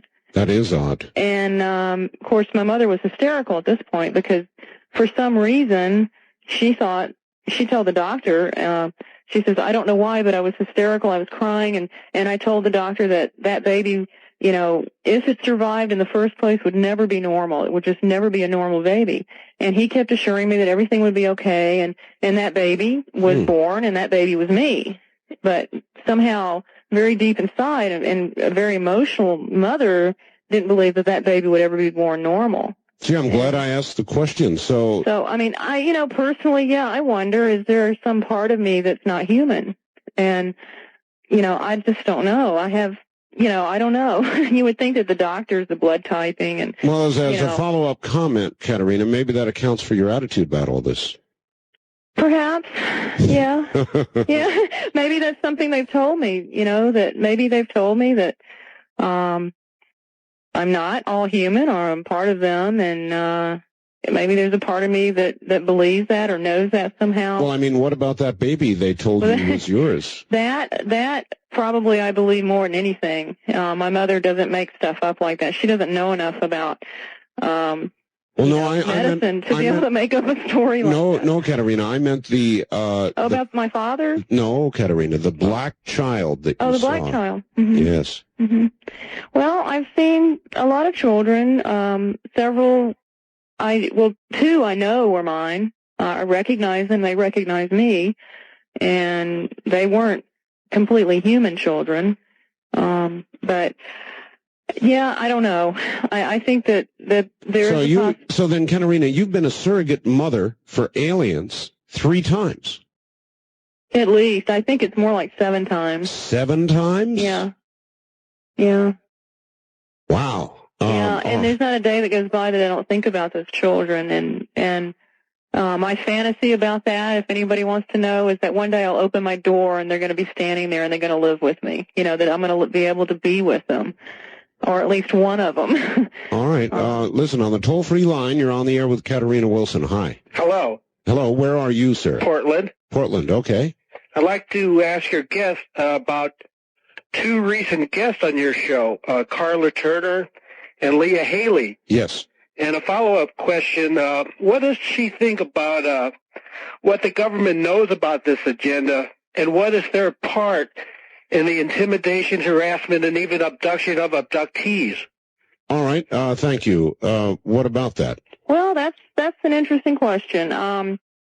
If you want to talk about being horrified about being abducted by somebody, let's say how would we all feel if we were abducted by our government, or members of the military? So this is a subject that, yes, Carla Turner has written about and Leah Haley has written about and I have written about. We have all seen military government people in our experiences, in our abduction experiences. What have you seen? I've seen people that I thought, a couple of men that I somehow knew were with the CIA. I've been in underground bases where they told me they were with the secret government that was above the President of the United States. I've seen men in Navy uniforms, Marine uniforms, Army uniforms. That's a lot. I've seen military bases. I've watched unusual craft fly, hover. All of this is detailed in your book, right? Right. I have, over the 32-year time frame that the book covers, there's 119 experiences, and out of those, there are 14 that involve military government aspects. And how do I feel about it? Yes. Well, I am asking myself, did the radiation experiments ever end? Did that aspect of our government ever stop doing what it was doing to people? I mean, the Tuskegee Institute experimented on black men. That's right. They let them die so they could study syphilis. We gave radiation tablets to infants. I mean, to me, if you can experiment on an infant, anything goes. So, I mean, I'm certainly fair game. And I asked myself, did these experiments stop? Is this part of a continuation of what Marchetti and Marx talk about in The Manchurian Candidate, or the cult of the CIA, cult of intelligence, the book about the CIA and the cult of intelligence? I mean, we experiment on humans just like everybody else. All right. The caller also asked about a couple of my recent guests, Carla Turner and Leah Haley. Do you know them? Oh, yeah. What was let's see, relating to the military government aspect? Well, they both told stories about right, and I know Carla's husband, Casey, had described in detail about an experience that occurred in an underground base with the military, I think. Do you know where any of these underground bases actually are? Well, one of them, in the experience, I knew I was in eastern Canada, and near the border of the United States in eastern Canada. And that was an underground facility. That was the one with the supposedly secret government that... How did you know that? I'd been there before. Oh. I mean, as I was walking toward it, I remembered being there before and knew I was in eastern Canada. Okay. And knew that I had been in the base, in the underground base before. And, I've been told that there is a secret underground military base there, but this was just by somebody whose brother was working there, and he, couldn't even tell me the name of it. Okay, back to the telephone lines, and on the wild card line, you're on the air with Katarina Wilson. Hi. Hi, this is Patty from Aloha, Oregon. Hi. Gosh, of all the guests that I've heard, nothing personal, young lady, but your listening to you gives me a very uneasy feeling, and I would just like to bring up the point about free will. I think as human beings, our most precious gift is the gift of free will, and it seems like the alien influence and encounters are taking away this precious gift. It gives me an uneasy feeling. There was a Twilight Zone episode about 20 years ago in which the aliens landed on Earth, and there was a wonderful, of course there were some people that reacted violently, but most people were very accepting, and they said, well, we're here to serve man. We're here to serve man. And at the very end of the hour episode, they left behind a book. Oh, the cookbook. Right. Yes, and no one could translate it. One man did, and everyone had left, and it turned out to be a cookbook. And I can't get that image out of my mind. How to serve humans, yeah. Yeah, boy. The only other comment I'd like you to to touch on is you keep using what, quote, humans do as if it was a justification. Well, we do experiments on animals. Well, we do this. Well, we do genetic. As if that were an excuse, as if that made it right. If it's abhorrent for humans to do it, why isn't it abhorrent for aliens to do it? And I'll get off the air and listen to your answer. Thank you very much. Yeah. Well, I don't think it's good for aliens to experiment on people. You know, I'm not saying because humans experiment on others that it's okay for aliens to experiment on us. I'm just saying that if you were visiting a planet and studying the beings or people on that planet, you're going to look at their behavior towards the other species on their planet.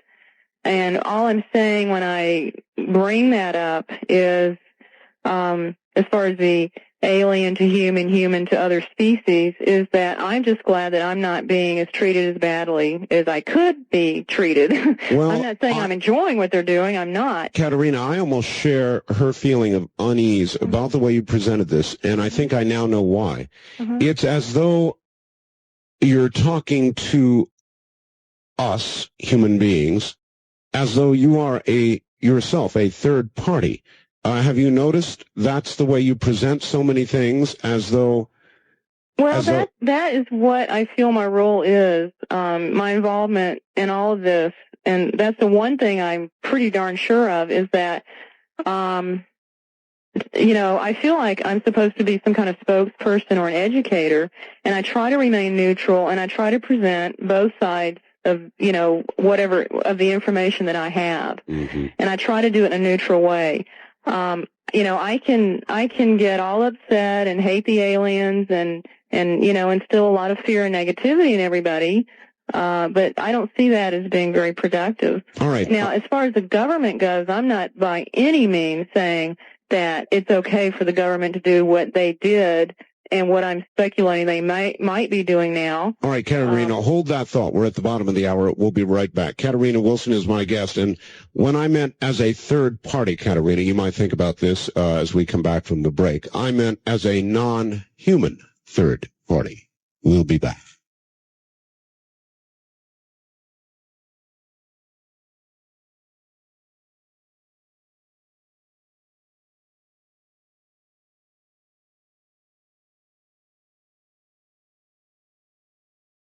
This is a pre-recorded, previously broadcast program. From the Kingdom of Nine, you're hearing Dreamland with Art Bell. To participate in the program, call toll-free 1-800-618-8255, 1-800-618-8255. First-time callers, area code 702-727-1222, or the wildcard line at 702-727-1295. This is the CBC Radio Network. It is, and we're interviewing Katerina Wilson this evening. Very, very interesting guest, and this is beginning to head in a direction that is particularly fascinating. We'll get back to her in just a moment. First, a word. Okay, back now to Katerina Wilson. And, Katerina, I've got another fax here for you. Dear Art, please ask your guest, Katerina, what happened to the life force of the 5-year-old whose body was taken over by the gray? Was the child a hybrid without a soul? Are all of these babies without souls? Also, I can't help but ask about the black child who was supposedly hers and her fiancé's. Has she seen it again? And what are your feelings toward that child? Well, that's a lot of questions. Was the child a hybrid, do you think, without a soul? No, my personal opinion about life is that if there's a life, there's a soul. Now, to me, the gray was a live gray, you know, with a life force. The little child was alive. He had a life force. It was almost like a sharing, or like the gray was contributing his life force. And it made the little kid, the blonde-haired boy, more than what he was before. Like he had more, energy. He was more of a whatever, you know, a person, if you want to say. Yes. But it wasn't, I did feel that the gray's body then did not have, a life to it. that soul was gone. The life force was gone. Right. That All the right. gray died because of that. All right. With reference to that child, which you said was yours, she asked, did you ever notice any subtle changes in your body, or was that a test tube baby from start to finish? With my experiences, most of this genetic manipulation, the pregnancies are artificially created. I did have an experience during which they told me that my baby was in the spindle phase, which is during the initial stages of cell, when the cell splits during mitosis. Yes. Now, that happens hours after the sperm and egg meet. And this is not something, I mean, we can do this, we can watch this. I mean, if you've watched the Learning Channel, you've seen this under a microscope. But, we can't determine that somebody's pregnant that early on. I mean, our tests just don't show that. But they can tell when it's in the spindle phase. So, I mentioned this in the book. I think that they can artificially inseminate and remove before a woman will even know she's pregnant. From Santa Barbara, why would a person not want to remember that they were a member of an alien race? Did I say that? I don't know. No, it's just... I have no idea why somebody wouldn't want to remember if they were a member of an alien race or not. I don't know. I think it would be an individual decision. I mean, some people might not.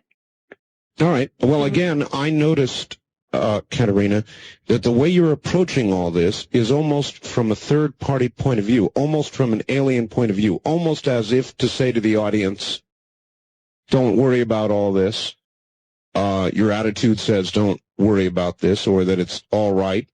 I'm not saying it's all right, and I don't mean to imply that I'm saying, what's happening is okay, but I don't want people to expect me to be, because I'm a woman and I'm an abductee, I am not going to view myself as a victim. And if people don't like my presentation or are uncomfortable with the neutrality of that, that's because they're trying to place me in a category where, it should be poor Katerina, all she's been through. Yeah, I went through that, and I'm really glad I'm not there anymore, because it's not fun to wallow around in self-pity. Right. I'm an abductee. I'm having experiences. I know I have free will. I'm not a weak-willed person because I'm being abducted. I'm trying to present the information. I'm not going to get emotional about it, because that doesn't do anybody any good, and I don't want people to view me as a victim, and I don't want people to feel sorry for me. And that's my presentation. I've been there. I'm not going to go back. All right, good enough. Toll-free line, you're on the air with Katerina Wilson. Hi. Hi, Art. This is Tom in Seattle. Hello, Tom. A couple of questions for Katerina. Sure. Number one, what did the life force of the alien that went into the child look like? You said you saw it. Mm-hmm. And number two, I heard a UFO speaker present a theory that the Greys are here to... they had done something that they'd lost their emotions, and that they needed to hybrid with us to get this emotional capacity restored to them. All right. That was their purpose. Katerina? Okay, the life force, I can only describe it as the way I would know that a male alien is a male, a female alien is a female. It's an inner knowing what's going on. But also, it was like I saw, I don't know, I don't want to say it's a light, but it more of just a energy going from the gray into the little boy. And that's the best way I can describe that. I know that you present that in a positive way, but again, I find it kind of chilling because I'm not really sure that it's positive. I'm saying I was deeply hurt and depressed the next day. I mean, I was on the phone with my abductee buddy here in Portland, and I was telling her about it. And I know, but your emotions were for the gray, as I recall, right? You were sorry well, for the gray. Yeah, I mean, the little boy was fine. He went off and started playing. Oh. Yeah, he teleported himself, picked up a little ball, threw it through a little circular hoop-like thing, like maybe a basketball-type thing, and he just went in the playroom and started playing with his toys. He was fine. He was happy. He was strengthened. And the gray was gone. And the gray was an empty shell. Okay. And I saw it as kind of a sacrifice, but how do we know, on the other hand, that the gray doesn't have now a better body? And maybe the little boy agreed to share his body. I don't know. I don't look at that as possession. I know some people might, but the little boy was fine. He was strong and healthy and went on to play. All right. On the toll-free line, you're on the air with Katarina Wilson. Hi. Hi, this is, let me turn my radio down. Thank you. Where are you calling from, sir? I'm calling from San Diego, California. All right, Kogo, go ahead. Yeah, I was just wondering, I'm not one to blaspheme or nothing like that, but I was considering a lot of different references in the Bible to alien presences and stuff like that. And? I was referring to angels. Uh-huh. As far as the angel descended from the sky and... Oh, yes, there have been such references. Yeah, it is an interesting question, Katarina. Do you think the references in the Bible, and there have been many, that people interpret that way anyway, are referring to the aliens? I think that the most important term, the most important phrase that you can, we need to mention here is human beings' interpretation. I believe that there is a possibility that some of the human beings interpreted an alien as an angel. I also think that there's a good chance that angels are angels. And so, yes, I think maybe, some of the interpretations in the Bible of angels might have been an extraterrestrial being. Some of the extraterrestrial beings we're hearing about, light beings, white robes, they're floating. Yes. They're surrounded by white light. They come and they speak about God and the God force and wonderful positive messages. Who's to say that's not an angel? And we're calling them extraterrestrial. So I don't know. I'm not a scholar of the Bible, so I think that there is, human interpretation. All right. On the toll-free line, you're on the air with Katarina Wilson. Hi. Hi. What can you tell us about missing time? All right. Yes, thank you. I'm glad you brought that back up. Where are you calling from, please? San Diego. San Diego. Missing time. Well, missing time is a phenomenon that's often associated with an abduction. And generally, people will be going about their normal activities and will suddenly realize an hour or two, sometimes more, has passed, and it only feels like a minute, has gone by. Mm-hmm. And a lot of times there's just no memory. You're washing dishes at the sink, and it's 1 o'clock, and all of a sudden you're standing at the sink, and there are the dishes, and it's 4 o'clock, and you have no memory. Some people have memory of, being with aliens and on their craft, and but that's kind of it in a nutshell. I asked somebody here in Portland, a friend of mine, who, the last thing I would expect him to say is that he's involved in this. And I said, well, have you ever been doing something, driving along or, working in your house or something, and then all of a sudden notice that a lot of time went by that you couldn't account for?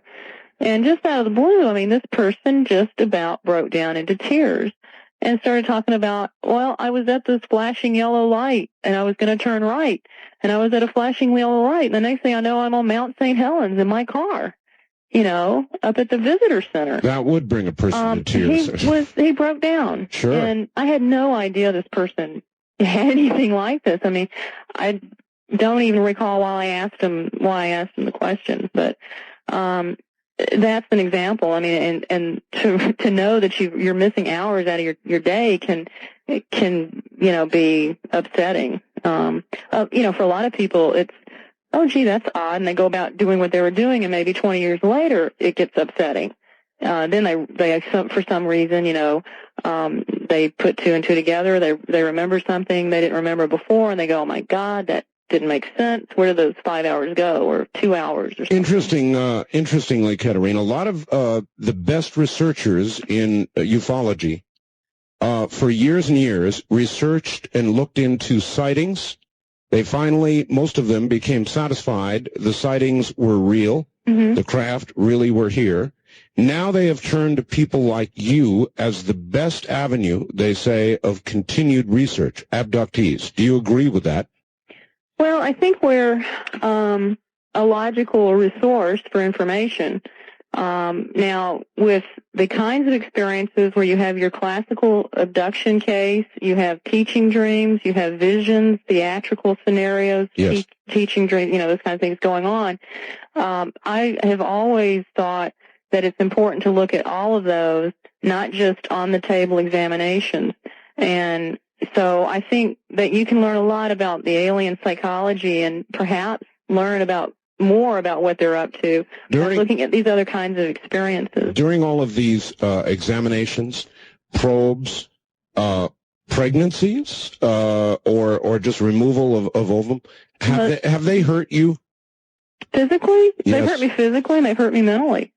The physical pain, as any woman who's born a child will tell you, passes, and it does.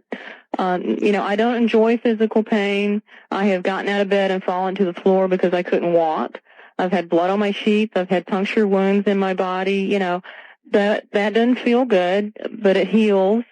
I think the hardest thing is the mental wounds, the anxiety, the constant anxiety of, okay, I know they're going to come back. When is it going to be? And, you cannot focus on that. You cannot, keep focusing on the what ifs. What if I'm scared, I'm frightened. Yeah, but you have to get beyond that, or you're never going to have a life. I mean, we have a life here. We have a right to live our life. Yes. The best we can, even though all this other stuff is going on. And the people that are successful at getting beyond that, like myself and a lot of other people, shouldn't be blamed or looked upon with suspicion because we've gotten through it. I think we should, be commended for our strength and that we're willing to move on and willing to share our information. Have you been abducted since your book? Yes. Yeah. How frequent is it?